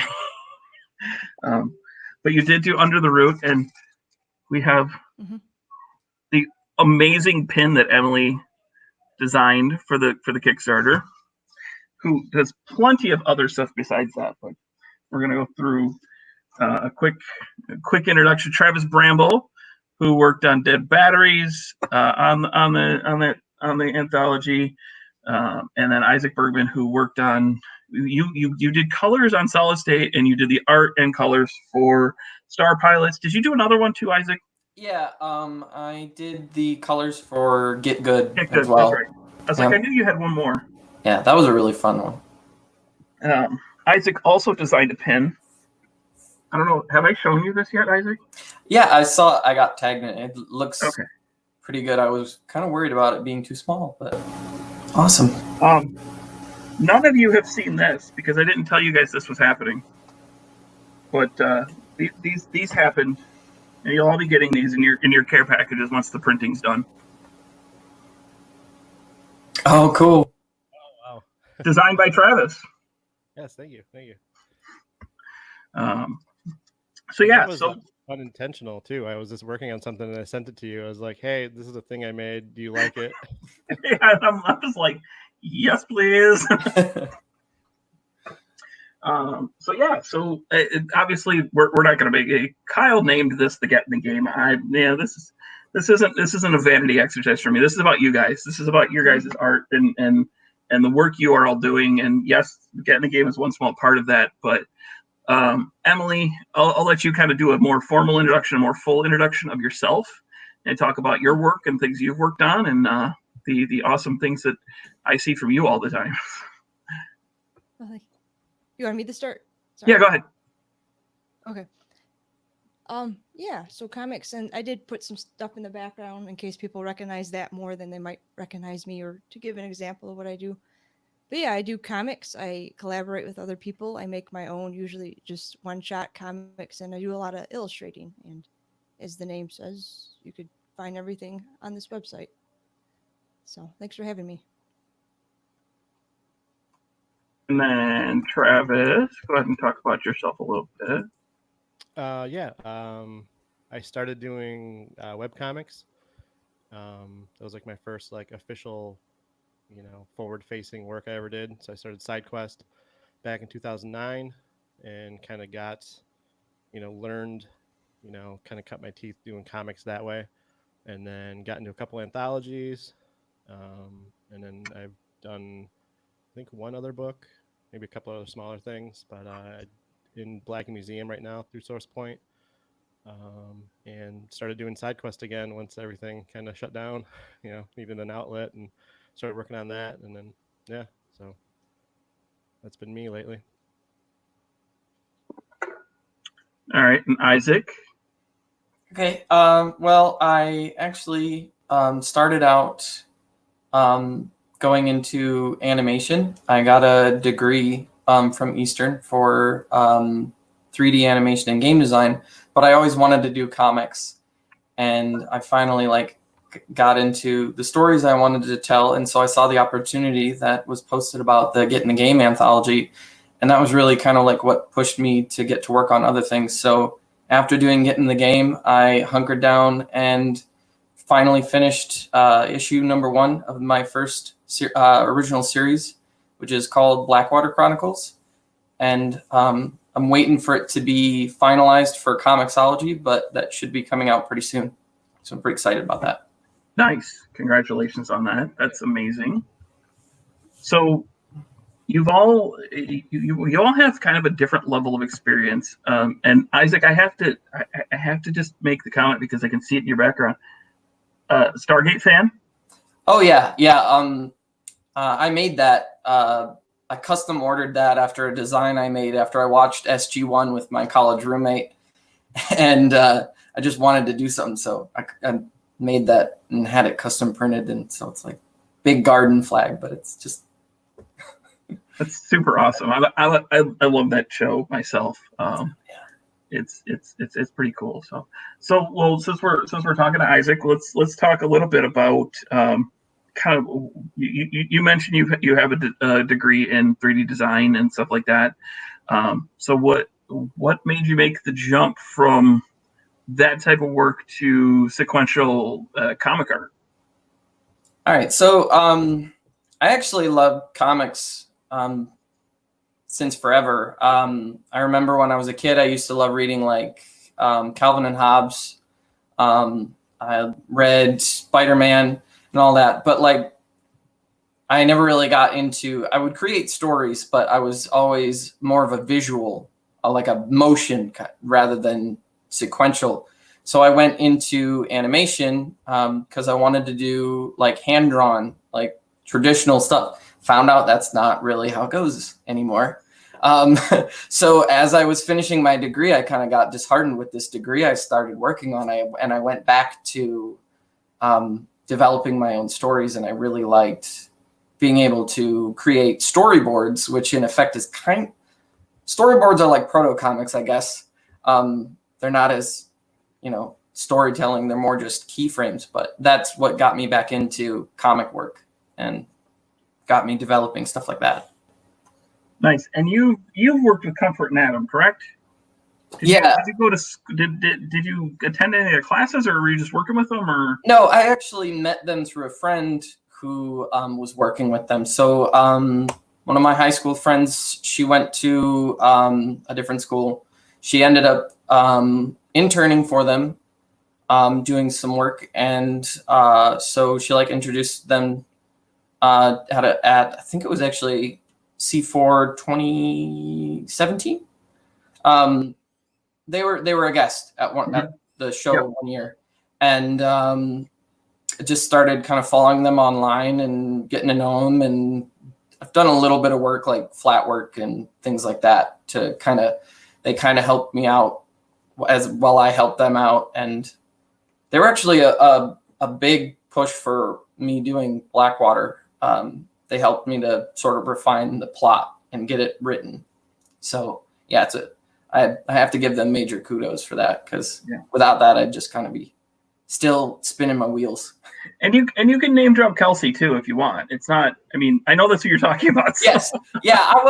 I forgot that Kelsey too. I thought you were gonna say you forgot Kelsey's name, and I'm no. I forgot how.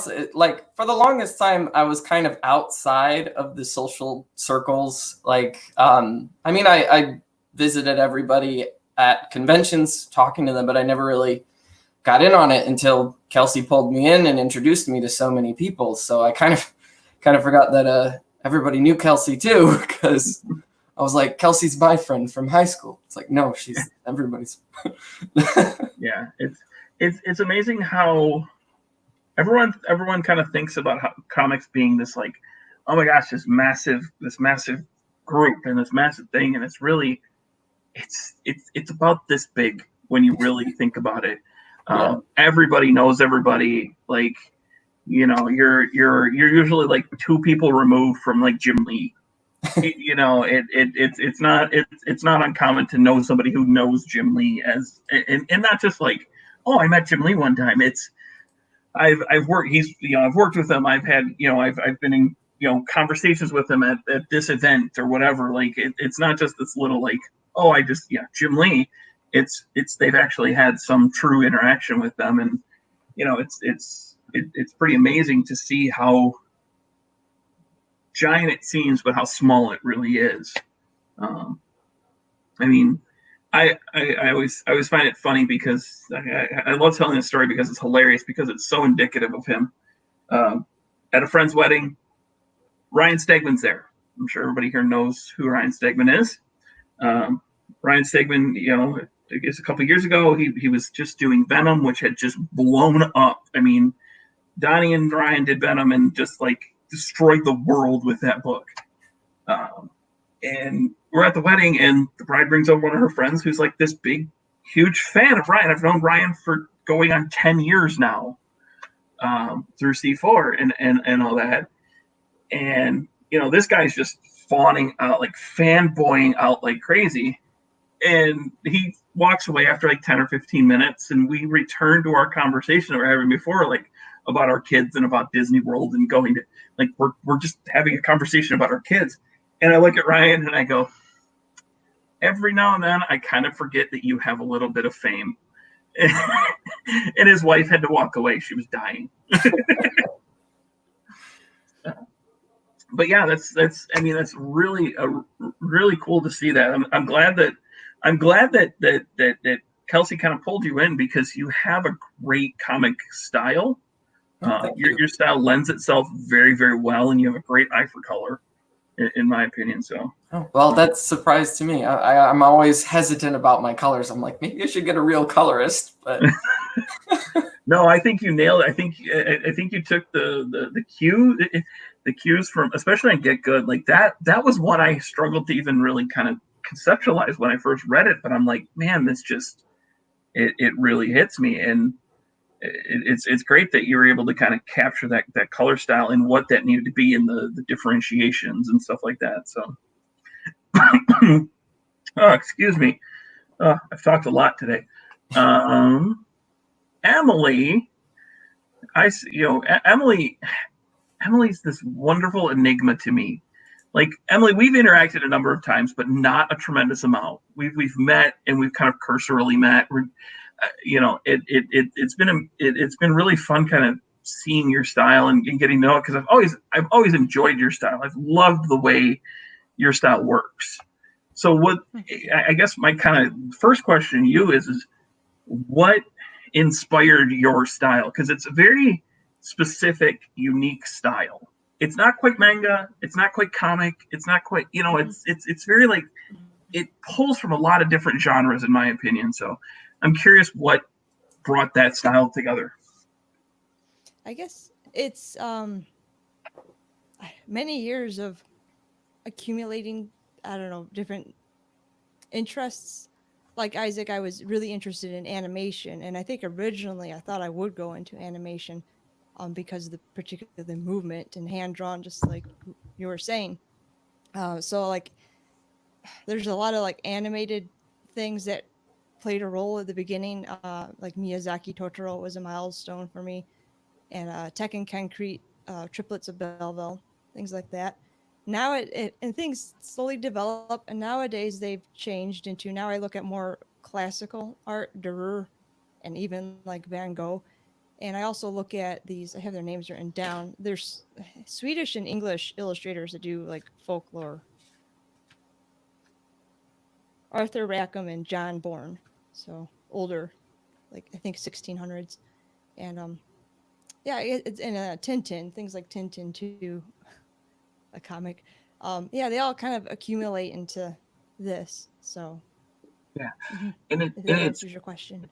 It's such a perfect style for, like, it really can work in a lot of different genres, in my opinion. Like, I could totally see this being like not quite like a gruesome horror, but like that, like, light horror, like something that not like campy horror, but like I could see adding like a visceral element to your style, and it would work just really well with something that, like, should be like splatter everywhere, but like your style, I feel like it just fits so many different ways because it has heart. Well, thank you. But yeah, that is, now that you're mentioning like different genres and style, I do feel like depending on what the project I'm working on, I kind of want to do it differently. Like right now I'm doing like a field guide of monsters for Trico. And so I felt like charcoal could be a more appropriate match for that. So I don't usually work in charcoal, but because I think it would work for this book, I do that. So in regards to style and genre, I guess I kind of change it up depending on what I feel the project needs. Yeah, and I'm actually going to spot you real quick because you should be, because I want people to see the stuff that's behind you, because it's absolutely, like, if you haven't seen Emily's works, like if you haven't gone and found these, like, think of it for those that don't know, think of like Over the Garden Wall. I think is a very good like comparison for your style for a lot of your stuff, like that, like really clean, but almost a little heavy line. Yeah, it just a lot of different moving parts with that, and it's really just this great. I love your work, and I can't wait to actually get a true commission from you, because I'm a fan of what you do, and I think that's so important to see, because the heart comes through. Like I can tell, and all three of you, I can tell this so much, but with Emily, I just feel like she's putting emotion on the page, and it's really cool to me. So, Well, thank you. As I fawn over everybody, Appreciate because that. I'm just that guy. Yeah. So what are you? So you said you're working on a monster manual for Trico? Yes. Okay. Yes, it is particular to. I didn't know about it until Trico presented it. The Histories, I think it's called, and I don't know who it's by, but it's Greece, and I think it's sort of comparable to the Odyssey. A guy going on an adventure and he runs into a bunch of stuff.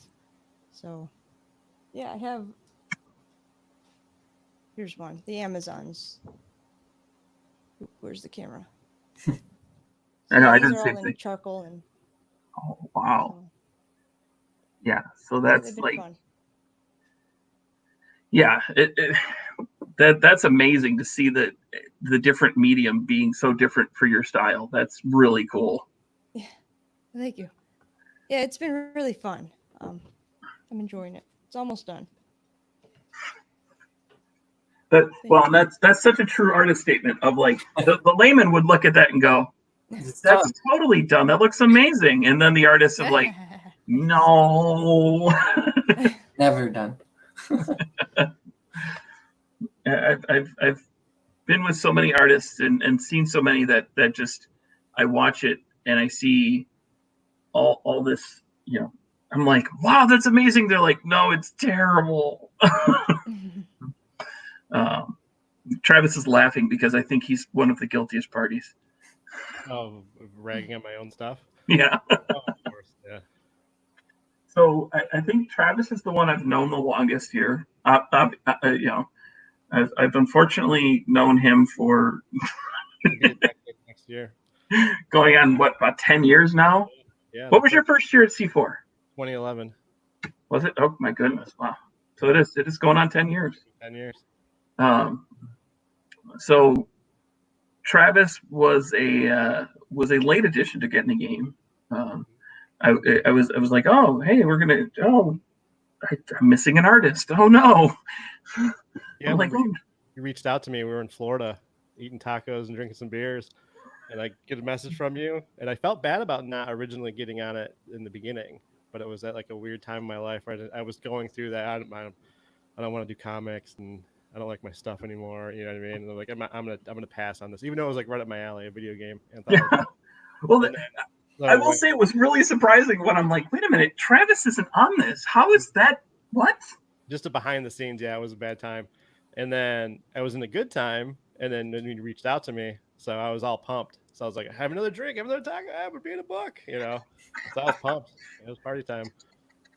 So. Yeah, so you've done side quests. Side quest lasted in its first iteration for what, about 4 or 5 years? Yeah, it was probably at its prime when it was me and Paul, probably until like 2014. It's probably last about 5. There's 5 like good years of it improving and getting better, and we were learning a lot. And then I started doing other stuff. I got into Unlawful Good, and then started doing stuff with Black Museum, and then I was doing even other projects, and this just kind of fell on the wayside. And I still kind of updated it, and it was still kind of fun, but the intention was always to bring it back eventually. I had some hand-drawn comics done for the 10-year anniversary, and I was going to do a bunch of stuff. And then when my office became my home office, I had to figure out a different way to do art for something weekly. And then that's what the new iteration of SideQuest looks like, where it's done in Illustrator, almost like logos and stuff like that, not hand-drawn. And it'll eventually go back to hand-drawn for something maybe longer, regular comic books. But for now, I'm having fun doing that, and people seem to like it. So why change it? Well, and you've absolutely crushed the quarantine with it. I mean, you've just absolutely done amazing with it.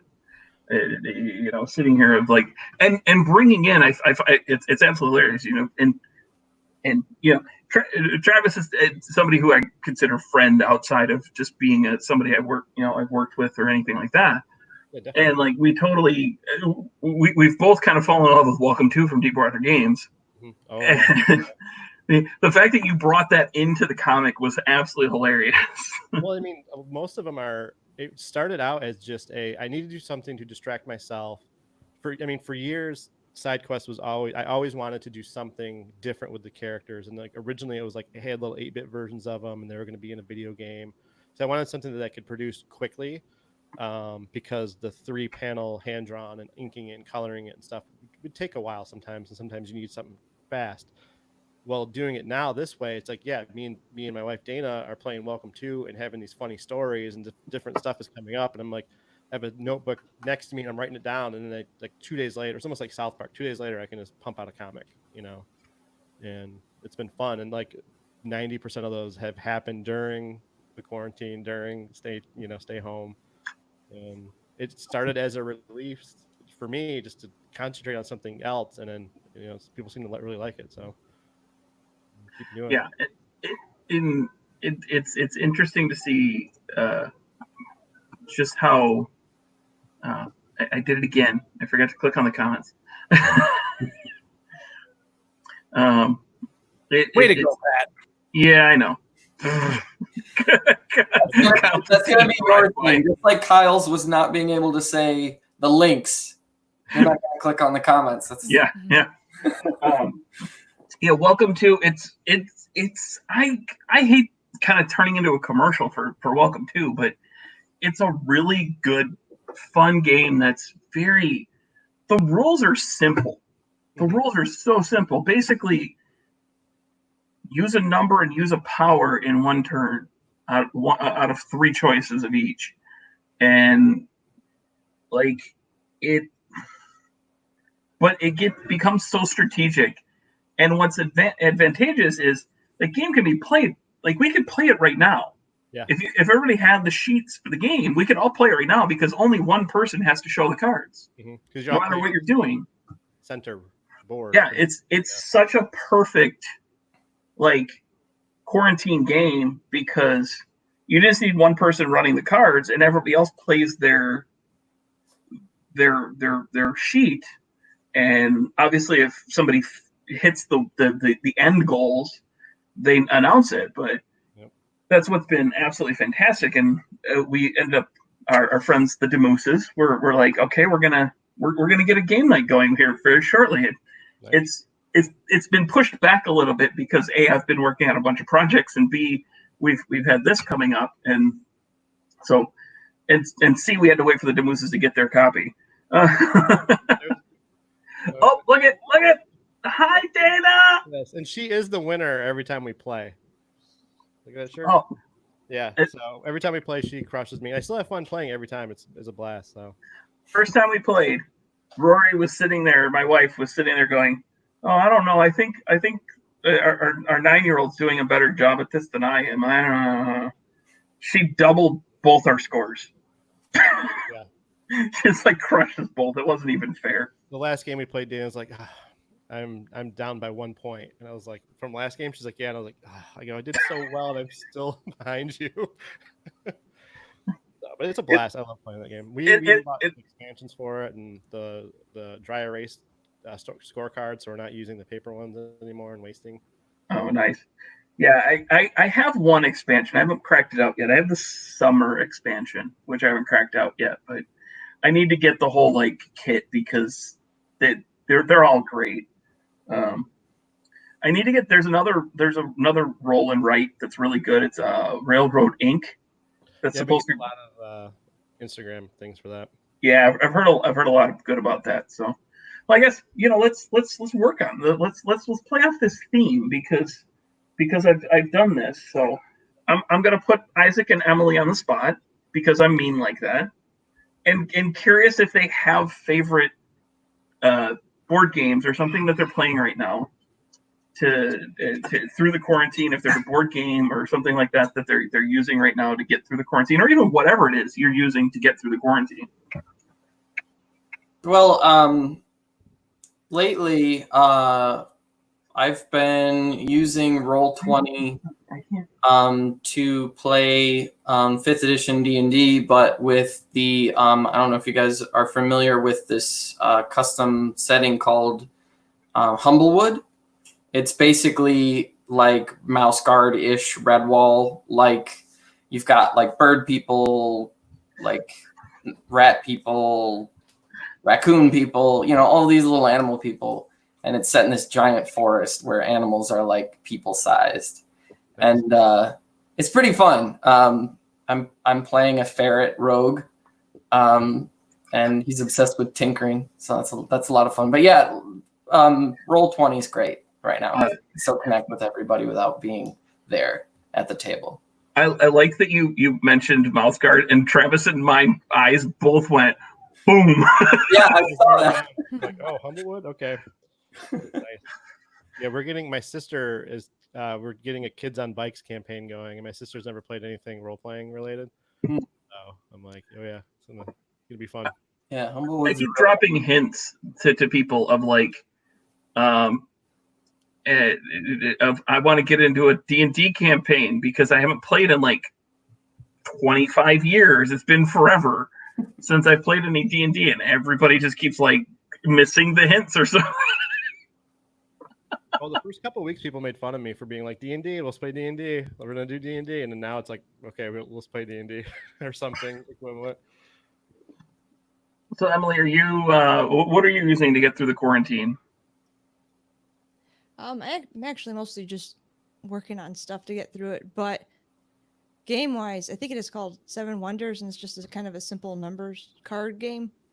I think that's what it's called, Seven Wonders. And then the other one that I really like, I can't remember the name of. I was prepared for every question except for this question. It's illustrated by and this is terrible that I don't remember any names, but it's the animation or the cartoon studio that got shot up a few years ago. Oh, they did this card game. What is it? You all know what I'm talking about. So. Yeah. But the card game is like a World War II kind of base, and it's about morale and things. And I really like. It's a fun game, and I really like the artwork on it. So, do you know what it's called, Andy? He's great. Now it's gonna bug me. I feel bad. Charlie Hebdo. What's the the Civil War one? I was like, World War II. Who the that one wrong. This is the game. Lost Cities, not Seven Wonders. Sorry, is the one. But and then it was Charlie Hebdo. Yeah, the Grizzled. Yeah. Yes. Yeah. So I really like that's why we keep Kyle around. Yeah. That and update the website. Emily, I really loved your Animal Crossing, non-Animal Crossing pictures that you did. We're not playing the game, and then you did the sketches. That was really nice on Instagram. That was really awesome. So is everybody here playing Animal Crossing? Oh yeah, that for sure. I've got probably like. Oh, Emily's just cashing in. I love it. Yeah, I fell off. I felt bad. Not cashing in, but yeah. I feel bad. I kind of fell off on it because it was weird timing when it came out and everything, and it was like I don't know. I played it a little bit. I think I got it like a week after release, and I'm pretty sure I played it every day since. I just got like a achievement recently saying I played 50 days in a row. So it looks nice. I see somebody else's island, and then I feel bad because like my island's not near as good as that. Mm-hmm. So and I haven't played the day, so I've really gotten into recently flower breeding to get all the hybrids and stuff like that. So. Oh, you know, like the pink and white flowers like Emily has. Yeah. I'm trying to get all of the blue varieties. I like the blue ones. The blue roses, you find a guide because you have to follow specific steps.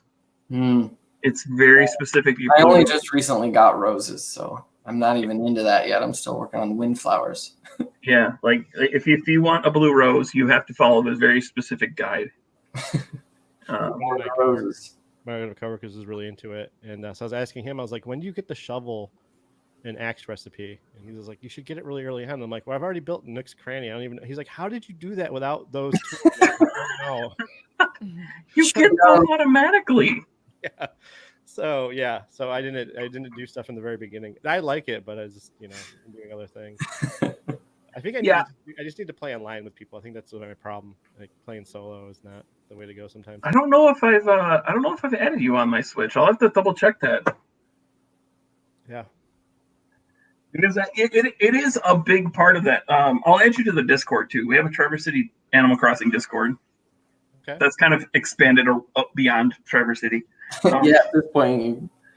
Isaac, are you in that one? No. Okay, I'll invite you too. Oh. Like we sit there. Turnip prices. Every day we're on turnip prices. Every day everyone posts their turnip prices. But there's a super good app for it. The Animal Crossing New Horizons guidebook is absolutely amazing. It nails your turnip pricing. Oh, I didn't even know that was a thing. Yeah. Just hardcore players. Yeah. There's people who are doing crazy stuff. I also didn't realize people were paying real money to get villagers. Like, oh yeah, I'm obsessed with some villagers. It's crazy. Well, I had somebody make a comment to me, and I'm super mad at them because now I have to figure out how to make it happen. Oh. Because there's 9 koalas in the game. Oh no. And my last name's Koala. You have a mission. Yeah. I already got 2 by chance, so I was super happy about that. Yeah.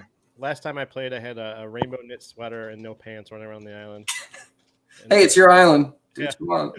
I was taking pictures with my coworker. I'm like, "This is how you do it." Yeah, This is the island life. Yep, and Skatopia. Very nice. So Travis, you have at Source Point Press, you have Black Museum. Yeah, from Brad Gashia wrote that one. Yep, it's 3 stories each in each issue. And what was that? Say that name one more time because I say it different every time. I say it wrong too. I think it's Gishka.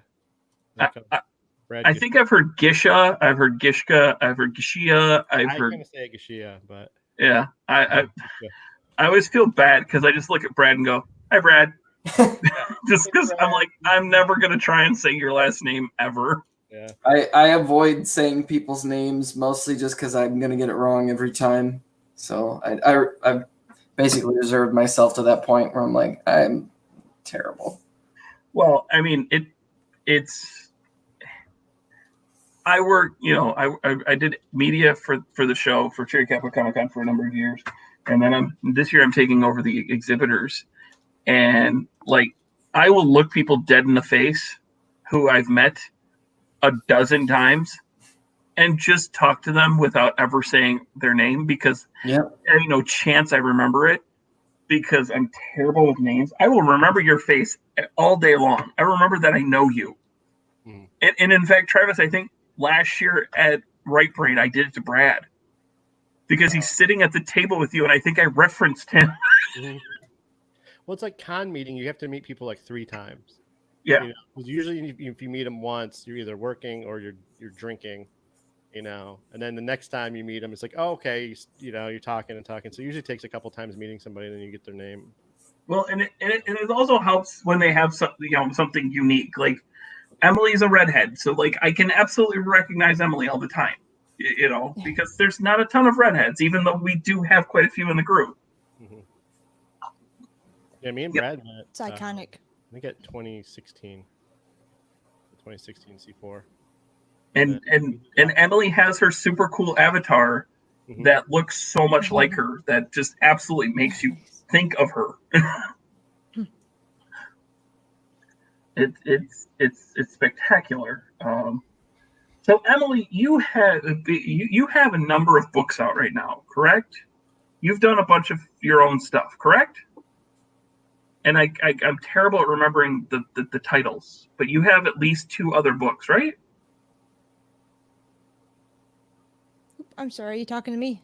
Yeah. Okay, sorry. Yeah, I have I grabbed a few here because it's easier to show. But yeah, I've done various things. I've done a few of my own things. I've done our first book with Trico.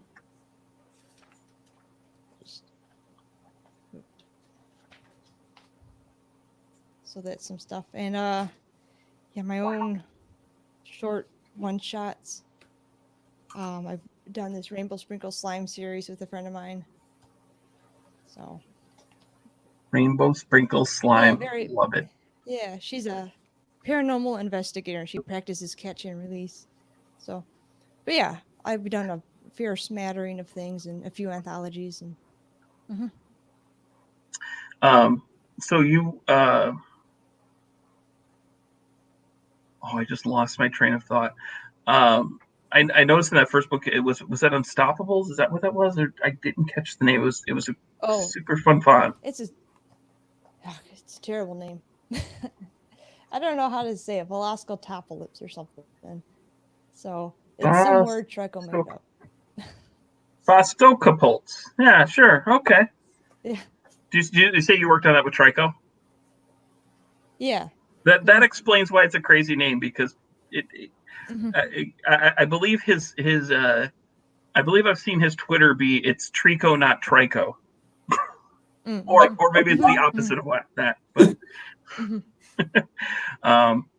so I expect crazy names from him. But I noticed, and that's something I haven't seen a ton of, is that was really detailed background work in there, that page you showed, that splash. That was super fun. Oh, thank you. Yeah, I can. Where is it? There it is. Yeah, that's crazy good. Like, I see, and that's something I always look at. Like, I love landscapes. It's why I love, like Kern Roberts, and now I've seen that, I'm gonna find that book now, because I'm gonna order that book because I want to see that background. But it's such an important part of a book. Like, writers, being a writer myself, I'm gonna call writers out. Writers aren't always good enough to give the artist, like, hey, think about this as the setting, think about this as the background. I feel like a lot of times the artists are kind of left on an island for that. And while that can be good, it also can be very dangerous, because the artist might just take the writer at their word and not put in a background. So situations like that, I'm curious, Emily, seeing as I loved that background so much, is that like, this was the setting and this is the background it should be? Or did you kind of have that, you felt like this is what it should be? He gave me a poem to work with, actually, and so the words in the comic are actually the poem, and I think that's all I had to work with. So, and like, I think it takes place underneath Antarctica, and I think that's about it. So after that, I guess I looked up historical things as reference and try to see what I could put together. But he was very vague, so I had to fill in the blanks, which is fun. So I guess yeah, that's, like you say, sometimes that's a curiosity of, like, would you prefer a writer that gives you that complete freedom of, like, they don't give you enough information, they just give you the main story and you get to go to town with whatever you want to do in the background? Or do you prefer that they at least give you something to be like, this is the setting I want, these are the things that should be happening? Do you have a preference? Is there any that you feel is better than the other? I think both offer their different challenges and some in their different reasons for being fun. Sometimes being handed like the poem and going wherever you want with it, if they really trust you, it's fine. But at the same time, it's a little overwhelming, because it really could be anything. But once you start to whittle it down, it's good. But that's with any project. Kind of, it starts off as like this, you could really go anywhere with it, you could do any style with it, and once you just start breaking it down, then it's manageable and fun. In regards to more information or less information, I think I like working with both offer their challenges that are fun. Nice. Isaac, do you have a preference? I know you're still kind of gearing up in this, and I actually, so it really just depends on like what I'm doing. Like, if somebody wants me to help them like come up with like the visuals, like concept art for things, I really like having as little direction as possible so I can explore ideas. But like, if I'm doing a story, I do like to have a certain a certain set of guidelines. But I did recently watch this video about like storyboarding styles and scripting styles and things like that. And I found out, I think it's called like Marvel style, was how originally like Stan Lee and them did it, is they'd like kind of write like a paragraph and then give it to an artist and say like, make a page. And that sounds like a lot of fun. So I like both because there's freedom for expression with that, like take this and run, but it's also really nice to execute someone's vision exactly how they want it.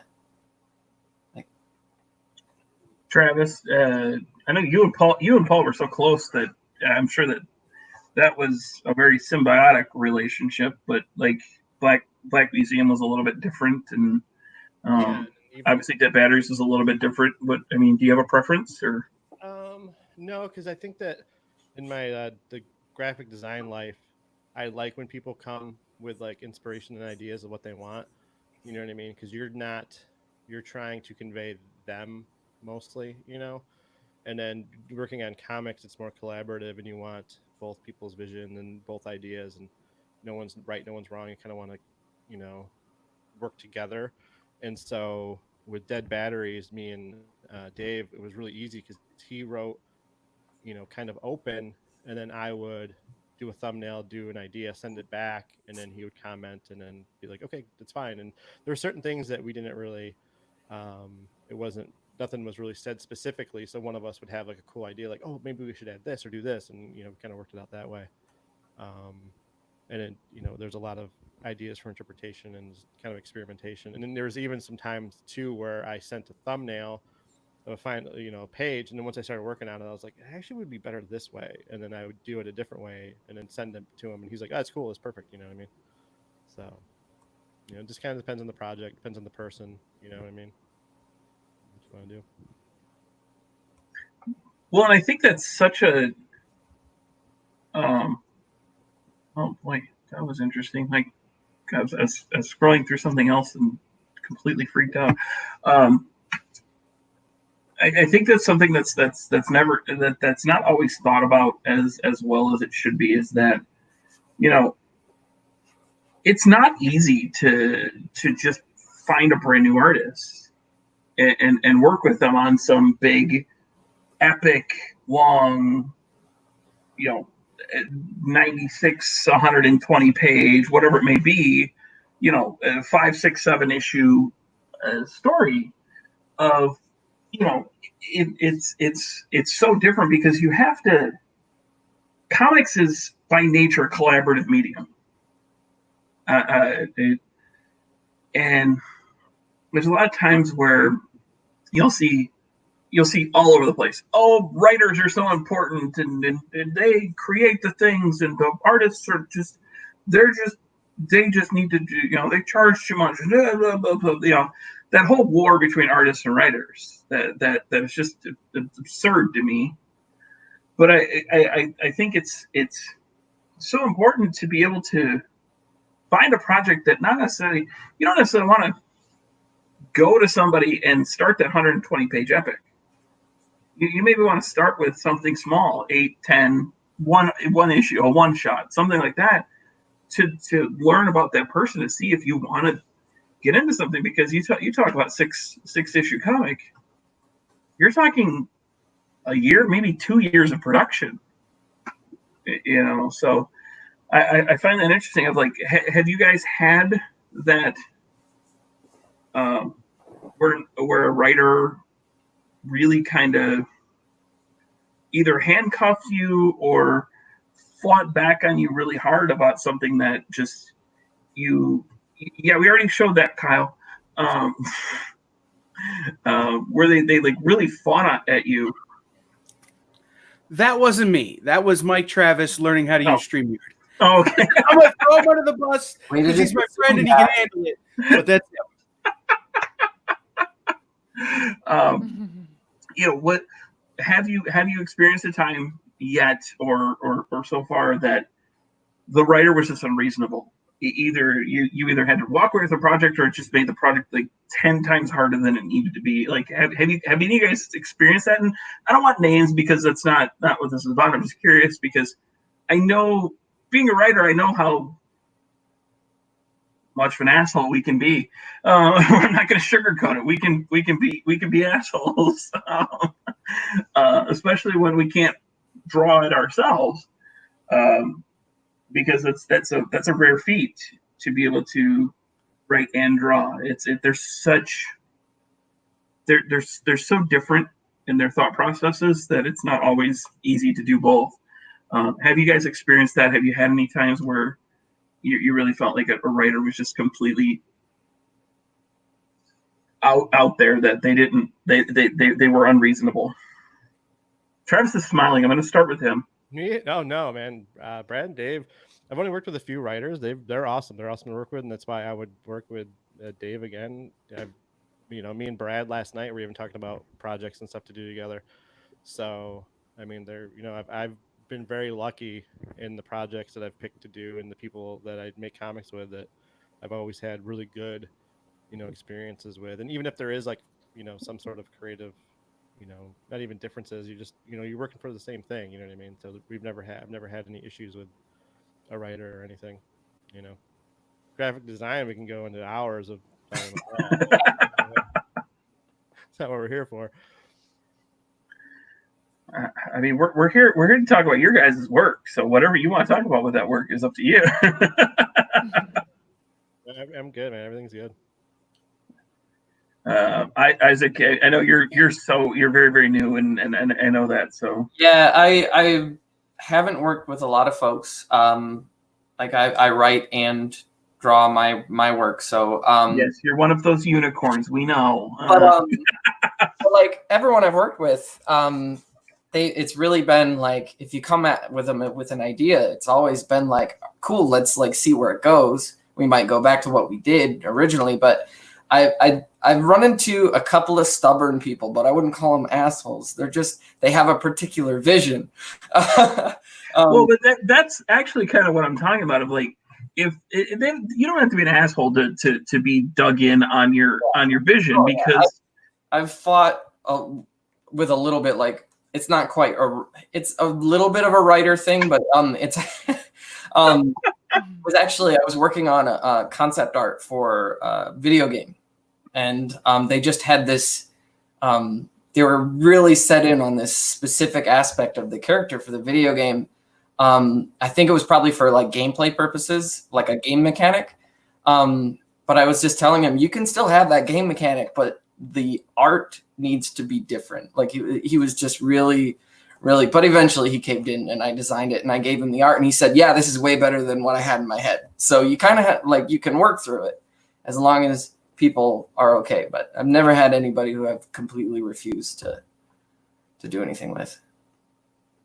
Emily, any crazy horror stories?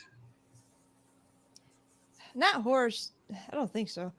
In regards to taking on too much, I think my first comic project, and it was sort of the one that got me into doing comics, was, I think, was it 12 issues? It may have been 12, but it may have only been 6. But neither me or the writer, we both got burnt out. So it's just kind of paused right now. And so I guess that was a lesson early on, was not to take on so much right away. And but fortunately I learned that with a friend who felt the same way, and so it worked out. Yeah, and that's not any big drama. It's great to be able to see that, because there's a number of times where you'll see that it's just the people are just like Casey said, and I'm outnumbered right now. I'm gonna surprise her and bring her on early, because she's on in the next hour. I see her lurking, and she's gonna hate me because I'm just gonna do this. Hi, Casey. Great, thanks. Welcome. So I did have my mascara, like, oh God, what? I'm still outnumbered. It's still 3 artists to 2 writers, so it's but yeah, it's very interesting. I mean, Casey, I'm sure you've done it. You've probably fought hard for your vision of like, no, this can't be that way. Right. It needs to be this way. Sure. Well, especially in the beginning, because writers, especially new ones, we have a harder time than illustrators, I think. That's arguable, of getting out of our own way. See, and another asshole writer. thinking that they're better than illustrators. Yeah, well, because we're faster and we're more reliable. Oh, I'm just kidding. No, but really, it's you're coming from two different worlds, you know. And God bless you, Isaac, for being both. You know, because left brain, right brain. It's just we see everything as a film, and I talked about this on. Hey, David. We talked about this on Jason Clark's podcast, that we see everything cinematically.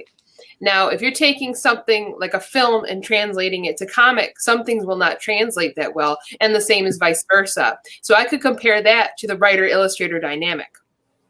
I get that for sure. Trying to write, and then as soon as I started doing layouts, I'm like, why did I write this? This would never Right. Well, sometimes I will put, and whenever I meet a new illustrator now who hasn't worked with me before, I just say, listen, I'm not married to the way these panels are laid out. If you think the perspective looks different another way, just go for it. I trust you. Because now, especially with diamond deadlines, a good page is a done page. So if you think it looks great, perfect. Love it. Yeah. Another thing you have to learn is like calling it where it is instead of spinning your wheels and trying to perfect it. Oh, absolutely. And might I say, you have a great collection of artists on your show presently. I've got a piece hanging up of Emily's in my office right now, right above my computer, and I absolutely love it. I'm in the basement right now, or I'd run up there and pull it off. But yeah, I'm dying to work with Emily. I still want to do that book of dark folk tales, like put a dark twist on it and call it Get Folked. And I'm going to feature you and Corinne Roberts. I think that would be awesome. Nice. Oh my gosh, that's straight up. I just Nobody shut steal up and my take idea. my money. Yeah, why'd you say that on the internet? What are you doing? Shut up and Anyway, take my money. Come steal it. Try it. I'm not stealing it. I'm saying just take my money. I'll take your money anyway, Pat. Okay, we've got a few minutes left here. I'm gonna let these guys. Let's talk through your guys' social media presence. Where can we find you? What can we look forward to from you, and all those fun things that we get to have for the wrap up, so that we can get people to find your work and buy your work, because that's what this is all about, is selling your guys' work. Because right now we're in such a weird spot. Let's see what everybody has. Travis, since you're first on the clockwise now, where can people find you? Where can people find your work? I'm sorry, someone was yelling outside. You can find my work at sidequestcomic.com, the Facebook, SideQuest Comic. My personal Instagram is, I think it's Bramble_Travis. You can see my lovely face. You found me. I got a podcast coming out with my brother. It's called Scattercast, but I'll be promoting that through the SideQuest Comic stuff. But yeah, that's pretty much where I'm at right now. I'm holding it down. Nice. Isaac? Okay, so on Instagram and Twitter, I'm under Ikeman5000, but it's so that's IKEMANN because of my last name, 2 N's. That's the important part. And then I did just launch my website that is actually myself and a couple other writers and artists as a little group, and that is radicaldragonstudios.com. We just launched that a couple of days ago, so it's got info there for getting commissions and things like that. So yeah, but Ikeman5000 is my main social media handle for pretty much everything, even like Twitch streaming and things like that. And if you go to GarageCon.live and click on the GarageCon links tab, all of this information is available on the links on the website there. That was going to be what I said after I asked Emily where we can find Emily. Jumping the gun. Come on, man. Well, because I already did Emily's. So she's the only one who's up there currently. Faster than us. All right. Emily, where can we find you The on social media? You will on Instagram and Facebook is Emily's Alaska Art, and then on Twitter is Emily's Alaska. My website is usually up. It happens today that it's being switched over to a different host and it broke, but it should be up by the end of the day, hopefully. I bet you she's on the same web server as Oxeye Media. Yeah. Well, Happy yeah. birthday, Travis, by the way. Thank you. Thank you. You're very welcome. I appreciate all of you. I appreciate all you guys hanging out. Guys, find their work, search their work out. It is absolutely spectacular. I love all of them. They are amazing people who decided to take a complete and utter flyer with me because I thought that the greatest idea ever was to jump in with a 10-team anthology. And they suffered through my ups and downs and my craziness and all the things that I didn't know. And they were all absolutely amazing about it. I'm super excited for it. It's going to be printed very soon. It's literally just waiting to be printed. It is going to be published by SourcePoint Press. So that's super awesome. I'm super excited for that. But obviously, that means a little bit of slow down from the original timeline just because COVID-19 happened. What's that? Yeah, smart Alec. You know what? Just for that, bye. I've been on vacation now. What I miss? We are in the home stretch. I've got most of the things are done. I realized the other day that I needed one more thing that I needed to do. I needed to do the Comfort and Atom prints that are going to go out to everybody who backed at the Kickstarter exclusive level or higher. But that book is literally print ready. We just need to get the printer running, and we have one little last thing to do that can't be done until the printer sees the book, because they need to tell us how big to make the spine. For anybody who's made a trade paperback, they know what that struggle is. So little things going on, and that's where that is at. We're a little bit behind because of that, but we're having we're so close to ready. We're so close to print that, and once we're ready to print that, it's going to be so awesome. I'm super happy to have worked with all three of these amazing artists. I'm blessed to have been able to work with them because they made my life better, and I love that I get to say that I worked with all of them in some manner, because they are all amazingly talented individuals who I can't wait to see more of their work. The amount of people who say they want to work with Emily is just staggering. I love it, because I want to work with Emily more too. So, and I want to work with all of them more. Yeah. So thank you all. Like Kyle said, GarageCon.live, click on the GarageCon links and find that information for all of these wonderful, wonderful creators. Thank you guys, and we will talk to you all very soon. Oh, thanks for having me, and thanks for getting this all together, guys. Thank you. Mm-hmm. Thank you. And thanks for having me in the anthology. That has been fun.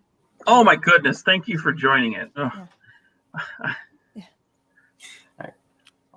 Bye. All right, let's bring in Big Trouble here, who's gonna lead the next wave of madness. We're gonna bring in everybody. I gotta kick Pat out. Hey, who's playing copyrighted music? Gonna get me taken off the internet? No, I'm not. I stopped. You don't have to worry. I don't think we did. All right, I gotta pop out now so I can get David Hayes in here. But get the hell out of here. We're gonna pop out. I will be here if you need help. John, you're all dark. Yes. All right, I'm cracking this open now. Jay cut. You guys hear me? What's up on my camera? Can you hear me? I can hear most of you. I just can't see John. Dominies? Yeah, we can't see John. No, Dom, you're breaking up. It's weird sounding. Yeah, it's crackly. Or Kyle. It sounds like that noise when you're. Wait, that was better. Hey, David. No, now I can't hear Dom at all. What's up, yo? David. Nice. Did get Mr. Hay. You guys hear me? I It's opposite. Things are opposite in this. All right. Nobody can hear me. I see Dommy's talking. I just still can't hear him. There's still that crinkle thing going on with his mic. Oh, are you muted? Log back in. Yeah. I don't know if that's John or something either, too. Might be, but well, anyway, hey, we're here, guys. Welcome. I know most of you, even though I can't see John and I can't really hear Dom. David, I'm not as familiar with. I'm sure we've met somewhere along the line at a con somewhere and have hung out and had a beer or something. Yeah, absolutely. So multiple beers. Of course, Ken. With this group, how could we not have had multiple beers? I was going to kick it over to Dom first because he's the one whose couch I've actually slept on. He's the one who always puts me up and tolerates my noises and smells that I emit in the evenings. But, nobody else really, I think, could handle that but him. But without him having some audio, Casey, you got a little taste of the last one. So this gang here is, what am I dealing with here? Am I with my Rocket Inc. team? I thought there might have been a Tony Maiello sighting coming in. Mielo! Or I don't even know. I didn't know who we were going to have on. Kyle contacted me about 20 minutes ago and said, hey, can you get on the air? And I said, sure.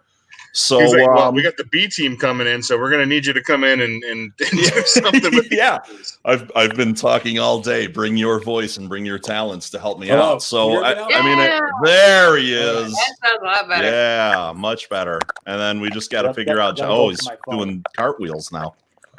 So Dom's always that one guy in the Zoom meeting that doesn't know where his camera's at. We're gonna look up his nostril in a second. It's gonna be ridiculous. It was me 5 minutes ago. Tapping comments. This, but it always gets me. I'm always that guy. You're looking scruffy, Dom. Yeah, I'm going for a Jim Halpert thing here. I'm letting the wings go out. You're going for boyishly charming? It's getting weird in the quarantine. If Jim Halpert woke up in an alley next to a bottle of Jack, then yeah, it would look like this. I remember that episode. Yeah, it's sort of like if Dave. It's like if Halpert was in Always Sunny in the crack episode or something. Can you guys hear me? Yes. We can hear you. Yeah. Okay, now I gotta figure out how to turn the camera on. We can't see you. Someone's popping popcorn. Yeah. Yeah. We're still getting the popcorn. Making popcorn. I always used to to go on the phone and go into the bathroom and have to crap, and I would tell people I'm washing dishes while I'm on the phone.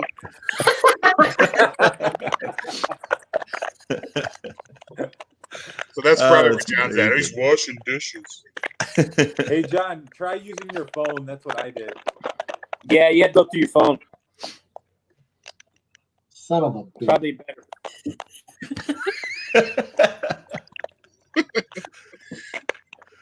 It's the next step in technology for him. We'll get him there.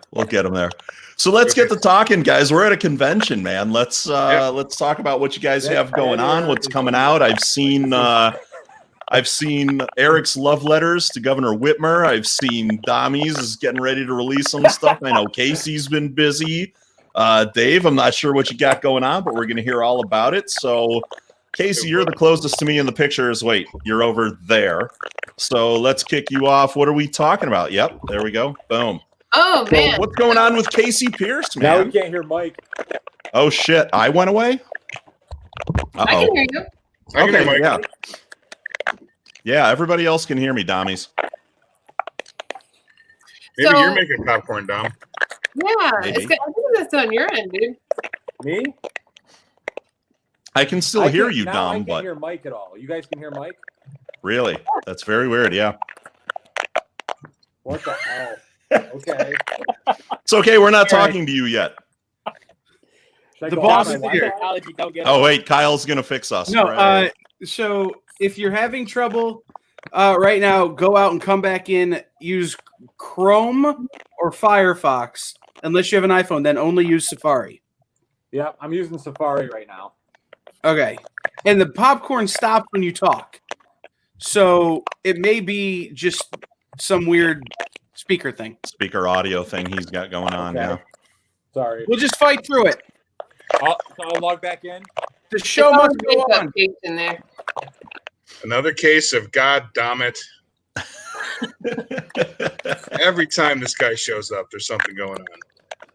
Indeed.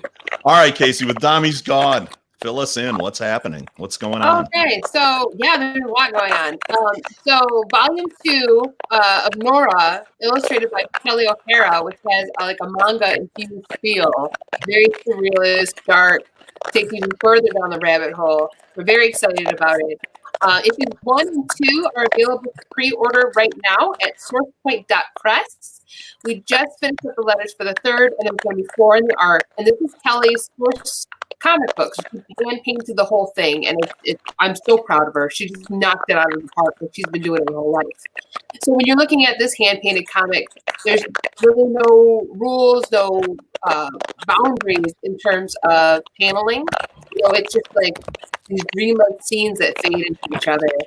You can also get T-shirts right now featuring the cover art of Jason Wesley at sourcepoint.press. This is the men's small. And so that's coming out. I'm working on a novel right now with David Hayes. We're really excited about that. It's a paranormal space opera about Alzheimer's, so I'm really excited about that. Can't say too much more about it, but it's a subject matter that's really near and dear to me. Other than that, I mean, I brought some variants with me. Nice. Later. Very cool. Yeah. We should definitely be selling. Yeah. And Red Pen Media. Red Pen Media. I just took over David Hayes' company, Red Pen Media. We do editing, copywriting services. And right now, comic scripts under 25 pages are only $75 to edit, proofreading, content editing, look at letters. There he is. Yeah, we got John. We lost Dami. Sorry. So Casey, that's awesome. Sorry, That's Casey, really busy. I know. I remember watching when Nora was selling out. You were getting everything online for everybody about that. That was pretty awesome. That doesn't happen for everybody. So yeah. Cheers, man. You can actually, if you haven't caught up with the series, you can get the first trade on sourcepoint.press as well. I believe it's still 30% off, so Cool. it's not bad. So, Yeah, awesome. So go and do that. order everything, Nora. Just click, and then you'll be all of it. And then if you have some money left, you got to check out my buddy, Eric Gutierrez. Eric, man, I missed you. See, pretty much everybody else here, and I think I even saw, David, were you at that other con in Michigan up there in the first week of February where somebody crapped in the pool? Or did you not attend that one? Someone crapped in the pool at that convention. It was in Sterling Heights, Michigan. It was, no. Was it? That's the one. I didn't want to say it by name because we're at someone else's convention right now. Oh, sorry. So yeah, I was there, but yeah. I wasn't near the pool. I was completely wasted. I was like game of mic stands wasted. Yeah, we just heard tell that that had happened, and I got to see pretty much everybody else then in the room except for Eric at that convention this year. So I missed him, man. What's been going on? Not man. You know, this pandemic. If anything, it's allowed. Well, me anyways, to work on stuff. So yeah, that's what I've been doing. Yeah. So what can we expect? What have you been working on? Can you share it? Is it a big secret? What can we start looking forward to here in the back half of 2020? Well, I got half of issue 4 Max, like half the page is done. And I'm working on finishing that issue. Mm-hmm. Redoing a cover for the well, I can't really say too much, but hopefully. Yeah. Max will be going digital soon, so I'll be doing a new cover for the trade. Nice, very cool. And then I'm finishing a movie script with my writing partner. So. Nice, man. That's awesome. So after I'm done with the script with Max, yeah. So then I'll probably be working on another non-Max comic. That's what I'm gonna do. Is it crackly again? It's been crackly on my end Yes, the entire time. So yeah, but it wasn't just you. It's been crackling for everybody, sort of. So, yeah. Can you hear all of us, though, Dom? Everyone blames Dommies. Why wouldn't we? Why does Dom look like the rock with heroin and fucking, you know? What's that? What are you tripping at me, Eric? I said, why does Dom look like a rock star who just gone through like a bender of like black tar heroin for like a week? You know, it was like Everything minus the rock star part. Because he has. Nothing was anything wrong with it. That's the look I rock. That's what I. He's look got like. the I just killed 2 groupies look. That's why he's sitting up. He's trying to like cover the bodies. Yeah, Whatever- exactly. Whatever it takes. So Dommies, We're you're busting, next in line. It was John's turn until you managed to jump back in. So there you are, superseding him. What have you got going on, man? I've seen what's happening in the pipeline for you. You've got a lot of new merch, a new book coming. Talk about it, man. I interrupted John. I don't want to do that. No. I mean, you just, when you repositioned back on the screen there you were. Wait, there you were, and John had been there previously. So you jumped him in line. But what's going on? So, what my new stuff that's out now? Well, Sure. This was Donnybrook 1. Yep. My hockey comic book that came out a year and a half ago. And this is my junior hockey stories. And it's all the greasy behind the scenes, the culture of what it's like playing in minor hockey. And this is done really well for Mess Bucket Comics. And we caught the eye of some celebrities with it, with some hockey fans like Brian O'Halloran and Darren McCarty, Brandon Inge, the Roddy Piper estate, and others. And we came out with Donnybrook 2. This is the second book in the series. This is just in time for the 2020 convention season. So we got it. I can't wait to hear what all the fans have to say at the conventions this year. What? How exciting. I can't wait. All the great feedback from the great cover art from Mr. John Marroquin. I don't know if anyone's ever going to see this, but we have it. Story of my life. But yeah, so this is the first. This book actually has stories from adapted stories from Darren McCarty. Mm-hmm. If you run into him, you can ask him. I can't tell you which greasy story it was. It's a very, very greasy story that's in this book. So that's kind of what we're doing as the series moves forward. We're gonna make it authentic and take actual stories from hockey players and other athletes and have them reenacted in the book. Oh, very cool. I have the first one, and it's a lot of fun. So I do need the second one. Thank you, Casey. Did you enjoy the male nudity in book 1? Yes, yeah, that was the favorite part. Well, there's twice as much in book 2. I like the male nudity in book 1. Is there centerfolds? I'm not in if there's not centerfolds. Yeah. So we have we changed the logo. Here's another thing. We changed the logo for Donnybrook. People from Detroit or hockey fans would recognize that. Who did the logo? What's that? Who did the logo? I don't know. Oh, we Someone lost with again. talent. I don't have any. I find people with talent. But so this You is don't know who did the logo. this is the famous Darren McCarty Claude Lemieux fight we did in silhouette form for our book. So I like the font. Sharp. Thank you. We have T-shirts and all kinds of cool stuff going on, and of course, Mr. Mike Travis has the jersey on there, the Ohio Thrill. That's his team. Sole proprietor, player, team Oh, we know owner, that's head a lie. coach, There is no thrill in assistant Ohio. coach, Hey, captain, Mike. assistant captain. Yeah, Jimmy. I got a And the question. entire fan base. The Cedar, was it last year when Cedar Point got shut down on that day? The first time in Did it? history when it got shut down, like it was too packed. Oh, really? I hadn't I heard was about there. it. I was in line trying Were to you get really? in. It was the Wow. first time in history Cedar Point they oversold and everybody we couldn't get in the fucking park. It was backed up all insane. fucking Sandusky. Wow. Ridiculous. I didn't have any idea Only that in even Ohio. happened. But Yeah, check it out. It was crazy. well, considering we have like that as our amusement park, unless you want to go all the way down to Kings Island, I mean, No, but Cedar- who'd do Cedar that? Point's the best one. Oh yeah, it absolutely Hands was. down. You guys Yeah. got to put Yeah, in Bay though. Blake That's was- like middle-aged spring break. Oh, absolutely. Yeah. If Put-in Bay is an insane mess. It's just a completely different world up there, Dave. I love it there. I think I'm going to retire there. Attaboy.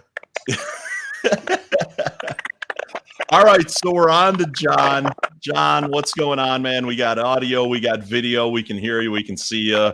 What's going on with you? Casey's pointing to you below her there. You're looking up. Don't look at her that way. We have a comic that's going to be available soon online, right? What's that? We have a trade that's going to be available soon online, right? Yeah. Actually, this was the C2E2 exclusive. There still are a few available, but the new one, the new trade is going to have a different cover and a couple little surprises in there. So if you were lucky enough to get the C2E2 one, those will never be made again. But yeah, it should be digital in a couple weeks, and me and Casey will be at all the cons this year with. Yep. This is our first one. Woohoo! Cool, man. And then we're on to Dave. Dave, talk to me, man. What's going on? How are you? How are things? Besides retiring to Put-in-Bay, what else have you got going on? Well, I'm practicing drinking so I can fit into Put-in-Bay when I get there. So yeah, my quarantine booze intake has been wonderful, and I'm almost Eric level. I'm catching up. So I'm getting close. As far as the comics and stuff are coming out, all kinds of cool things. Diamond's back in the swing, so I've got an 80-page supernatural Western graphic novel called The Final Bloody War of Colton Myers coming out next month. All these are available at sourcepoint.press. After that, there's a 60-page Sasquatch graphic novel with Kurt Belcher of Rotten Tail Frame called Tranquility. And then we have later this summer, the Dial P for Peanuts is going to be out, which is an Agatha Christie meets the grown-up Peanuts gang, and they kind of get bumped off one by one at this mysterious house in their adult lives. So that's all kind of rolling in. Kurt Belcher's working on Son of Rotten Tail, so that'll be out pretty soon. And all kinds of weird stuff. I got my con setup behind me. I don't know which way to go. Books. All kinds of cool things. But yeah, everything's available. I got some exclusives to show in a little bit. But yeah, so much stuff is happening, and just it's good to see everybody too. That's a nice thing, you know. I suffer from Zoom fatigue in the daily life, but this is good. I like this. Yeah, it's been nice getting together with a handful of the guys on Friday nights, Pat and Kyle and everybody who's been on today earlier, and you know, Seth has jumped in, Dirk's been on, Dan's been on. I've gotten to see all those guys through little Friday night drinking Zoom sessions that Pat was organizing for us. So it's good to see all of you guys, because I mean, this is the time of year we'd all be together doing things, running around conventions, having some pops and everything. So fancy free, young, non-COVID germs. Right. Young. Only mildly creepy hugs. Every time I look at Dom, I expect somebody to pop in there and ask for a ransom. I keep expecting to see some houseboy in like purple jockeys walk by in the background. Dom telling him, get off the screen. Whoa. Yeah. He's still trying to hide those groupies. Like, He's like sitting on their corpses right now. When they're dead, they're just whores, Casey. No, that's David in his creepy basement. I'm sure he's sitting on a pile of corpses right now. Yeah, like I'm going to show you though. Yeah. That was like, This is get a up. I know you're not dead. Get up. Get up. I'm the only one who can tolerate the smell. They're on to me. Yeah. So you guys have some weird connections. I kind of noticed when David was talking about Rotten Tail and everything, man. That starts drawing you guys together. John and Casey doing a book together. You know, I didn't know a whole lot about that going on. It kind of blows my mind. When you start doing projects, who do you pick? What's the process that goes into that for you guys? Is that everybody in general you're asking? I mean, yeah, someone can start and then everybody else can fill in. But you know, how do you know which artist you want? How do you know what project is right? You know, do you just start writing and then pick, or do you have someone in mind when you do something? John, I know you do a lot of art. Do kind of pick and choose who you work with, work for? I'm just kind of curious what the process is for a lot of you guys, because so many people worry about like, oh, I want to be a comic writer. What do I need to do? But once you've done it, once you're at that level that you guys are, how do you choose who you want to work with, and what's the process behind that? That's a good question, Michael Travis. It's one I haven't asked before.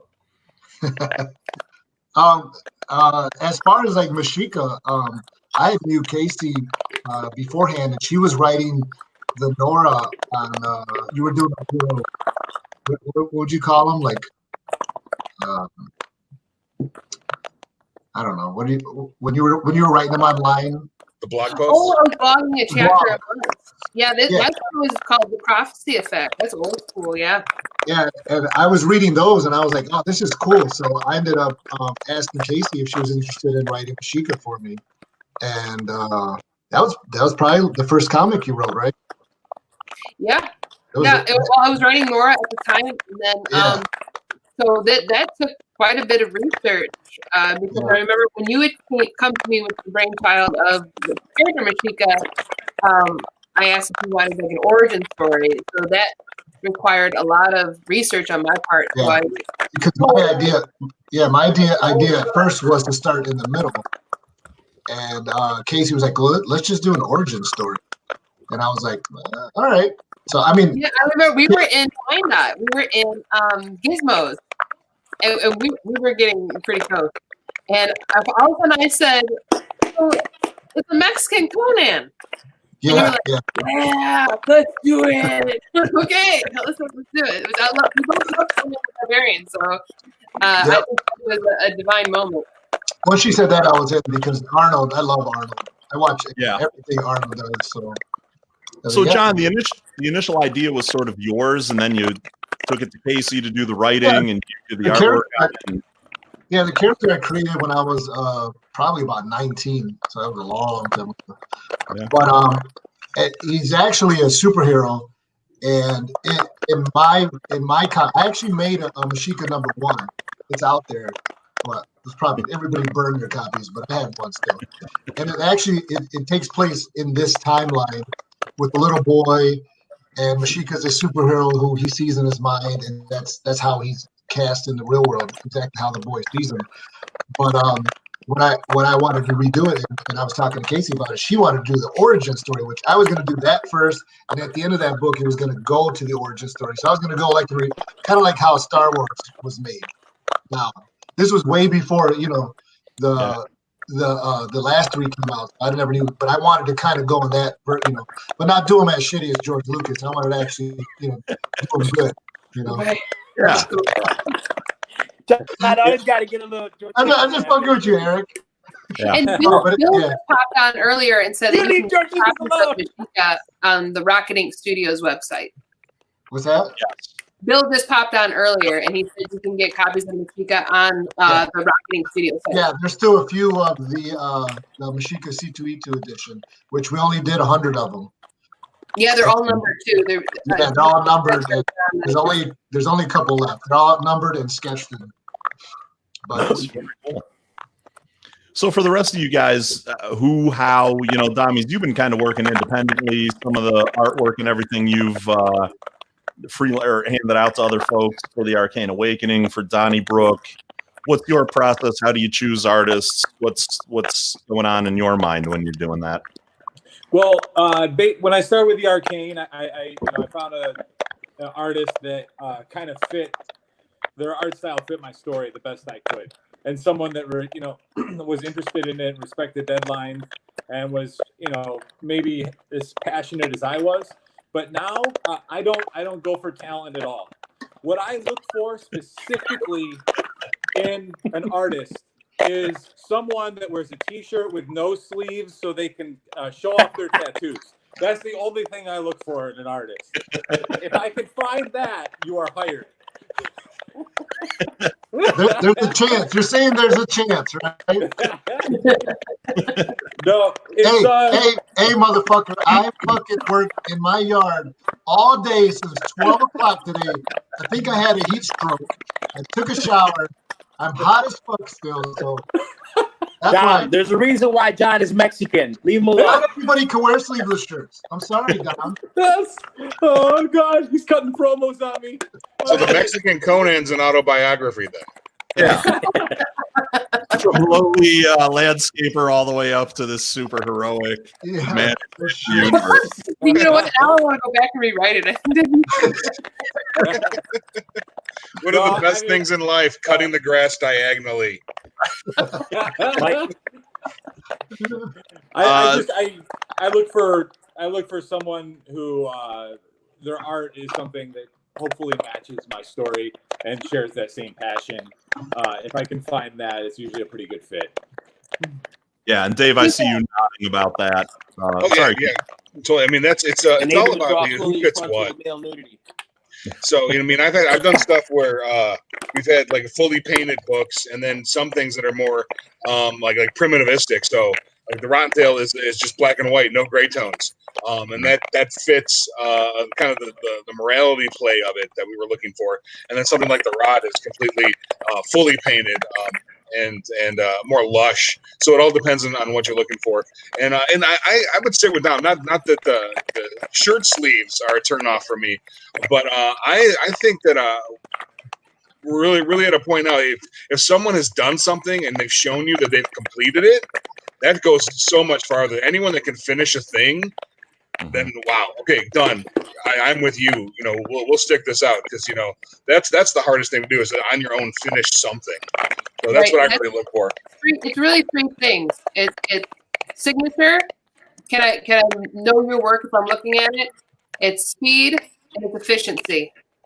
Can you can you be fast and get these things done without sacrificing quality and efficiency? Because especially like I said earlier in the last show, especially with diamond deadlines, like a good page is a done page. Looks great. Let's go. Yeah. And Eric, man, you do everything in house with Max. It's just you writing, illustrating. Everything is all Eric's work. So I guess your question ends up being a little different. Is why haven't you sourced out Max to another artist, or have you ever considered it? What's your process? Yeah, I'm not gonna lie, man. Like Max is like I know I'm not. Look, let's be honest. I'm not the greatest artist in the world. But Max, I think, y'all know that. But Max, for some reason, is my way of,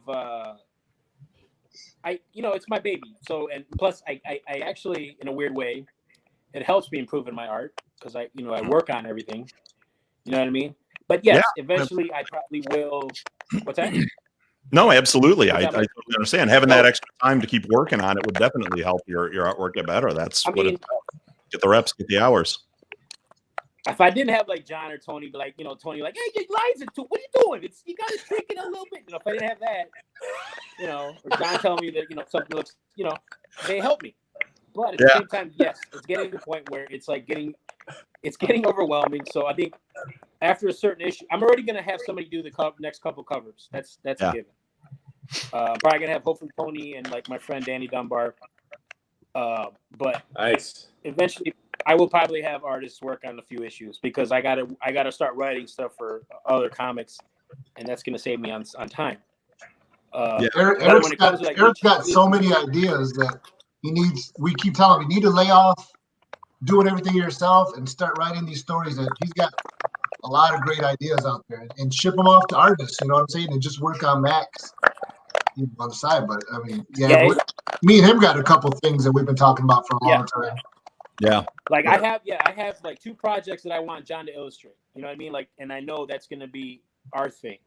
And I have, like you said, you get like certain artists with certain projects. Like David Hayes said, it's the genre, it fits the certain people's styles, and you'll know that you'll be able to work with those artists and collaborate, and it'll look beautiful. You know what I mean? Oh yeah. And he doesn't wear sleeves. I hopefully I have a project that I want to write. I'm not really gonna, and some people know what it is, but hopefully, fingers crossed, if there's time and everything works out, I want Seth Moose to work on something in the near future, and that's probably my next project after But yeah, I mean, it depends. You know what I mean? Take a number, buddy. Max- Take a number. Right. I was just gonna say something. Yeah, so that's the next kind of the thing. You mentioned Seth. When someone like Seth or even I love Seth. Kaylin Badass. Smith or anybody else gets a lot of work because their work is recognizable, like Casey was saying. It's something you know a style when you look at it. Yeah. You know, when they're really bogged down with projects, do you guys have, or do you keep a short list? Do you have to go down the line to the next person, or is that project on hold until you guys can get, you know, the artist that you wanted? Now we just move on to something else. Sorry, Mike, I didn't catch that. Oh, I'm Yeah. sorry. It was basically if you guys. There's no end of ideas. No, I'm not saying ideas, but I'm saying when you want an artist, like let's say Eric wants Seth, but Seth is too busy to do the project. Does the project wait, or Eric, would you try to find another artist? If I couldn't work with Seth, is that what you're saying? Yeah. Do you go to another artist, or is it just yeah, Seth has drawn this book and I'm waiting, Oh, or no, do you? It's like I got to get this book out. I got to keep the lights on this month. Well, I mean, let's be honest, we're not going to be. Mama pay bills. Right.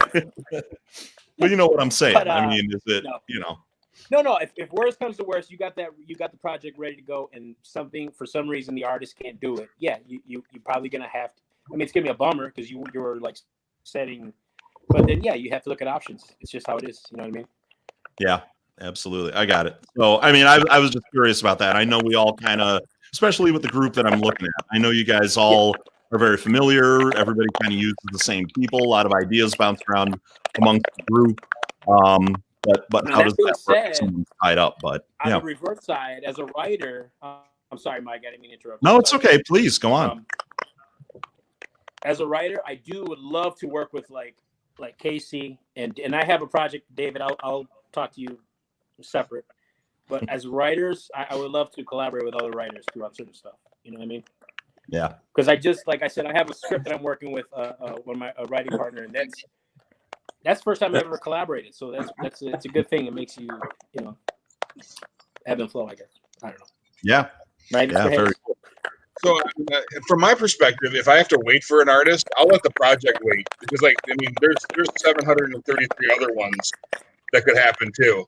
So, I mean, if I really wanted Seth, God forbid, because I hate Seth. Yeah.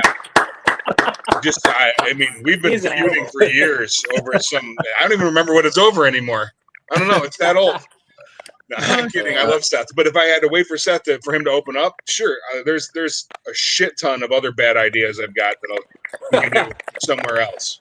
Yeah. You know, my business model is it's just dumb enough to work. Try it. Well, and that kind of segues nicely back over to Dommy's with Donnybrook. I mean, just dumb enough to work. Yeah, I mean, truthfully, Dom, you and I have had the conversation. It's like I'm just going to throw this against the wall and see if it sticks, see if people like it, and it ends up going gangbusters for you, man. That book is amazing. At Astronomicon, I was at the table hanging out with you and Darren McCarty, and I mean, I know what you did that weekend for the most part. It blew my mind. I mean, in terms of merch, in terms of the book, in terms of everything else, it was a hell of a weekend for you, and it was almost an entirely Donnybrook weekend. It blew your mind for something that you didn't even think people would, take a shine to and enjoy initially. Yeah, definitely. I just kind of made the first book just for me because everyone I talked to was like, Dom, a hockey comic book, that doesn't work. Comic book fans aren't sports fans, and sports fans aren't comic book fans. And there's some truth to that, but I think there's plenty of overlap there where, and that's how I thought before. And luckily I found an artist that wanted to be a part of it. And I found out that, there are sports fans that want to read comics. It was surprising to me, and you're absolutely right. The Astronomicon show was one of my best of all time for sales. Actually, it was number one. And it came down, I didn't even have my Arcane Awakening on the table. It was all, people were buying hockey jerseys, and they're just for teams that they have never heard of before in a black and white comic book. I'm like, I mean, John's really good at finding his audience. He's one of those human tuning forks at a con. You know, he kind of gravitates to them and he sells really well. Thank you. Yeah. I'm sorry, Dom. I was going to say it's one of the tricks that I've noticed from you is just your pitch, your salesmanship, your personality, your everything works so well at a table a lot of times for a crowd.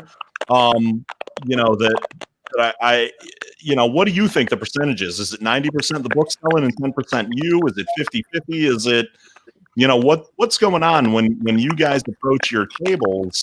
How much work do you think you need to do, and how much work do you let the book do on its own, the merch do on its own? Well, for those besides of you the that fact that Dom wears super tight pants to show off his bum, that's what he does. And sure, That's don't let him fool you, Mike.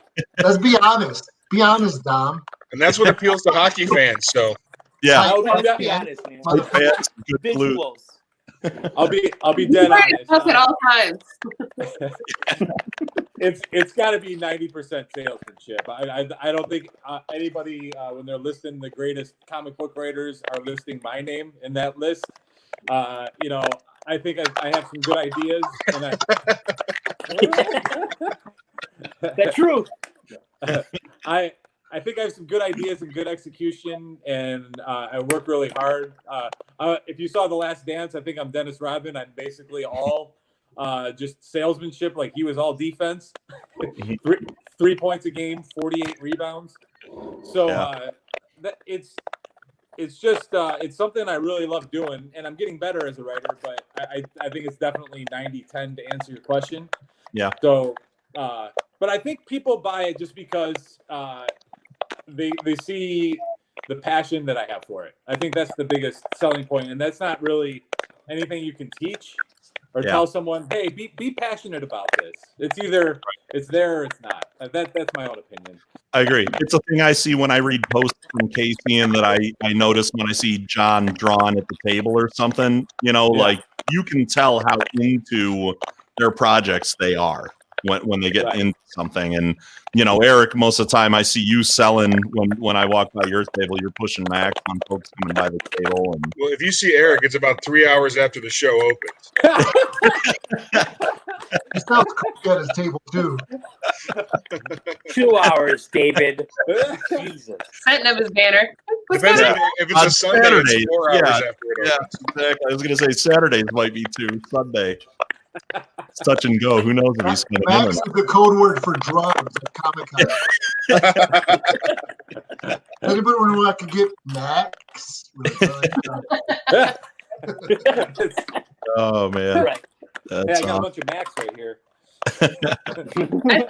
I think I got that man. I totally agree with Dom. Is that it is 90% that, because you have to imagine the average Comic-Con patron comes in, they're there because they want to know what's cool. Geekdom suddenly exploded now it becomes mainstream thing. So if you're coming in and you want to know what's cool, if you have a sales floor, I feel like it's kind of your job to tell what's cool. So you have a comic, great. Who gives a shit? Somebody else has a comic too. Well, you put the comic in your hand and you say, "Listen, this is why. I think this is cool, and I'm going to tell you why." And I created this, but like that. And then you just add that little touch, like, "Hey, I'll even sign it for you," and you make them a part of the experience. Because I think that's the main difference between indie comics and mainstream. Is that indie comics, especially the readers, they feel like they are a part of the journey because they are. Without them, there's no us, and we have to remember that. So long as we remember that in our sale, genuinely engaged, and that's it. That's all you gotta do. I mean, that works out. That's a thing. Because if someone walks into a con, they got $100 with them, and they got $100 for Batman and Wolverine money, and it's our job to part them from their Batman and Wolverine money, and give them something comparable. And if the quality is comparable, then they're going to be more apt to try something different. If it looks like a Marvel and DC product, I mean that level, not necessarily that kind of banal storytelling, but at that level, then they're gonna be a part of it, and they react to the passion. I mean, Casey and I sit next to each other weekends on end and just play with these poor people's emotions, really, and pit them against one another and us. Yeah, it's so sad. It's kind of pathetic and mean, but Whatevs. Well, we took a break. Thanks for coming. We might come back. Yeah, I mean, it's interesting as a con goer, I'm not on the other side of the table like you guys a lot unless I'm helping one you out or something. But as somebody who attends cons, it's hard when I'm walking around and I see an artist or writer who's kind of introverted, sitting back at their table, not engaging the crowd, and then complaining that the con was garbage because they didn't make any sales. I've always had issues with that. I've seen plenty of it. And I don't know if any of you are this way. I know certainly Dominic isn't. I know from everything I've heard so far, Dave isn't. I know John can be. I know Eric can be. Casey, I see you do both. How hard is it if you have that bit of introversion to get out there in front of the crowd? So much of writing sometimes is sort of an introvert's game where you get inside your head. You have the time to explore what's there. To then get that out to somebody else. How do you do that if you have that bit of introversion? If you remain in the moment and present every moment, then there's no time to clutter your mind with anxiety about what somebody else is going to think. And for me, it's about doing an 8-hour stand-up routine. I'm playing a character the entire time. Yeah, and it's absolutely not me. It's I'm going to meet the guy that did the killer bunny thing, and then I'm the guy that did the killer bunny thing. Just a completely different character. So actually, I'm a miserable asshole. Ask any of these guys. I am. I'm a freaking curmudgeon, and I'm pissed at everything. Get off my lawn. After John cuts it, get off my lawn. I mean, just come on. That's a good way to look at it. That you said that, to play a character, because somebody like me, I mean, I'm an artist, so I speak in pictures. Yeah. And some writers, I don't think they understand that. They write words so they speak. They know how to speak or what. I'm not saying I'm retarded or anything, but I'm just saying, like, my way of expressing myself is through drawings and pictures, and so it's not natural for me to talk. Yeah, you know what I'm saying? yeah. And Yeah. Dom hates when I talk, anyways. When we're in the car traveling to cons, he's like, "Shut the fuck up." He always says that to me. So I You're know not the only one. No, but anyway, so it's something like I got to get over. And then another thing is, when I do cons, I do a lot of commissions. So, it's like, I'm down at the table drawing and I miss people. So it's something I got to, that I struggle with. But once I start talking to people, I'm cool. But it's just that, reaching out and kind of making that connection with the people, trying to pry that Batman and Wolverine. It doesn't come natural for me, Once I know somebody and I'm cool with them, then my mouth never stops. But it's right. I mean, that was one of the things I brought up in our, little Friday night drinking and Zooming things with the other guys, was how much of the work of the artist has to sell itself when an artist does have their head down in the table doing a commission with someone. And then for those of you that are both. Pushing my Sure.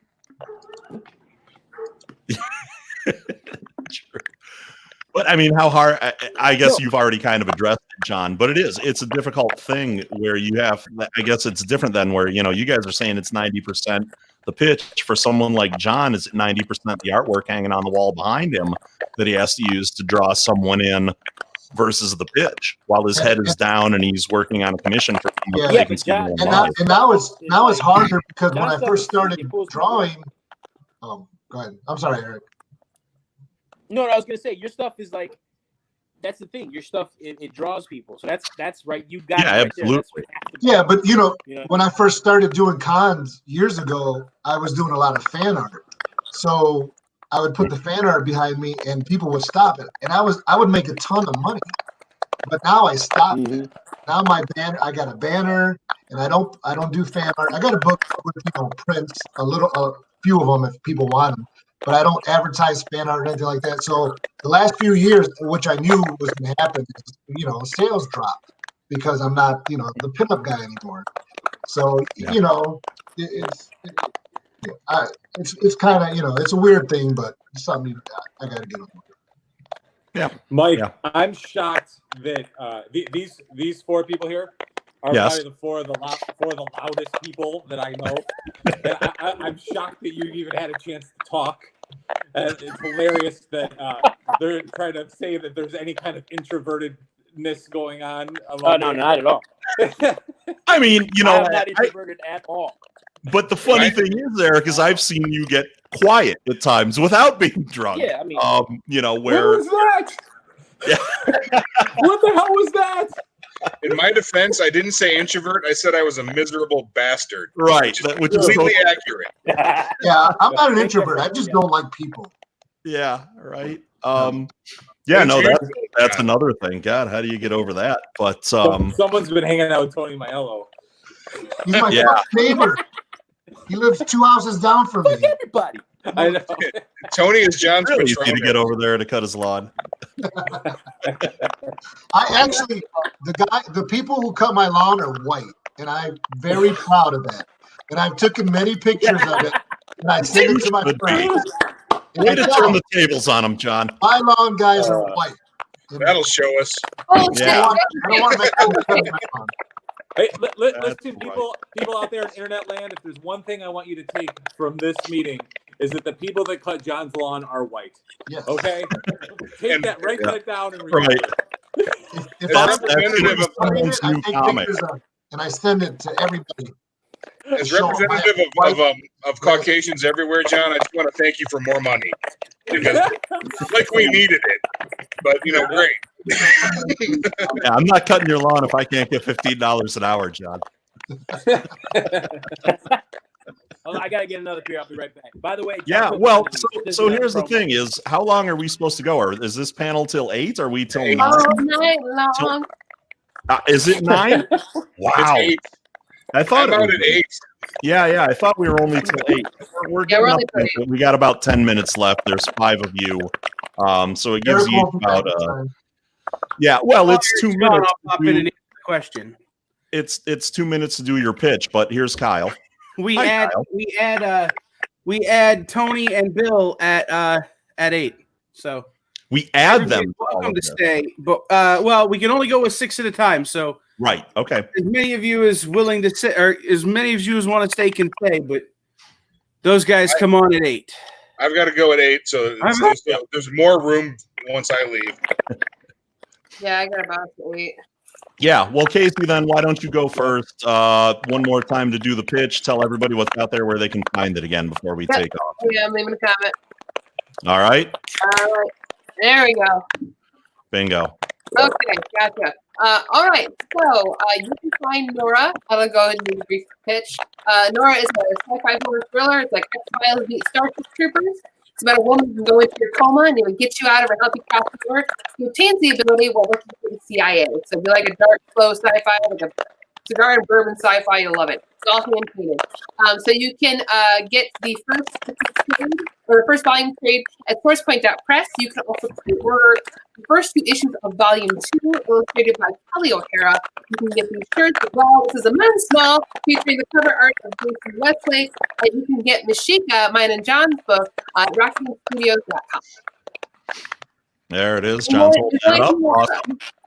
Yeah, so now I'm going across that way back next to Casey. Now is Dave. You moved up.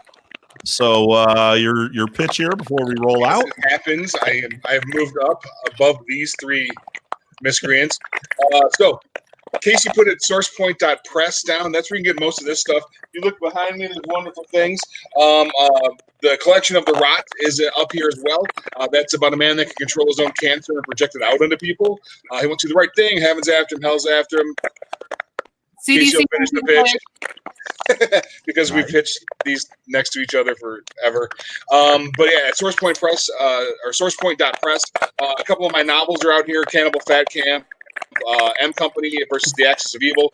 Lots of fun stuff that you can get there. And if you want to see anything else, you can go to davidchayes.com, and there's links to everything on there. Cool, man. Thank you. Eric, you're up, buddy. What have you got? Your 2-minute pitch here before we wind up at 8 o'clock. I don't have a website. What do you do? RockingStudios.com. That's it, Rocketing Studios. Yeah. But, Leave it right there. I'm sorry.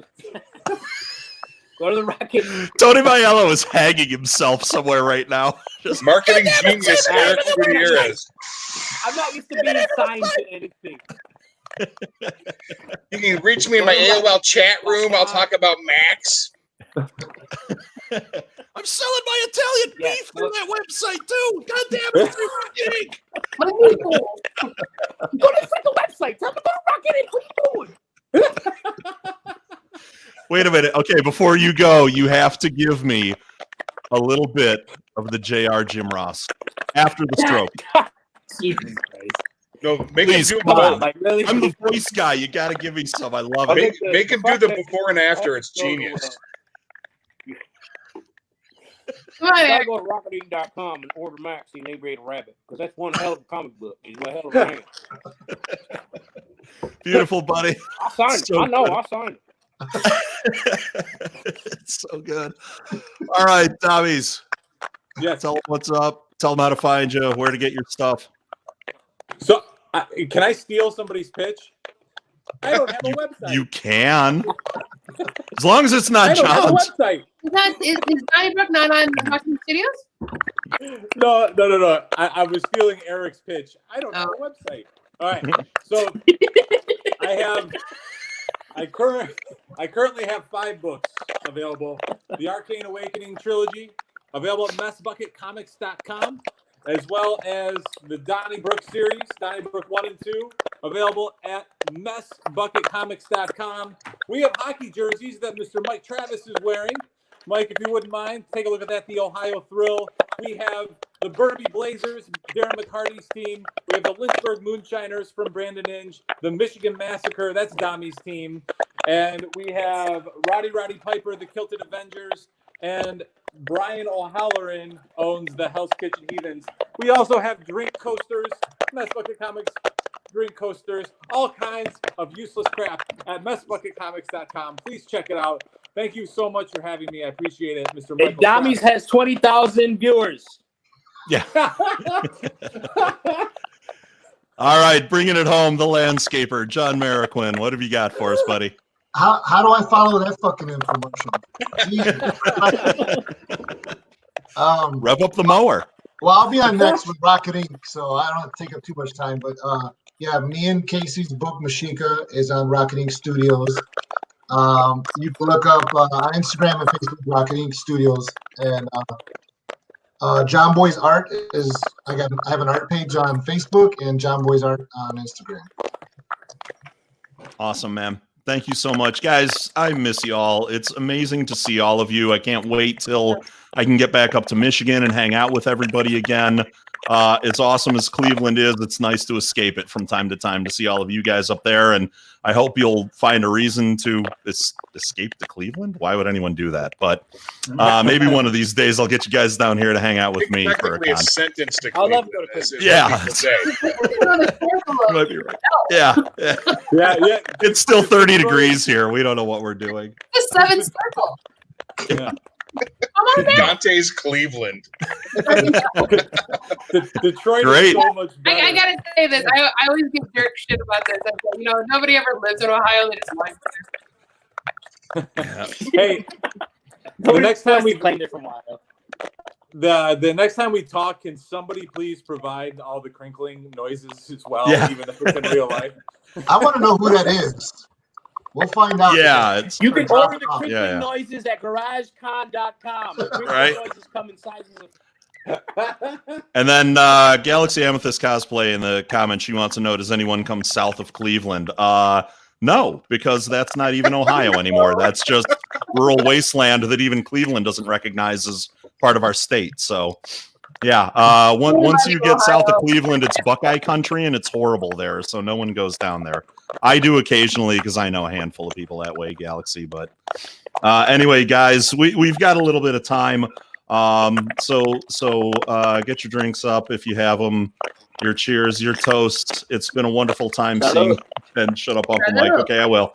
Guys, it's been a blast. Let's do it in real life soon. Cheers to everybody. Cheers. Next time, nobody has sleeves. Yes, sleeveless panel the next time, wherever we're at. Done I don't wear deal. sleeves. Dom just drools. I can't get the long sleeves up that far. No sleeves. These jerseys are a little start getting too much fabric in there. I'm a real American. Yeah, Foxy. It was Well really, done. Well- honestly, though, it was really good to see everybody. Oh, Yeah. Go This- ahead. There it is. There it is. You see it moving? Casey's Was that game. Casey's Instagram or this live? Casey showed off the gains. All I have access to is weight. I gained 4 pounds of muscle, but lost no weight at all. Casey was working her All part shoulder. of the trade-off. Yeah. Casey makes her back twerk. I look like Dr. Katz. I'm just always having work. You guys ready? Check this out, Mike. Check this out. Look. I'm looking. That's With Maryland in her mask. Oh. I'm seeing it. A little lower, Eric. A little lower. Just call me Little Lex lower. Luger. Yeah, you've been doing push-ups or something to be able to do that. Yeah. That's my Luger. life when I wasn't chick. Titty twerk. Titty Yeah. twerk. Look, Dom wants to see it again. Look, Dom's got He's drool. so close. I was like, oh. Like a minute left of this panel is devolved exactly as I expected it would. Oh, Beautiful. Dom, he's gonna post it on fat. Pornhub in 5 minutes. So yeah. It's the masterpiece, Eric Gutierrez. The match. yeah, look, again. Yeah, I don't know why we wouldn't go out on that. Sick fuck. Somebody's got some strings. Brian, I feel like Brian from I saw ACD. the strings that time, Eric. I saw the strings. You like the Mexican Dusty Rhodes. I It's agree wonderful. with you. You are doing the Brian from AC/DC thing a little bit up there. I am. It's starting to look a lot. Wait, no. There can only be one. The Mexican Dusty Rhodes. Oh my God. This got way too out of Let me control. tell you something, Daddy. Hard times. Let me tell you what hard times is, Daddy. I'm dying on When pinto your beans. daddy goes to get tortillas, and there ain't no more tortillas when you get to the front of the line. That's hard times, brother. That's hard times. When you go to your abuelita's house, and you find out there ain't no more damn tacos. That's hard times, brother. That's hard times. Oh my God. Yeah, What happened? wasn't gonna What's take going on, much. We got him going now. Wind him You know, up. There he is. This Woo. is Lost better than control. nothing, but Lost- this makes me miss going to shows and hanging out with everybody. Like this, I know. It really does. Yeah, this is amazing. But I'm glad we got to have this time together, guys. This was still cool. A, Yeah. a big thanks to Kyle, Pat, everybody else that helped pull it Yeah, together. thank you so much, guys. Thank Yeah, you, this Kyle was and Pat. this was really Thank you. awesome. Yep. I So think we're there's Dusty Ramirez could make an appearance at some show though. I want to see this. Dusty Ramirez. That'll sell comics. It'll be in Spanish. Déjame decirte algo, Nature Boy Ric Flair.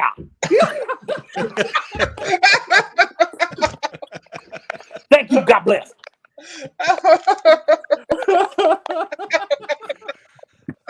David Hayes, I want to tell you something. Let me ask you something, Daddy.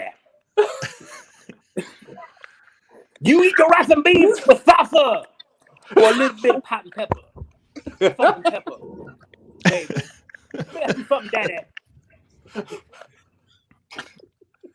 All right, that's we're at it. 8:00 and Kyle hasn't jumped in to steal this from. So I'm just assuming we're just going to keep going now. Our next guests aren't ready. What's going on? Yeah, I mean, why would I jump in the middle of this? This is brilliant. Dusty Ramirez is making an Dusty appearance. Ramirez. I love it. Yeah. Yep. You should, instead of doing commissions, you should charge for Dusty Ramirez, like Photo See, op. this is like cameo. this is what people don't realize. Like, this is the kind of shit that happens after the cons. Casey, Right. Right. Like, but this is Yep. like a little Yes. snippet of what Yep. all the bullshit Yep. we do. And this Dinners, is hanging out, whatever it is. You go as Yeah. Dusty Ramirez, I'll roll in as Double Dulo the Butcher, and we'll just have this awful 5-minute All Broadway. you gotta have is that crazy look in your eye, like 5-minute Broadway. I'm taking him. 5-minute Broadway. I'm doing the butcher. Let me tell you something, Daddy. You're so fat. that we- Bring it home, Eric. You got the last one. It's time. We're getting out of here. I'm So done. You're done? All right. No plungers, just rakes at the next convention. And a polka dot leotard for you. The rest of us will be sleeveless. Guys, I love you all very much. It's so wonderful to see all of you. Can't wait to do it in real life again soon. Talk books, talk life, talk fun. Let's do it again soon. To everybody who was watching, thanks for tuning in. Mike Travis, yeah. I don't know if I'm sitting around for another one, if Kyle's taking over again, but this was a blast, guys. Thank you all so much. Thank you. We might be. Yeah. Stay safe, people, and just leave those sleeves at home. Wear your masks. Turn your sleeves into masks. Masks on, sleeves off. All right, guys. I'll be Bye, back. guys. I gotta go make pee-pee. Hey, there's Bill. There's Tony. My God. Howdy, folks. John's going to stick around. I almost just died a minute ago. Oh, God, With Tony. Dusty Rodriguez. What a show to follow.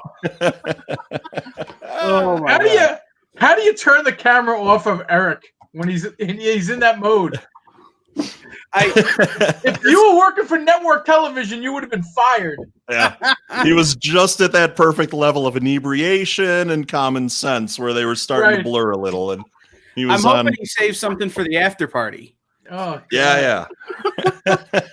You know, I don't think we're going to get, Leah drawing his beard on her face again. So we need something. That was a different show. That was a different show. Once in a lifetime thing. Right. Once in a lifetime opportunity. Oh, Mike, that was fun. You want to steer again?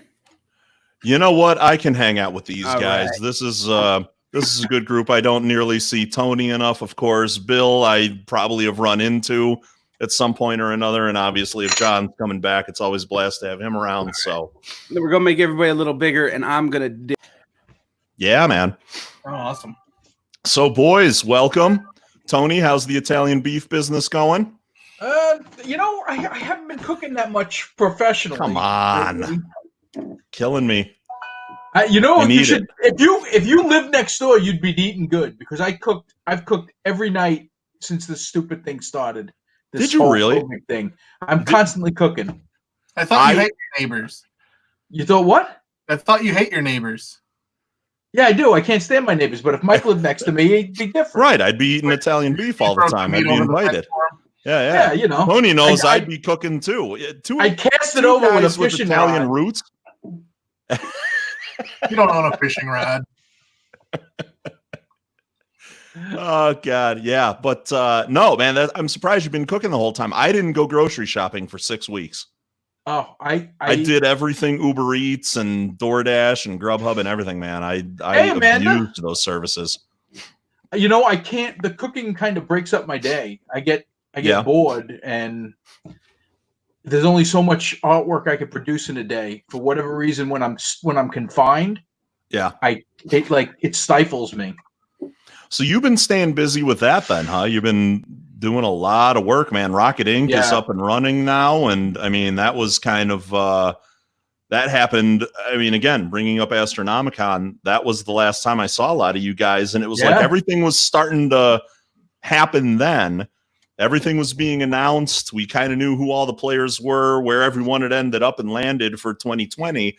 And then it was, all right, let's see what's going to happen here with everybody in these new houses, kind of. A few people moved to Source Point. You guys got Rocket Inc. going. A couple people were still out there doing their own thing independently. And then COVID-19, man, the coronavirus break. So, it's interesting to hear and to talk to everybody about how they stay busy. You're just cranking stuff out then for Rocket Inc., huh? A lot of artwork, a lot of writing. What's going on? Yeah. Like you said, at the start of this, we had signed a ton of creators, a ton of creator owned books, and we were ready to hit the ground running, and kind of got the ground taken out from under us. So yeah.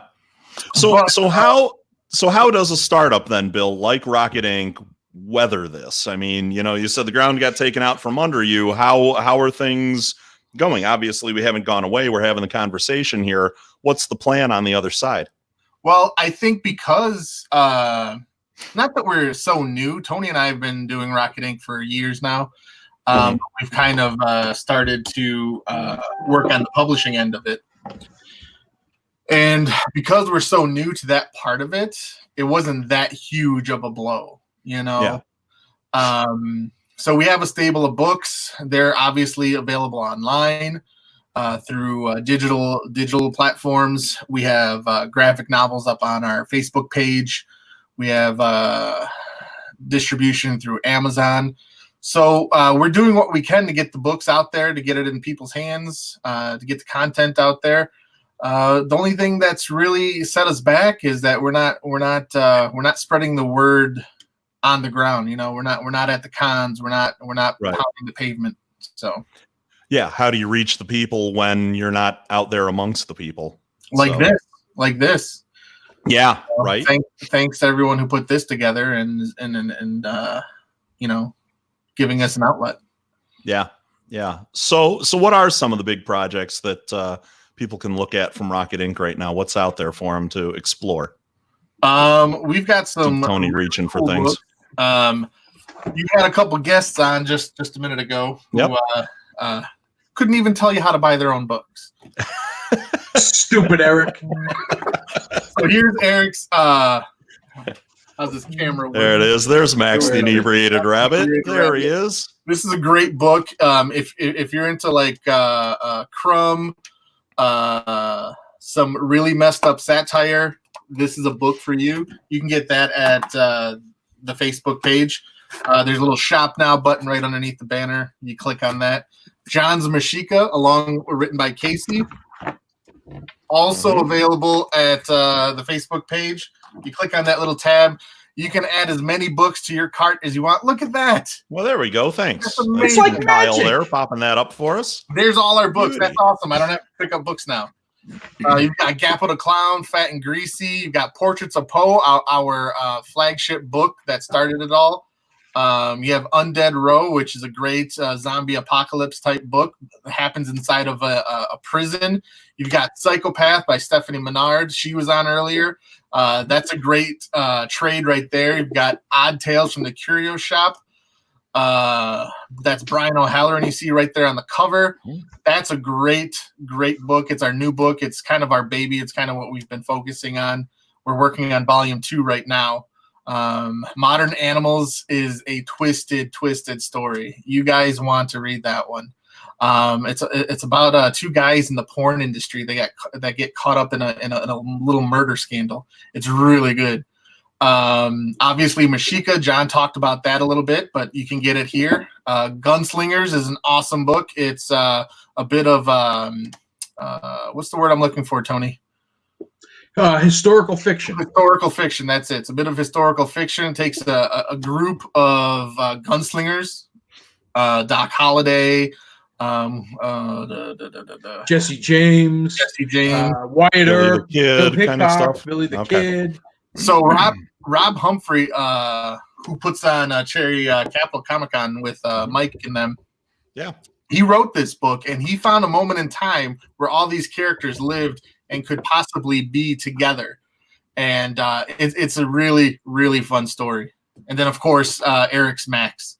Yeah. Those are Awesome. great trades. Our shipping is like super cheap. Our books are fairly inexpensive. And I think you get free shipping at $30 on there. Mhm. So definitely check those books out. And then we've also got a ton of other books on digital platforms. Who do we have digitally? Well, digitally, we have Mariachi, book 1 and 2. Those are by John. Yep. John and Chris. And That's Kurt, correct. That's an amazing book, by the way. Absolutely love the Mariachi. And Bill, you're gonna have to help me with the name. Aeonian. Aeonian. The first 2 issues are up, and issue 3 will be coming soon. I have completed. Hey, Joe, how you doing? I have the completed artwork and pages all set for issue 3 of Aeonian, and that'll be up digitally as well. you could find our books digitally on Comixology, SpinWiz, and Comics Global. Okay. Cool. So as I'm thinking about it, Tony and John, not give you equal time here for a little bit while I'm talking with these guys, but you know, one of the things that I didn't explore with Dom only because it was sort of his thing, and now you're here, but it's a little bit more of the Rocket Inc. side of things. The partnership with celebrities, whether it's athletes, actors, things like that. Obviously, Brian O'Halloran is on board with Rocket Inc. I know he's, you know, part of Dominic's Donnybrook. How do you guys pitch to a Brian O'Halloran, man? How do you get his gravitas, his pull to come in with you? I know a little bit about the, you know, the history with Brian and everything. I've been there for some of it, but you know, how Brian, why Brian? Well, Brian was kind of a special case because through Detroit Fanfare Comic Con, I had built a friendship with Brian. He was our first guest in 2010, and I was his handler, I guess, for lack of a better term.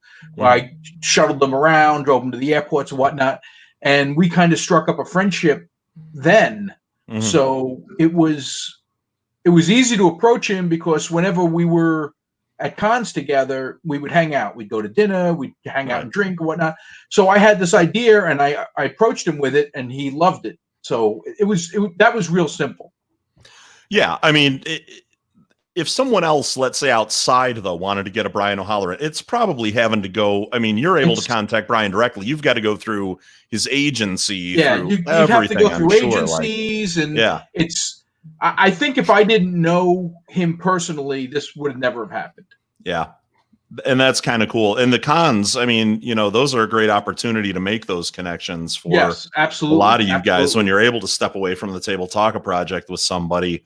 A little bit different here since obviously we're not pulling all the celebs in. We're talking books and artists and everything. Yeah, the biggest celebrity we're coming in contact with now is you, and that's, you know. No, stop it. What do I do? Exactly.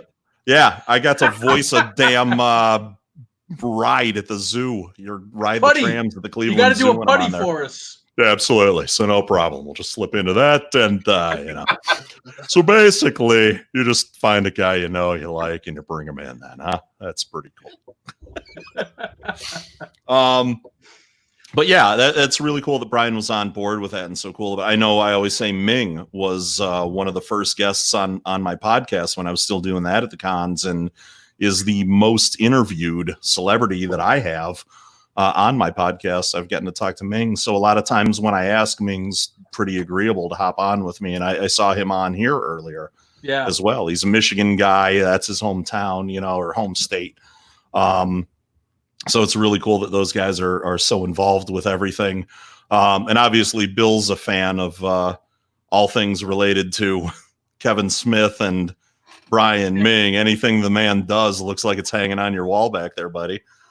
Which is cool, man. It's good he's staying busy too, because it's giving those guys a little more run and keeping the stuff that you guys are working on relevant. That's awesome.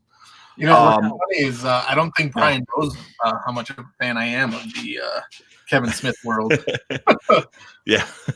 But celebrities, Brian's a pal, you know, totally developed that relationship, and you know, he's just a good friend of the studio now. And then once you start working with celebrities, you kind of get sought out. We're working with Tony. You want to mention our zombie celebrity? Sure. We're going to be working with John Russo, the first zombie from Dawn of the Dead, on a coffee table book project. It's going to be behind the scenes on the Dawn of the Dead remake from the 90s. Night of the Living Dead. Yep. Night of the Living Dead. I'm sorry, Night of the Living Dead. So yeah, we're going to be doing a coffee table book with a lot of behind the scenes photos that have never been seen. They were all personally taken by John Russo, and there'll be an accompanying trading card set with them also. So are the trading cards going to be, realistic photo stills, stuff from the sets, or it's all realistic? It's all going to be behind the scenes photos. Okay. That have never been seen before, and the trading card set will probably have sketch cards in it. So that's a little bit of a departure from a lot of what most cons are. I mean, you're going into the horror aspect of it, but a lot of what I think of when I'm thinking of a con is the comics, the artists, the writers, the celebs that have been a part of that. Other cons have brought in wrestlers, voice actors, things of that nature for a lot of the animation tied to comics and beyond it, pop culture stuff. You guys are going to fill that horror pop culture niche. From what I know of you guys, and Bill, again, I don't know you as well as I know Tony and John, why something that's so real, let's say, and outside the realm of comics and more in this vein of, realism behind the scenes, stuff like that? What made you guys think to go in that direction with Rocket Inc., along with everything else that's already in the stable? Well, first, you kind of spelled it out in your description of Comic-Cons these days. They're not Comic-Cons, they're pop culture cons. They encompass so much more than comic books nowadays. And we just like working on stuff that we like. I mean, we like horror movies, we like comic books, we like Kevin Smith movies, we like trading cards, we like wrestling, we like all these different things, and we'll work on what's fun and what makes it fun. As far as the fact that we're doing a real trading card set or coffee table book for Night of the Living Dead, it's not so much that we came up with that idea. Like I said, the fact that we've worked with celebrities start seek us out. This was all John Russo's idea. He came to us with it and asked us if we could put it out, and we said absolutely. We could have a lot of fun with it, and I believe there's also a comic tie-in. Am I wrong?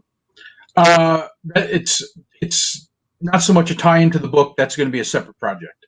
Okay, so we weren't supposed to mention yet. So that never happened. Comic table books. We are sticking to the comic. We've got all kinds of projects going on. We're more an entertainment company, collectibles company, I guess. We don't stick to just the comics. Got it. Okay. So then, John, I guess now it's your turn. How do you, as an artist, are you sort of the in-house artist then for Rocket Inc., or what's the thinking? With your position within there, you have the book, Mashika there with Casey and everything. And I guess Bill and Tony, this goes for you guys too. Is John, to fill that role, John, is that what you expect your role to be, or is this giving you an opportunity, John, to branch out into some more creativity? You talked about Mashika sort of being your idea and Casey writing it. Is this an opportunity for you to branch out a little more? Yeah, I mean, we've been buddies for a long time, so I mean, when we sit around and talk, I mean, we all come up with ideas, and being with Bill and Tony, it just expands, what I can do or what I want to do. Yeah, I'm just an artist. I'll do whatever these guys, for the company, whatever is needed of me, but as far as what I bring, I probably just, bring ideas, and I don't know. What do you guys think? Well, we can. I think John undervalues himself. We're all artists. We're all artists. All three of us are artists. So Yeah. there's no in-house artist, but Okay. I don't know. I think just things that I'm working on. Like I said, we've all been buddies, and they've had Rocket Inc. for a while now, and they've been asking me, but I kind of had my own thing for a little bit. And I mean, it's just a great opportunity to work with, two guys who are interested in the same stuff as me, and, collaborate on everything. And if I can help out with art or, anything, whatever, it's just like a big pot that we put all our ideas and whatever needs to be done into. Yeah. So. Cool. So with all of you guys being artists, you know, I know the Odd Tales was kind of an anthology thing. How are you guys reaching out to writers then? Or are, you know, I know John, again, John, you pitched the idea to Casey. Is it a little bit of everything? Is everybody, you know, outside of the general structure of the company, which I mean, it's not for me to jump into how the whole thing is organized, but is everything sort of collaboration with you guys then and just ideas pitched and then we get to work on a project? Or are there things that are there passion projects that each of you have that you're bringing to Rocket Inc? You know, that you're trying to get off the ground under the Rocket Inc. Studios umbrella? Yes. I think it's a little everything. If we have a passion project, it's going to get done.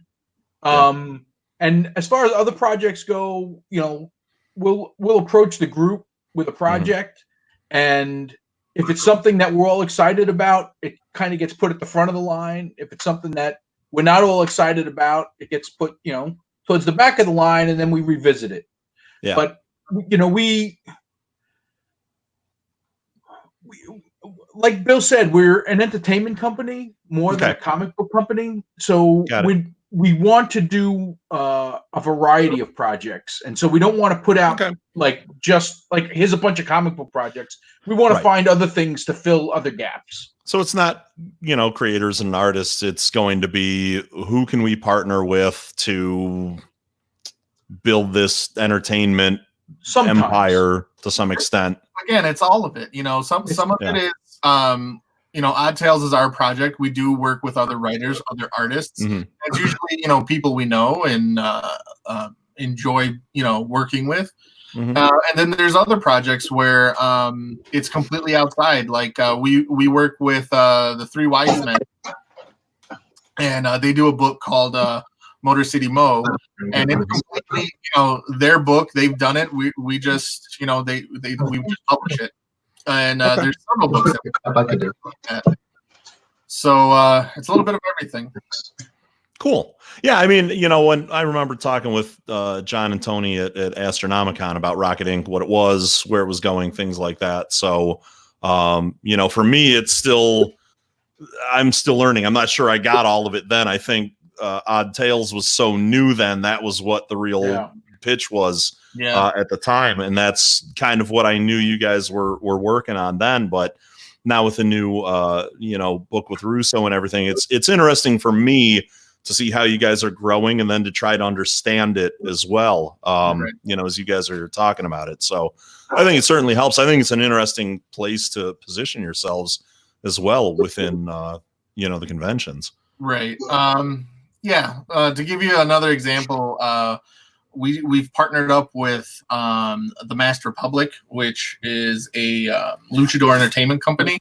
So we're putting out a trading card set for them, and that's going to include famous wrestlers like Pentagon Jr., Ray Phoenix, Brothers. You have some legends from the 90s like Conan and Rivera. Who are some other wrestlers that are included in that trading card set? You're gonna have Dr. Wagner Jr., La Familia, Solar Jr. You have some legends. There's a lot of very, like, you might not know the name, but you'll recognize the mask. Yeah. And it's an opportunity for us to do something fun that's kind of outside the realm of comic books, but we're going to bring an artistic element into the project. Yeah. So it's not just trading cards. We're going to be doing sketch cards with it.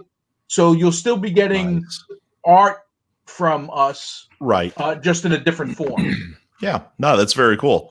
And there's no question that wrestling is, you know, an art in and of itself.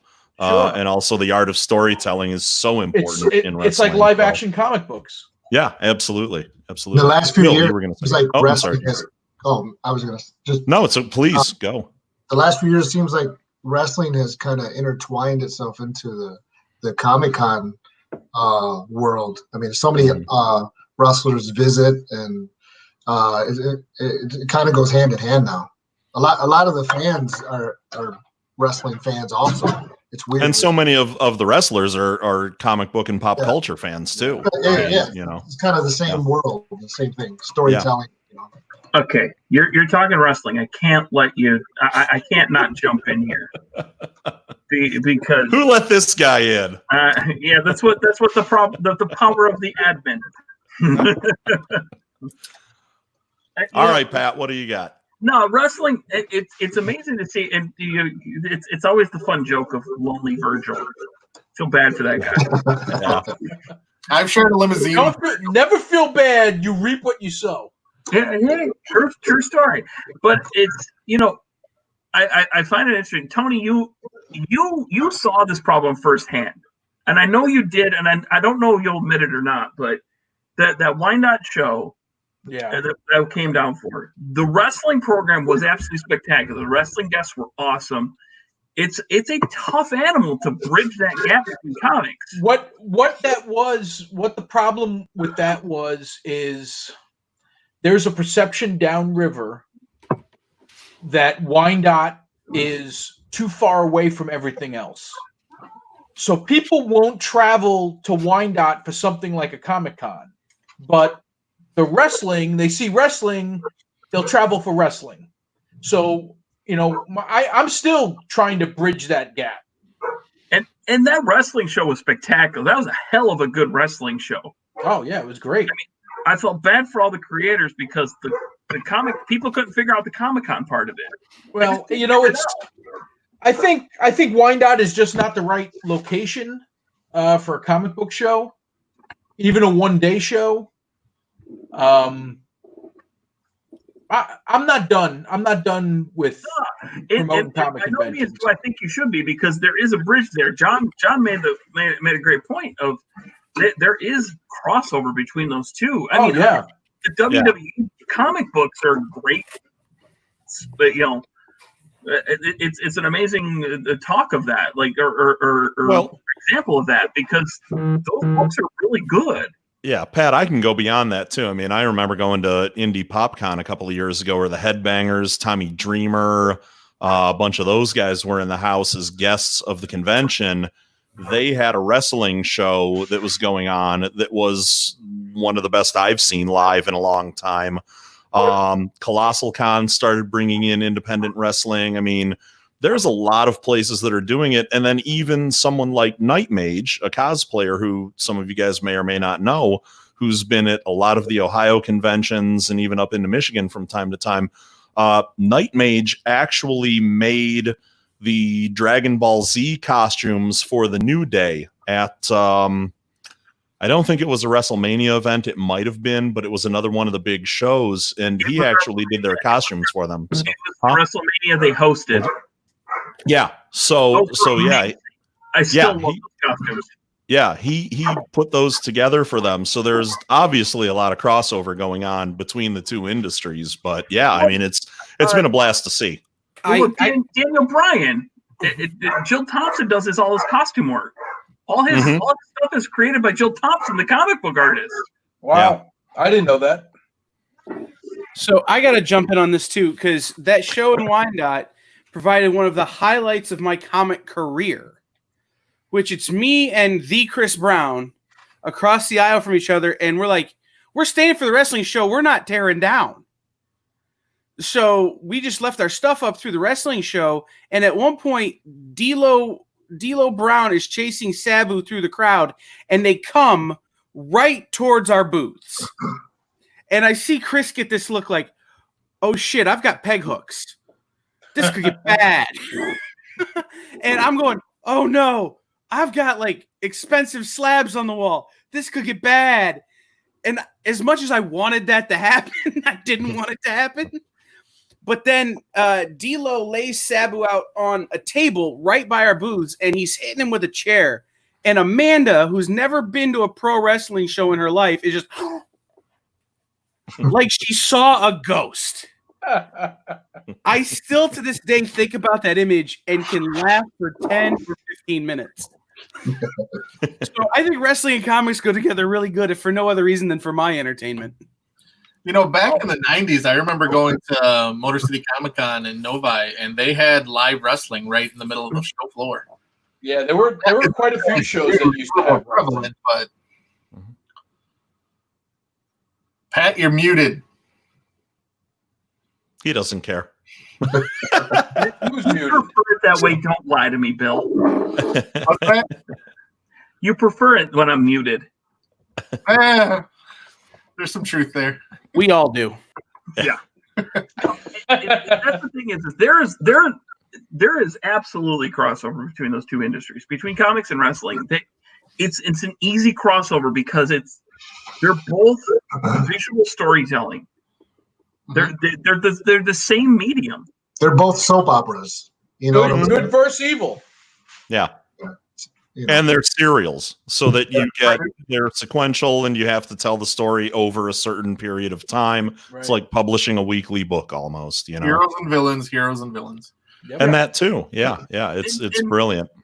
It's absolutely horrible what's going on in that industry right now with wrestling. Like, I feel just bad for those guys because, well, the indie guys now are really suffering. The indie guys are really suffering. Mm-hmm. Yeah. But even the WWE guys, like, I feel terrible for guys like Drew McIntyre. Well, you know, but I mean, I get that the performance end of it they're suffering a little bit, but at least those guys are under contract. They're getting paid. You have a lot of independent wrestlers who they depend on the shows for their livelihood. Yeah. And, you know, these guys would travel all, like, you know, a lot of the guys I know that wrestle for XICW who shows, you know, the Warrior Rampage that I promote, that's all XICW. And those guys travel around every weekend doing a show, you know, maybe Thursday, Friday, Saturday, Sunday. And these guys depend on those shows for their livelihood, and they're stuck at home doing nothing. Mm-hmm. Yeah. I mean, the poor guys, they can't even train. They get unemployment. They can't because they're not on the books. They're not. Yeah. You know, there's no. They're 1099. They're just independent contractors. A lot. Yeah, of them. they're allowed contractors. They get unemployment. Unemployment is helping that. Like, all those independent contractors can still qualify for unemployment now because of the expansion on. Well, yeah, they changed the rules. Yeah, right. But yeah. Tony, I know the promoter for MCPW, Mr. Chainsaw. He's a friend of mine. I know him. I talk to him every couple of weeks, and he's like trying to figure out how to make that happen. You know, what it looks like going forward. You know, he's got guys. I mean, he had Tyler Black in there. I bet you nobody knows who Tyler Black is except for Tony. I want to touch on Jason's comment there real quick. It's painful to watch people come out and still make an entrance as if there's 15,000 people there. It's just an empty arena. Some people have been great, but I mean, I remember trying to watch, WrestleMania this year with no crowd. I got through the first match and I was like, this is just, it's too hard to watch. I can't. It's weird. I gave up. Yeah. I also, once WWE dumped all that talent though, I dumped them. But, WrestleMania was better than it had any right to be though. I actually found enjoyment in those matches because what I think that they did, and the first match wasn't indicative of this. Most of the rest of the matches, they cut the matches off at natural ending points instead of trying to make them go 10 minutes too long. Yeah. Well, you know, the thing is regardless of whether there's a crowd, these guys still have a passion for what they're doing. And they're there to do it, just like comic creators. We do this because we love it, and you know, that hopefully comes through when you read the books. You know, but as Casey said, Tony, in the last panel, it's, you know, you guys as creators, artists, you know, you are where you are because of the fans. Without them, well, where are you all of a sudden? And I think I know that's been my problem with the wrestling. Though I can enjoy wrestling from the outside on my television, you know, and I don't have to be at a live event to still enjoy wrestling. Not having the crowd there strangely took my enjoyment away from the wrestling. It's a different animal.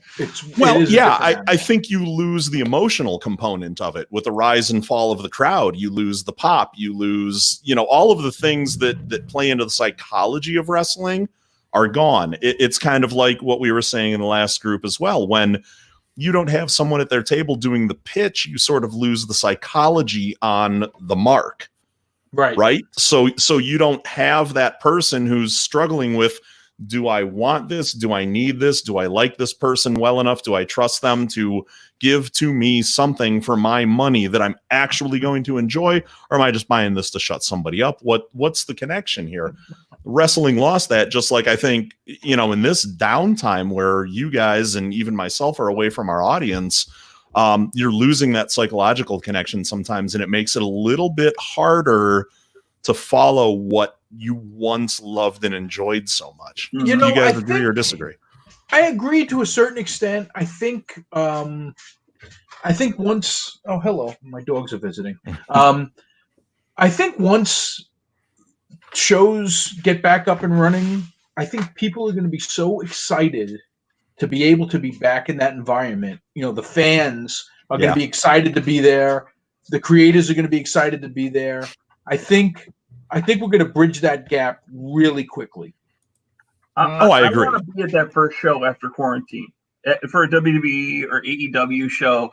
I want to be at that show because they are going to be able to, if they do it right, they're going to be able to reinvigorate the product because people are going to be so excited to be there. They're going to be so hot.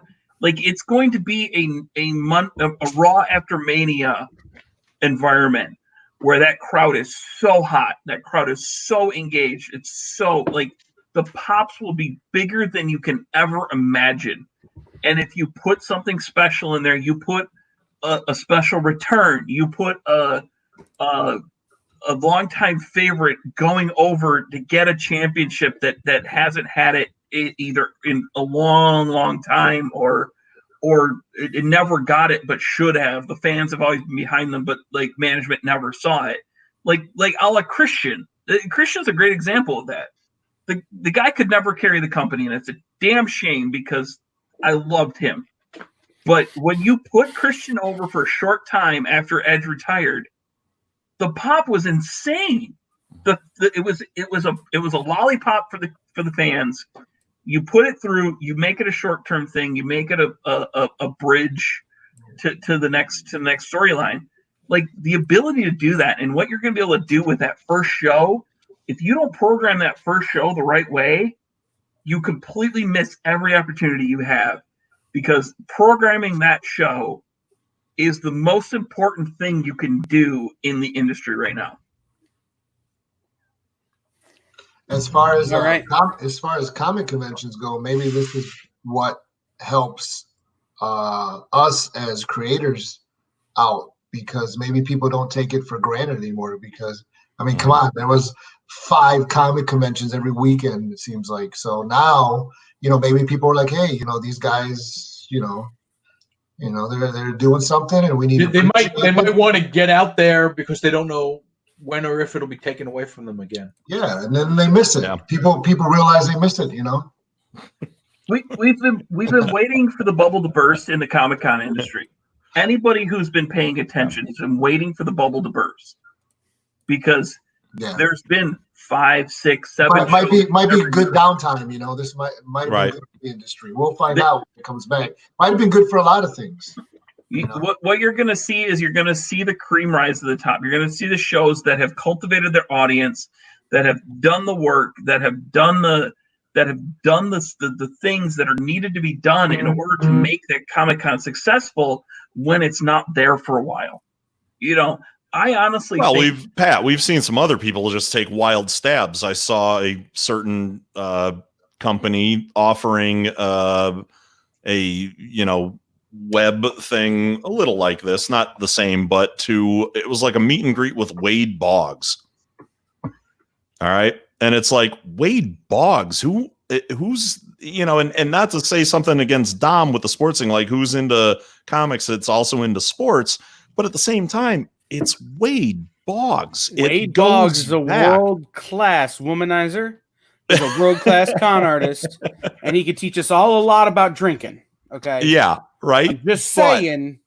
I'm just saying Wade Boggs is like He eats that's- more chicken than any man. That's the guy that I would talk to my kids if I had any about him when it comes to baseball. They'd be like, "Shut up, Dad! It's all about this guy now." You know, like who's gonna go see Wade Boggs? Well, that's the thing. Sporting conventions they have all these Hall of Fame players come out the same way comic book conventions have voice actors and character actors come out. So it's I get the appeal for that audience, but I don't get a meet and greet over this medium with someone. Usually when you go to meet a celebrity at a convention, you want to get a photo, you want to get an autograph. You can't get either of those over the computer. But here's the thing: in the nerd culture, it works because they tend to be tech savvy. They tend to be able to do these types of things. Where honestly, if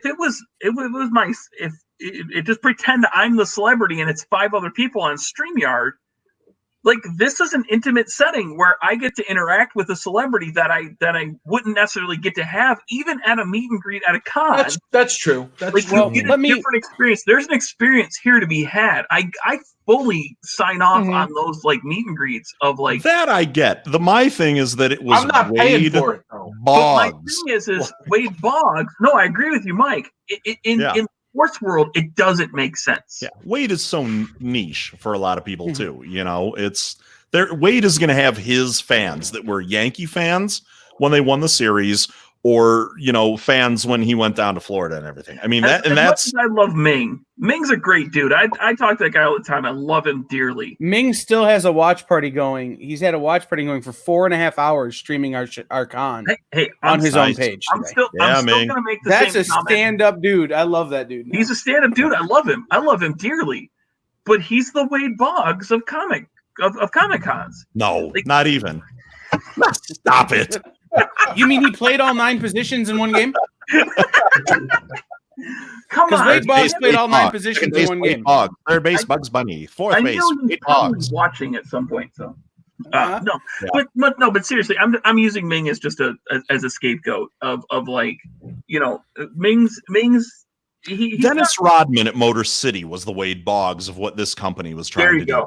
That's a perfect example. It was a weird guy to bring in to Motor City Comic Con, but there were plenty of people that wanted to go see the Worm. Man, the Worm is a different kind of draw though, and he was staying relevant. Where's Wade Boggs been for the past 20 years? Well, that's the weird thing about Wade. Somewhere Boggs. in Kansas City. Can we get a book at Rocket Inc. about Wade Boggs? Yeah, I mean, we Can I got pitch one that about Darren now? McCurdy. If somebody wants to autobiography. pay us to do a Wade Boggs book, we'll do it. Wade Boggs traveling through time, writing the great wrongs in sports. Correct me if I'm wrong. Isn't Wade Boggs the Pine Tar guy? Wasn't that Wade Boggs? There were a lot of Pine Tar guys. The too much Pine Tar. The Pine Tar guy was Didn't it happen to Gibby once? And Brett played for Kansas City Royals. Oh yeah, Brett. Shit, yeah. George Brett. That's it. Listen, we're all the Wade Boggs of the comic book industry here. You're not talking to Jim Lee, you're not talking to Alex Ross, and you're not talking to Todd McFarlane. Hey, So- I am totally Jim Lee. Don't lie to me. But Bill, at the same time, a lot of times those guys price themselves out of your average con goer's experience, where you guys are able to fill that spot. I mean, we're sort of picking on Wade Boggs, but it was just that he was a weird thing for a struggling convention company to say we're going to do this experience for fans. And it's like, well, why? Why him? Because there probably was an audience for it. Actually, what I think, Tony, is that there was probably someone within the company who knew him or met him on a flight and talked about it, and they agreed. They might have gotten him real cheap. Bill makes an exceptionally good point. I have seen Jim Lee's contract. The beer guy. It is not a pretty number for most shows. For him, You mean his guest? His fee. Oh yeah. Oh, it's ridiculous. Hey, it's still not as much as Stan.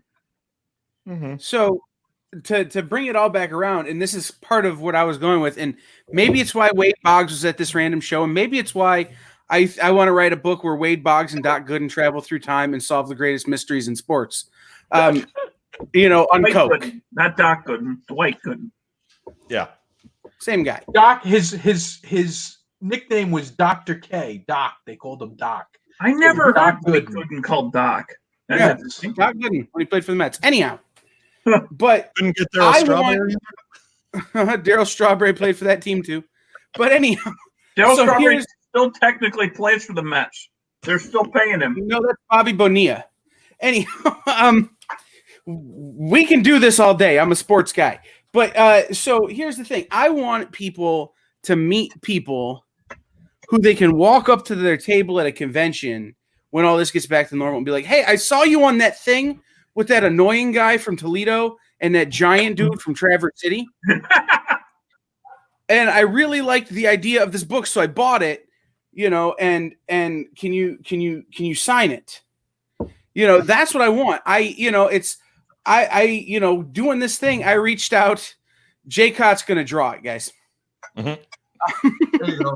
But no, I reached out. I reached out to some people who I knew were too big of a swing for me. I'm nobody, but I reached out to some people, and some of them were interested. But at the end of the day, I want Rocketing Studios to succeed because you're the guys who helped my store succeed when I was struggling or when I was starting. So, at the end of the day, that was my goal. Is I want people to meet people they can actually meet. So to get things back on track, Brian O'Halloran, to go back to where all this started, which was working with celebrities and working with pro wrestlers. Brian O'Halloran's a guy you can meet at a show, right? Right. He does a lot of shows in the area. So you're doing this thing with the professional wrestlers. And by the way, I'm very excited because I'm going to ask this question and I want a straight answer. What are the odds that I can meet Pentagon Jr. when you put out his card? What? Where I didn't Pentagon. Well, we're going to be at Lucha Expo in Philadelphia next year in June. You'd probably have to come to that with us. Okay. Sold. I love Philadelphia. Yeah, keep a spot on the floor open for me, Tony. Right. Yeah, no, I'm like that's the thing that most excites me about that project you have is that some of these guys are guys I've watched on TV for years. So John on his phone has a personal message from Pentagon Jr. to him. Promotion in Mexico and had him record a message. My cousin has a wrestling company in Mexico, and he has all these wrestlers all the time. I got a Pentagon Jr. signed mask in my studio. I learned the Spanish I know so I could watch lucha wrestling without captions. I only know Spanish as it relates to wrestling. I'm not a wrestling fan. I mean, I was when I was younger, but like nowadays. But I watched Lucha Underground, and that show was amazing. I loved it. Yeah, agreed, John. Yeah, I loved it. Yeah. I could watch wrestling like that. It's more, the cinematic aspects of it were sweet. Yeah. Yeah. The only problem Go with ahead. Lucha Underground is that the guy who played the promoter at the same time was in an Avis commercial. Where he came out, he like threw some paper, and I'm like, why is he throwing paper? And then you turn it, and it sometimes would air on Access during Lucha Underground. And I'm like, this is the weirdest break of kayfabe ever. That's funny. To touch on John's mask comment, in our trading card set, you know how they do like jersey cards, you get a little swatch jersey. Well, we're not going to do swatches. You're going to have opportunities to win worn masks from the wrestlers. That's awesome. Oh, that's so cool. Yeah. Yep. That's Sign really me neat. up for that shit. Oh Right, yeah. that's so good.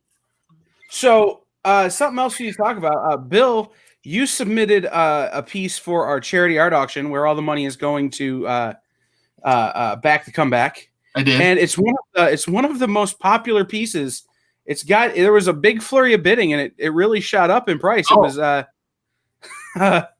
Ahsoka Tano from Star Wars. Yeah. People freaked for it, man. I did that originally for StarWars.com, a drawing tutorial back in the day, and I still had it. And I don't know where I was last night to miss the drink and draw. I was bummed out when I started seeing everyone's pieces this morning, so I'm like, I gotta donate something. Well, I was really surprised. You said you were going to be there, and then all of a sudden, Absolutely, I wanted to be there. I'm like, where the hell's Bill? And I have no idea how I missed it. Well, I think I know how I missed it. My daughter's home from school, and she's finally reached the age where I could watch cool TV with her. So we decided to restart The Walking Dead from the beginning, and I think we went through like 3-4 episodes yesterday. So I might have had. That's a good excuse, my friend. That's a very good excuse. Don't lie, Kyle. We were just bagging on The Walking Dead 2 hours ago. Yeah, but to be able to watch it with your kid, Mm-hmm. Yeah, like, I you know, Different to be able to introduce that, you know, I read it. I didn't really watch it, but being able to watch something like that with my kid someday is something I really would be into doing. There's the original. So we've extended the deadline. He's watching still. He's here. My son drew those. I had to show them to Eric because he wanted to buy them, and I found them. Yeah. Didn't you post those online at one point, John? I swear I saw. Oh God, I cracked up. He did them at Monroe Comic Con a few years ago. And Eric, Yeah, I've got one of that John's kid did of Tony with a meatball hanging out of his mouth. Yep. So, but to bring it back around, we've extended the deadline on those things by 1 hour. You now have until 10 o'clock to bid on the charity art auction stuff. We want to give it another couple of good plugs and another hour for you to get in on that stuff to raise some money for Back to Comeback. Following this panel here at 9 o'clock, I know I'm taking away, so we'll go long. But we're going to air our interview with Ashton Greenwood from Back to Comeback to talk about that again. So I have a question for Bill. Yeah, I need to jump in because this goes back. Bill, please put the following films in order from best to worst: Tusk, Red State, and Yoga Hosers. Red State. No, Red State was pretty good. Red State is the best in that group. I didn't see the other two. From there,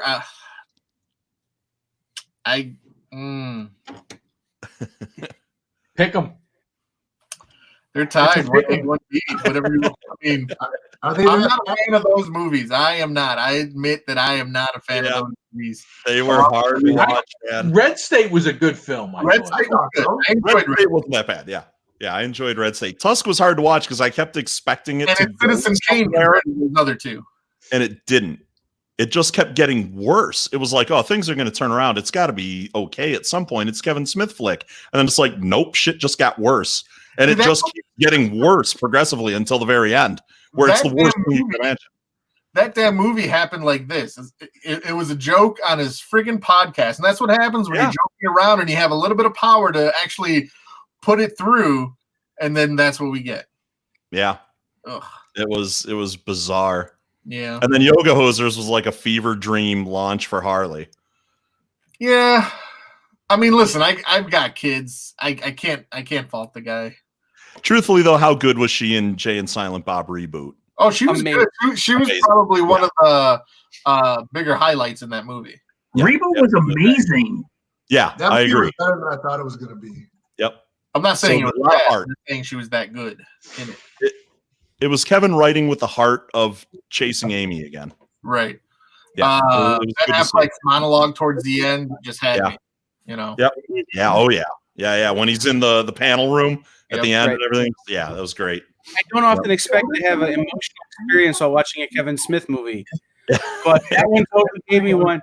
When it's me against the quick stop, talking to Harley about the things he wants to teach his kid, like how to lean against the wall. Like, going, I want to have a kid someday so I can teach him how to loiter. I have to say, making Harley Jay's kid was creepy as fuck, though. But also brilliant because their chemistry was right and would have been there, though. You know, that's a guy who's known her But it's like- entire life. It's like Hey, Uncle Jay, I'm gonna call you Dad now. Like, it was really kind of creepy. Just because you know behind the curtain a little bit. You know what I mean? Yeah. It's not like she was his love interest and they had a sex. Right. Oh, Yeah. that would have no. Like if Kevin wrote that, I would have literally like found a way to get a hold of him and beat the crap out of him. Because that would have been way creepy. Yeah. And to be perfectly honest, there's no way in hell Jay would have signed off on that. No. There's no way. Sure he would have. If Kevin asked him to do it, he would have done it. No, he wouldn't. No way in hell. He's making enough money on Twitch now. He doesn't have to. Story with Harley. He has known that child since she was born. He lived with her for 10 years. I don't think Kevin would have asked him to do that. Jay's streaming Fortnite and the Clerks animated thing. If you guys haven't seen, he's on Twitch now. He was doing like GTA roleplay and everything else, man. Jay's finding ways to stay busy. Guy's doing it all out there, man. You make money from that? Tony, there are guys rolling in the dough from doing that. How do you make money from streaming stuff on Twitch? Because you get followers and subscribers. Advertising and people donate to you, Tony. There are people that are on there, Tony, that are making every subscription is like $6. They're making $3.50 off of every subscription. People that subscribe to their page. Mike, I'm old. I just don't get it. I don't get the whole platform. Let me blow Tony's mind. Ninja, who is now on Mixler instead of Twitch, makes $200,000 a month. Yeah. There are low-level guys who are making $1 million a year, and you never heard of them before. You wouldn't know them if you were looking at them. But these are young millionaires, man, in their mid-20s that are streaming on the service, playing video games, doing role play, or just doing like live streaming like this. They'll go into their living right, man. I ain't living right. Andy Milonakis. You guys remember who Andy Milonakis was? Yeah. Andy Milonakis is a Twitch streamer making millions doing it. From The Walking Dead, Chandler Riggs is doing Grand Theft Auto roleplay. Chandler Riggs is making money doing that stuff. Paige from the WWE just started playing Animal Crossing on Twitch and has over 7,000 subscribers already. So I think Animal Crossing. Paige is playing Animal Crossing on Twitch. Official Paige WWE on Twitch. I gotta go follow her now. I'm a follower, not a subscriber, but it's a blast to watch her play on there. Rousey was playing Pokemon there for a while. Yeah, she's on Facebook though, because Facebook tried to book a bunch of people early on, and a few people went Facebook. Everybody else stayed Twitch, and then just recently, Twitch cut a bunch of deals with a lot of their people and gave them like guaranteed contracts. But I like Muse, Chandler Riggs, some of these actors and stuff that are down while production is shut down right now. They all jumped onto the Twitch platform and started finding ways to make money. But Twitch lost. So hold on. Wait. So people watch somebody else play a video game. So now, something like what Muse and Riggs were doing, okay? So what they do is they play a character in a video game, and then they're role-playing, like acting with these other people in this game, right? Something like what Paige is doing, though, where she's just playing Animal Crossing, or she's watching wrestling videos and stuff, or watching reviews of Fighting With My Family and commenting on them. That's Paige, like right there in the bottom corner, like you are in this little box, Tony. People are watching her talk about what she's watching or what she's playing. All right, that I might, you're kind of doing a Mystery Science Theater kind of thing to it. A little bit, yeah, but there's a lot of different stuff, man. It's like, who thought people would tune in to see people playing, Texas Hold'em? Well, I don't get that either. I don't get watching other people play poker. I mean, I'd rather just play poker. Yeah, but if there's an audience for it and you can make money doing it, why not, right? I moved the podcast over to Twitch.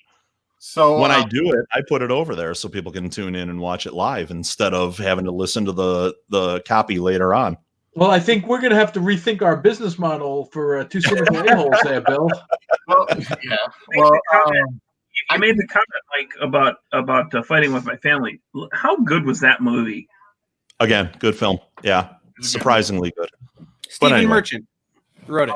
I teach Creator of The Office at a local college here. And one of the questions I ask my students, like on the first day when you're getting to know everyone, is, what's the end game? What do they want to be when they grow up?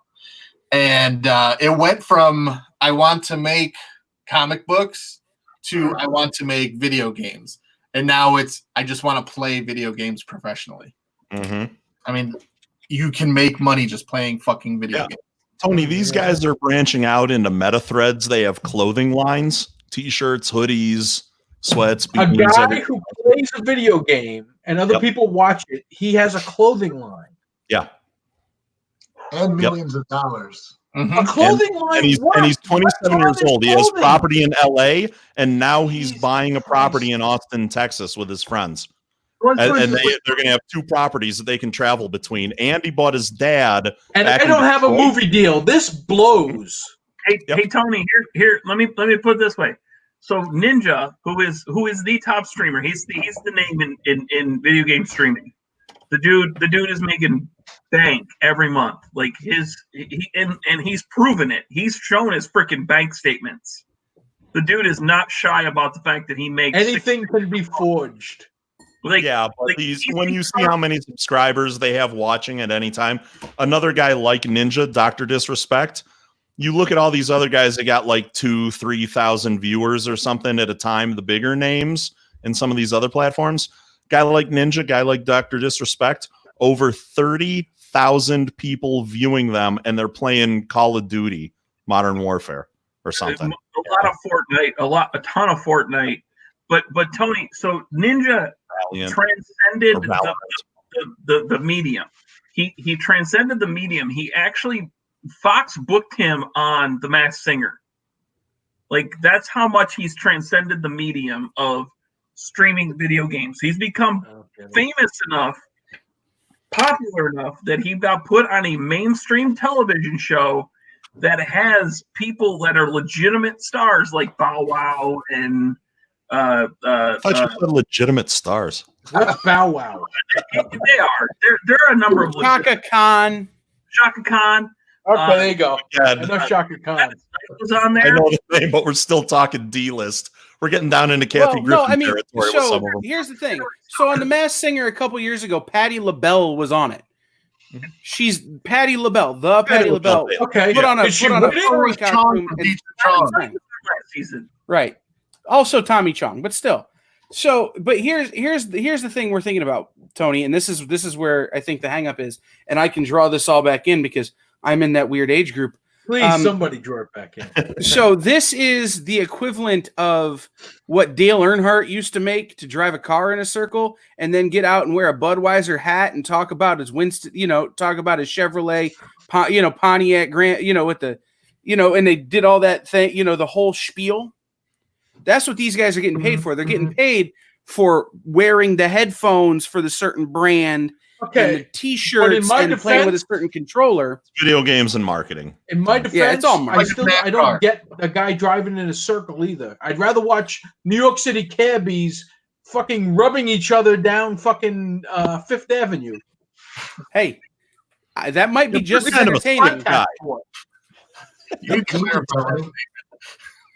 But all right, so we're running out of time here. Rocketing Studios. If you go to GarageCon.live, you click on GarageCon links. There's a big rocket-shaped squid thing. It says Rocketing Studios. If you click on that, it will take you to the Facebook web store where everything is available that we talked about earlier. Let's go around the horn, and we'll start with Tony, and we'll come back up around.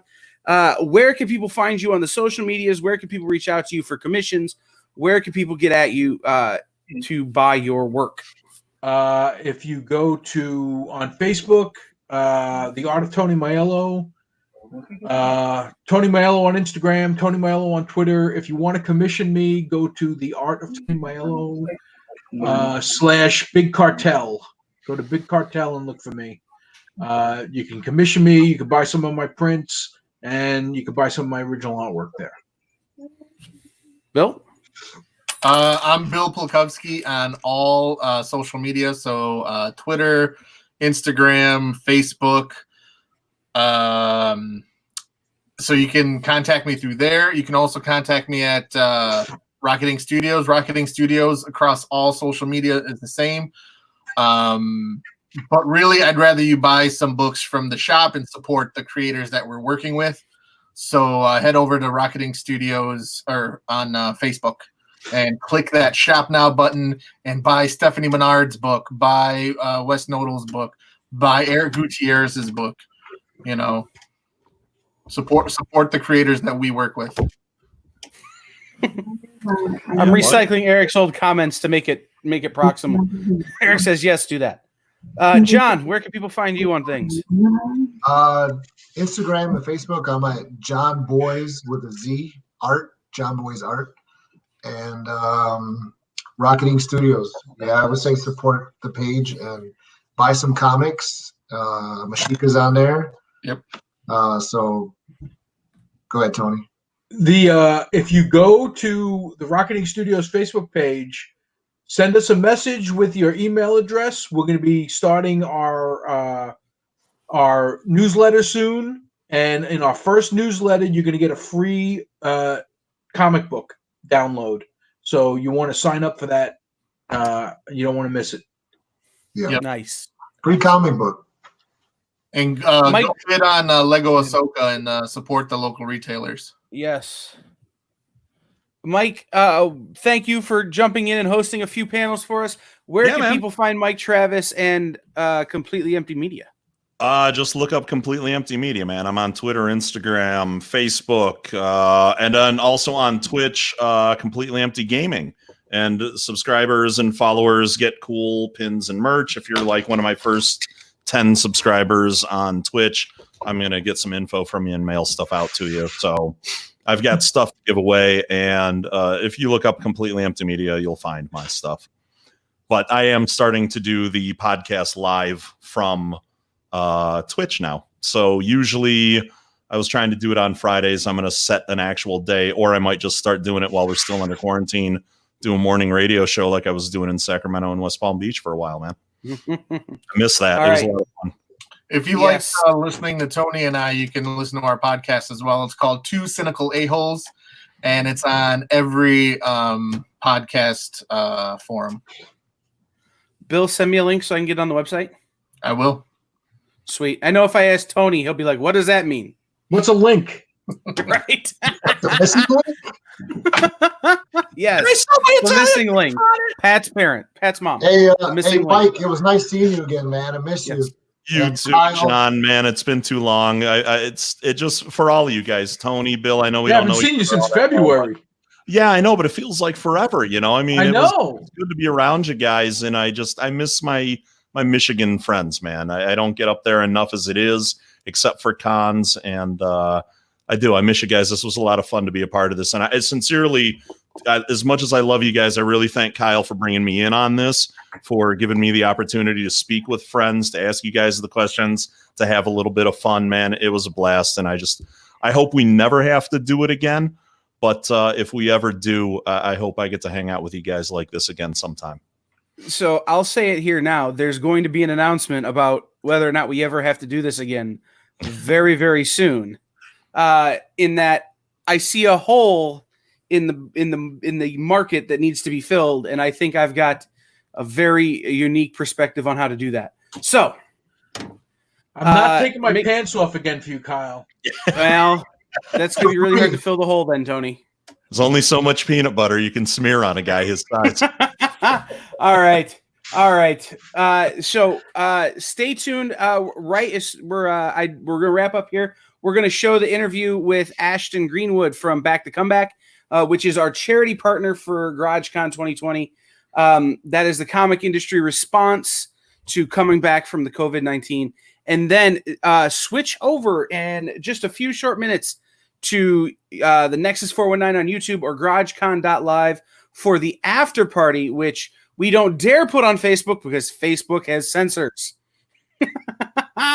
So we will see you all there very shortly. But first, let me do the things because, watch me flounder.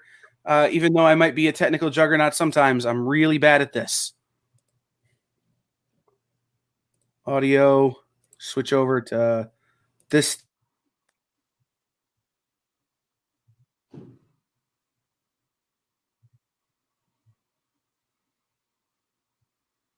Joining me right now is Ashton Greenwood, one of the hosts of Previews World Weekly, which you can find on the Previews World website. That's right?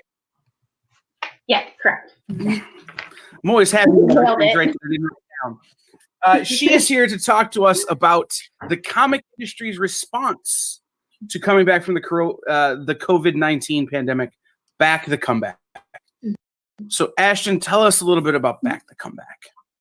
Yeah, absolutely. So Back the Comeback is an initiative, a campaign, whatever you want to call it, that we started as a partnership between Diamond Comic Distributors and Alliance Game Distributors to support local comic book and game stores as they begin to recover from the pandemic, as they begin to reopen, and really want to galvanize fans to show their love and their support for comic book stores, because that's really like a community for all of us. That's a hub that we all rely on. And so we kicked it off with a social media challenge. Steve Jeffy, CEO of Jeffy Family Enterprises and founder, kicked it off with a social media message challenging 5 people in the comic industry to shout out their local comic shop and then tag 5 friends to do the same. And we really wanted to build this into like a social media wide challenge, asking everybody to support their comic shops and to support them in whatever that means for their particular state. So if you can go in at limited capacity to do that, to exercise social distancing and do it safely, or to utilize your curbside delivery or mail order options if maybe you can't go into stores yet in your particular state. So we're really trying to get people to support stores however they possibly can, because they've always been there for us. So we want to be there for them now. Absolutely. I mean, it has taken off as a social media challenge. I've been tagged alone like 5 or 6 times. You know, it's no way. Yeah, it's well, you know, it's one of those things is that this comic book store friend tags me, and then this customer of mine tags me, and then you know, this artist friend of mine tags me. It's like, okay, I'm gonna do. It snowballs. I gotta do 5 different ones now. You're challenging my creativity, but I'm gonna do it. Right. You know, I'm very excited. So, Back the Comeback is directly helping LCSs and LGSs, local comic and local game stores, with their response. How can people? This is a super important thing. How can people, if they want to help? Sure. So there's a ton of different ways you can get involved. The most basic boots on the ground way is just go to your local comic shop and buy something. Buy a comic, buy a game, buy a set of dice, buy a trade paperback, anything. The other way is we have these fancy t-shirts. Can't speak because my hair's in the way. But we have these fancy t-shirts that say our comeback will be bigger than our setback, and you can find those at backthecomeback.com. And when you purchase one, the proceeds go directly to one of 3 different charities, the Jack Vasco Memorial Fund, CBLDF, or the Book Industry Charitable Fund. And all of those charities will be funneling that money to struggling game shops and comic shops to help them kind of rebuild and get some relief following that. And then finally, later this summer in July, we'll be kicking off a charity auction through Diamond International Galleries, and all of the money raised through that charity auction will also be going towards comic shops and game stores. Interesting. I know several of my friends have benefited from the Bink Book Industry Charitable Foundation support already. And the Comic Book Legal Defense Fund is something we've long supported in my store, because, you know, I think that's important. Who came up with the logo for Back the Comeback? I know the answer, but I want to shout this person out. Oh, okay. So, well, Josh Jeffy partnered with some former Marvel friends to come up with it. And do you want to give them their shout out? Well, I wanted to shout out Josh because he's the one who introduced us and put us together. And, you know, it's probably good that he sent you, because if he showed up, we'd have just done nothing but talk about baseball. And we would have never gotten around to the we would have just talked about who's going to be at the bottom of the American League, his Orioles or my Tigers. So, the Orioles. I don't know. The Tigers are pretty bad this year. If there's a season, they're pretty bad. Okay, good to know. Yes. So I ordered my shirt through backthecomeback.com. All that money goes to those foundations, and then those foundations will decide how the money comes out to comic book stores. Right? Okay. So what is the goal? What's the dream goal of Back the Comeback? Wow. Okay, that's a great question. So really, that's a big question, but I'll tackle it the best I can. So the dream goal of Back to the Comeback is really that these local comic book stores and these local game stores that are a hub of our community would come out of this pandemic where nearly all of the shops were shut down at some point, I'm assuming, amid different stay-at-home orders and all of that. So the dream goal is that coming out of those stay-at-home orders, as restrictions begin to ease, that these stores would not only recover to maybe where they were before, but to be stronger than that, to have more customers, to have more product, to build their communities bigger, to come back, and to not only come back, but to flourish beyond that. Awesome. So let's take a break from the business at hand for a minute, and let's talk. Okay. Let's talk a little. How did you come to be in the comics world? Ooh, okay. So, to just be like a fan, or to be working at Diamond, or all of the above? Okay. So, my family treats Star Wars like it's a religion, like truly, honestly. So, from the time of like infancy, I was like, there we go. I was destined to be a Star Wars nerd. So that was kind of like my first thing. And it's like, I don't have a memory of not knowing anything about Star Wars. Like, it was always a thing. So that was kind of like, that was like my main introduction into nerd culture, if you will. And then my introduction into comic book culture came when The Walking Dead came out on AMC, the TV series. And then I realized several episodes in that it was based off of a comic. And so then I searched it out initially as digital comics, and then later on as trades, because it was pretty far in by that time. So yeah, I had gotten several trades. And then like coming to work at Diamond, it's a Baltimore-based company, so I kind of like luckily stumbled into it. It's like somewhat of a dream job to be able to just like talk about this stuff all day long and to like talk to people that are also super interested. I run the Free Comic Book Day social media account, so that is like one of my favorite parts of the job, is just sit on those accounts and like nerd out with everybody. It's funny because like when we first started our Instagram, all I was redoing was resharing the Free Comic Book Day Instagram posts because I didn't know how to use Instagram yet. And I'm like, right. At least there's somebody who knows what they're doing. I'm just going to share this over and over and over again. That's a compliment. Yeah. Well, it's also a testament to how inept I am at modern social media. So I'm like, can we promote the store on LinkedIn? Is that a thing we can do? So you could do that. You could. You could. I just downloaded TikTok. I have no idea what it is. So. Oh my God. No. So a week from now, you will not be able to get off of that app. I imagine that to be true. There's talking dogs, so I'm in. So, what has been the highlight of your time working at Diamond, working with previews? Do you have one moment that's like, oh my gosh, I can't believe this happened?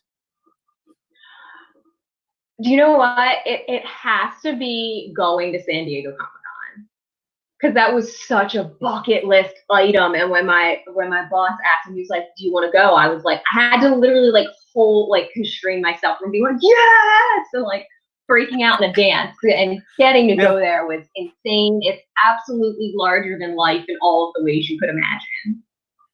Yeah, San Diego is absolutely nuts.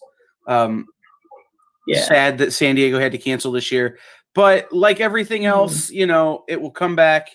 That's part of why we're doing what we're doing this weekend with GarageCon, which is replacing, not replacing, is stepping up into the void left by a couple of local comic book conventions that are normally back to back. Okay. That were canceled.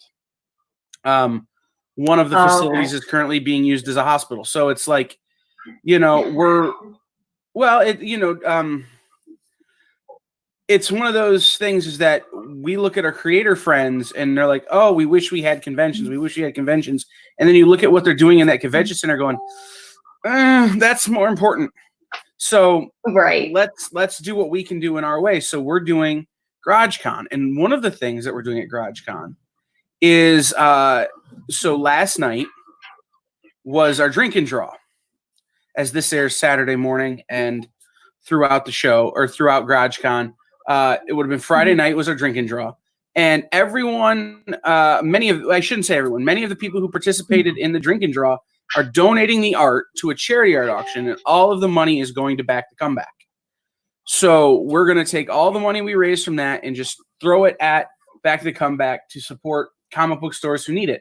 Luckily, the two stores that are bringing you GarageCon, Top Comics in Traverse City and the Nexus 419 in Toledo, have been very blessed to come out of this less scathed than many of our friends in the industry. So we're going to pass the blessing on and donate the charity auction funds directly to Back the Comeback so they can go to stores that desperately need it. So what am I missing about Back the Comeback? What one thing do you want people to know about that I've completely blanked on? Ooh. I don't know that you really blanked on anything. I mean, if anything, I just really want to hammer home the point of like support your comic shop. Like there are a lot of comic shops out there. We do a show on Previous World called Comic Talk. We had on Steve Anderson from Third Eye Comics today, and he was talking about a lot of the creative solutions that they've had to come up with to keep getting comics out. And so your shops are really out there like doing everything they can to make sure you get the stuff that you love. So it's just a great opportunity to return the favor, really. Yeah. I'm really excited. One of the things that I was super excited for when I first read about was that this was coming from Jeppy Family Enterprises and Diamond and Alliance and all of these things, which, you know, so much of our industry is tied to the success of those businesses that it's great that we can all go to one place and push forward from one place, you know, with the help of literally the entire industry. Right. And that's the thing. Like, this is an industry-wide thing. We're all doing it together. Like, it's not just Diamond Alliance and Jeppy Family Enterprises. It goes all the way down to the fans, like comic book readers. It hits retailers. Then you have like creators themselves and publishers. Like, everybody is out there pushing as hard as they can for this because we all want shops to survive. Yeah, absolutely. So, Ashton, where can people find you on the socials? Where can they find Back the Comeback on the socials? Where do they need to go when they leave from this place to make sure they're up to date on everything?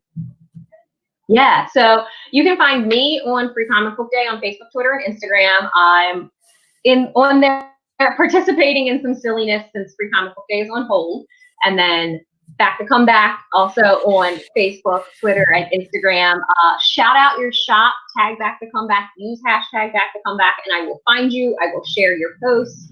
And I think you can head to backthecomeback.com to get your shirt and find all of the other ways that you can support the cause. Cool.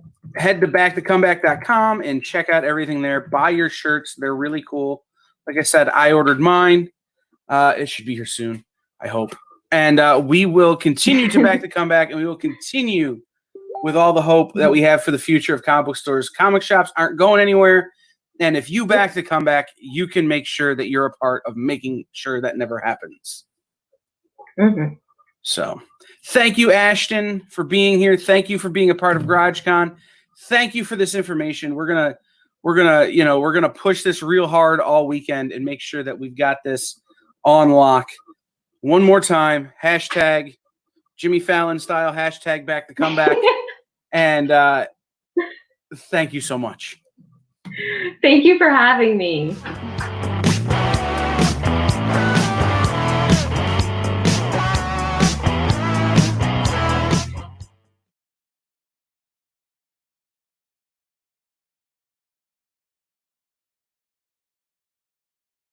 All right, that was Back to Comeback. Hang out over on YouTube, the Nexus 419 on YouTube. Check out the Nexus 419 on YouTube or GarageCon.live for the after party, which is coming up in just a matter of minutes.